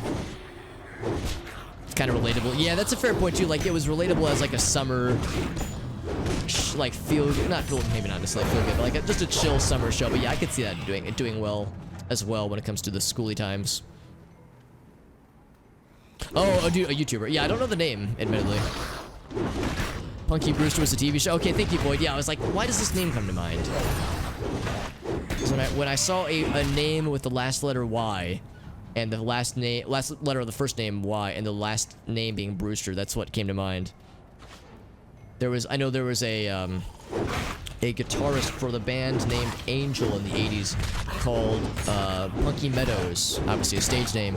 But the reason I know that is because I'm a big Frank Zappa song, and there's a song in Frank Zappa's live repertoire called Punky's Whips, where Whips with a W, where it like tells the fictional tale of the band's drummer becoming obsessed with Punky Meadows after seeing like a promotional photo for the band where Punky's like got his lips puckered out like kind of mugging for the camera, and the lore for the song is that what was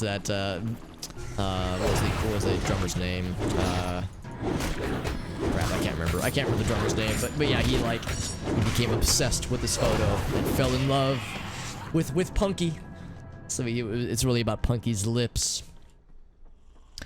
Fire Chief McCaffrey. Let's get him. That's the last one for this battle. Terry Bozio, that's the name of the drummer. He's a very good drummer. He's still performing today. Kind of a Mastodon. Mastodon's cool. I'm not like a huge Mastodon guy, but I can certainly respect them. Kind of like Kavelatek and Gojira, bands that I'm not like a huge fan of myself, but I can appreciate like what they do. So it's like I might not like that kind of metal, but it's like, well, respect. There's lore and a bad guy. Well, there's this guy here too. There's like a special bad guy over there. He's out of there. Our Chief Soul. Let's get him. He's got his fire axe. I think he's so cool. Except I'm way cooler. Actually, that's not true. I'm not way cooler. Just marginally cooler. Kind of like Tool, really? Because I do like Tool. I do enjoy them a bunch. Although I've yet to pick up the latest album. I really ought to.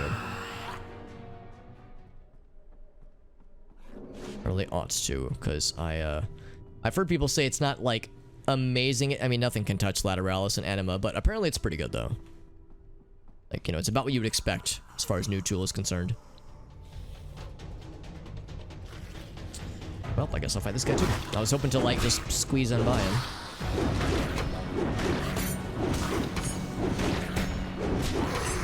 Oh, we got more friends! Hey, more friends! Alright. I'm building up lots of the rage meter, so I'm like doing a lot more damage as we fight more of these dudes. Oh, gosh darn it! I said I don't want to fight more of these lads. Oh, bam! There we go. All right, cool. So let's grab.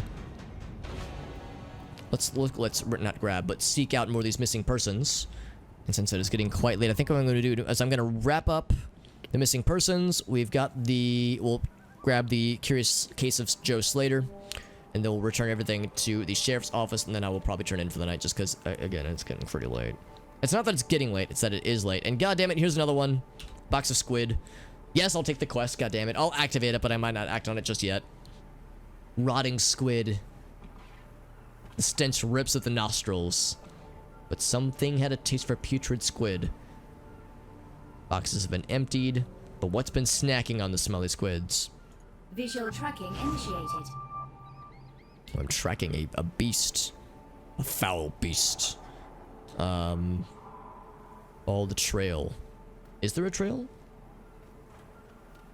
Oh, a trail of boxes. Oh, okay. It's probably not far away then, is it? Oh, I got some friends.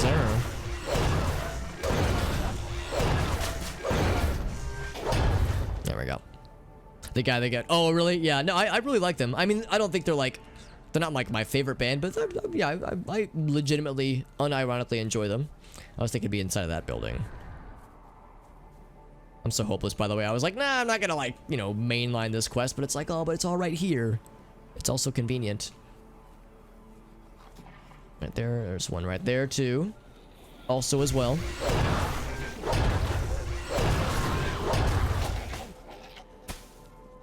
Yeah, I think a lot of people kind of got in and out of Tool relatively quickly because of how, you know, there was an obvious drought of new material from them for a long time. A lot of people were thinking the band was just going to call it quits, but no, they managed to clutch it out. I understand they had some legal issues for a while there, which was partly getting in the way of things. But, I don't know if writer's block was ever part of it. Yeah, part of it was that there were some like things preventing them from operating as a band properly. They were distracted for a while. Box of squid. Ah, this blood lord. Ouch. I'm slow. I think I can dodge out of that though. Oh, I shouldn't have spent that because now I'm gonna have to tank this hit. Okay, we're good.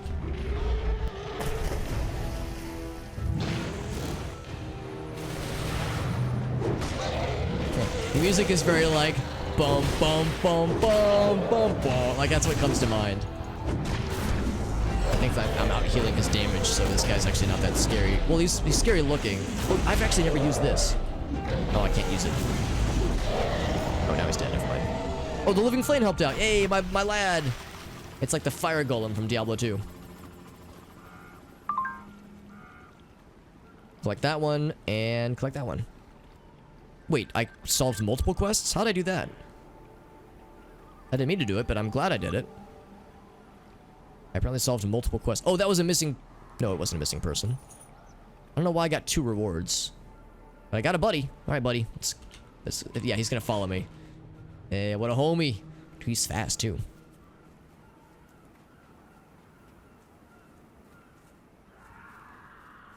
That's true. Yeah, they weren't on Spotify for a while. There were a couple other bands that have, like, only in recent years allowed their stuff. Porcupine Tree is one of them.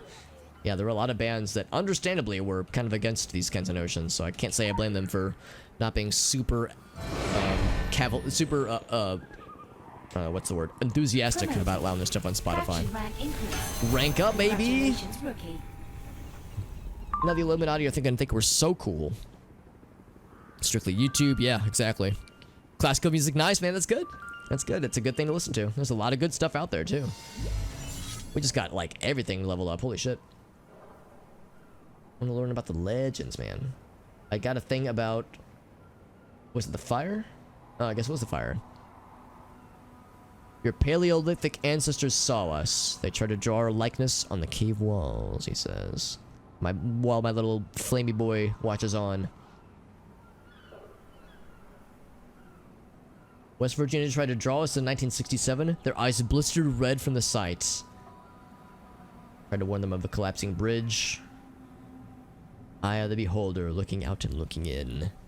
Interesting.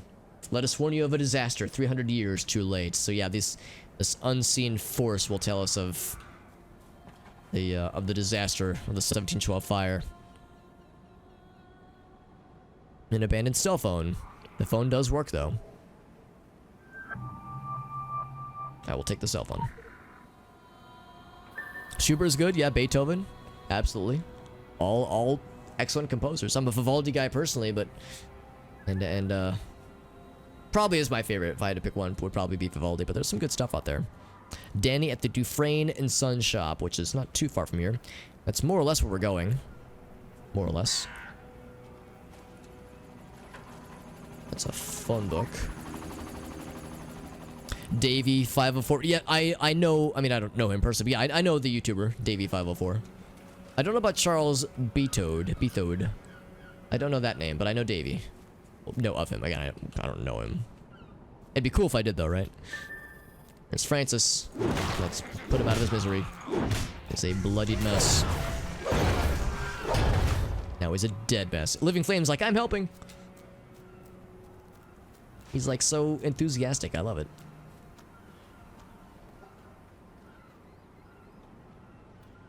Woo, I got a weird like little visual glitch there. It does happen from time to time. If a game as old as this, unfortunately. Yeah, because Davey's he's all about bass. Needs more bass. Think about the videos that he's done with oh gosh, I can't remember that gentleman's name. There's a guitarist he's done a lot of videos with, and like they've done some collabs before, which is kind of cool.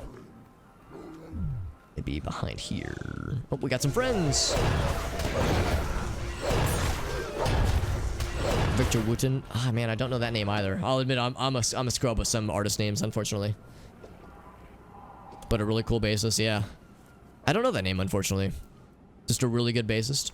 What bands did he play with? Band or bands did he play with? Crumble, what's up, buddy? Oh, I'm sorry, dude, Crumble. It's getting really late, man. I'm actually hopping off pretty soon. Was that one of the dudes? Alright, so one person remains. Now, I don't know if I need to climb this, but I kind of want to climb it, so I'm going to. The name is vaguely familiar, but I can't place it. One of the best bases. Interesting, yeah. Yeah, I'd be curious to know, like, what he was known for. Is or was known for. Yeah, my plan is to finish up the quest we're on right now and then get my short little booty to bed, because it is quite late. More about the Lady Margaret. Started with stomach spasms that felt like writhing lamprey nests hatching in his belly. Oh my god, that's brutal. Joe, we heard about Joe. Heard the hagfish singing in the crushing depths. Even with a Q-tip snapped in half in his bloody ears. Jesus. Madness bubbled in his brain like the bends. Then pale flesh, barnacle sores, wriggling growths, sea cucumber discharges. He feels the itch and burn as different species of coral battle for primacy of his chest, spitting up their digestive enzymes in time-lapse warfare. Something scuttles out of one body cavity to be eaten by something hidden in another. Good fucking lord, this text is metal as hell. And seagulls scream at 100,000 stories. The call of the drog. Holy shit. Poor Joe, man. A fate worse than death. Good fucking night, man. You know the name as well? Yeah, I don't know the name. No, I really don't. I'll have to look it up. Boop, boop, boop, boop, boop. Alright, I'm just a little bit stuck there. Alright, so that was some cool lore. We already got Joseph Rogers. John Aylerton. Allerton.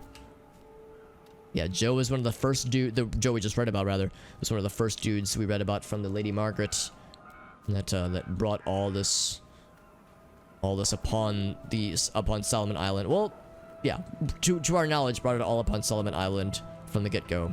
Also, I'm trying to figure out how to get out of here, man. I think I'm trapped. Let's kill these guys real quick. We're strong enough we can just power through them.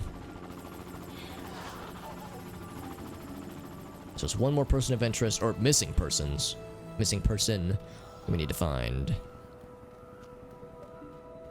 He's right over here. Also, the other thing we got, the phone. That's actually kind of far away. And Joe Slater, yeah.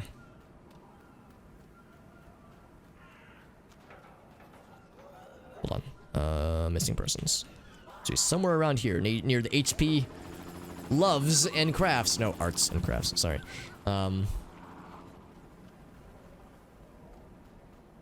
Keep an eye. It could be anywhere kind of in this vicinity. Oh, we got some friends. Just bang my hammer a couple times and they're dead. It wouldn't be inside there because there's nobody inside the town hall. We've explored that previously. It could be in here. Is that him? That's not... Yeah, it is a corpse, but yeah, it's not him. John... Oh, there he is. All missing people are accounted for. Several are dead, several are zombies, but one's still alive, just hiding.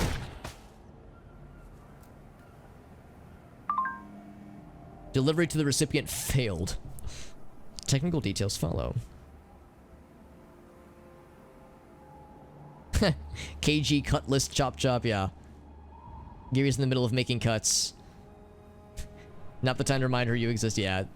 Forward your shit post culling. Very good. Thank you, sysadmin. Make sure to tip your system admin. Always. Always and forever. Okay. So that was the missing persons list.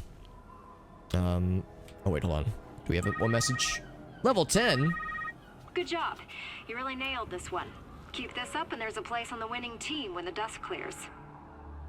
Okay, he's got the hammer in hand, but he's holding the phone. Oh, there we go. We can see through the fog for a second there. Yeah, there it is. The void. That one's pretty close. This one is less close. Nail this one down real quick. I keep making the mistake of taking on more side quests. It's like, oh, this will be fast. And they are pretty quick usually, but it's like, oh, come on, man. I need to focus. It's getting late. It is late. It's not getting late. Late has arrived. Late has been gotted. Ooted. This would be around Dufresne and Sons, right? I need to, like, be calling out his name. To my little fire dude. He's, like, chilling. I don't know how, like, effective he is, but he's chilling, though. Gone skating. Oh, right, he's in the skate park. Right, we already know where he is. Place it on the mailbox. Oh, okay, yeah. Yeah, we know he's at the skate park, because we saw him earlier. That Dufresne. Okay, that makes sense. Is that a reference to Stephen King? Dufresne, that'd be from... Shawshank Redemption, right? Also, I can upgrade one of these things. It'd be the Y button. There we go. So get our current guy. Upgrade that shit. 1, 2, 3, 4. We can almost update it. We're 2/5 the way through upgrading it twice, actually. We have plenty of bing bongs. Let's go and use it. Challenge complete. Challenge complete. Very good. One left. Let's see if I can do this without getting distracted with other bullshit. It's kind of far away. Oh, no, it's not. It's only 200 meters. That's not so bad. Vodka's dangerous. It's because it is a nice way to get nice and drunk and jam out to music, because that sounds like a good kind of dangerous, in my opinion. In my extremely biased opinion. This a ways. As we assemble this medical report out of the... Oh, God. Alright, I'll take them both, but I just won't attempt them. Neither snow, rain, nor zombies. We're delivering packages and the church. I'll go ahead and pick up both packages. But I'm putting my foot down. Medical report. is the focus. It's because it's getting late and I need to get to bed.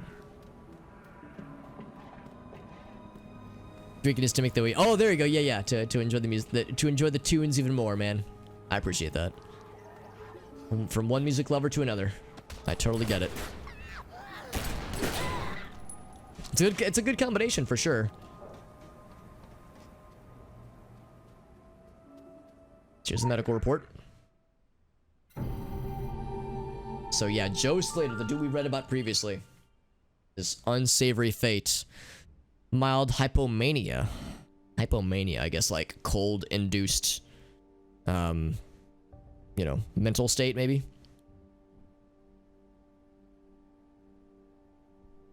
Oh, he's always suffered. Oh, okay, so he's got some mental stuff already, but yeah, the stuff with Lady Margaret has brought it to the foray. Joe doesn't want to remember whatever happened to him. Speaking in tongues. Tongue called around the Harvard boys. Oh, a tongue, period. Called around the Harvard boys. Old Icelandic. Interesting. Yeah, where would a townie pick that up? Paranoia. More violent. Not towards others, but towards himself. Convinced he's changing or being hunted.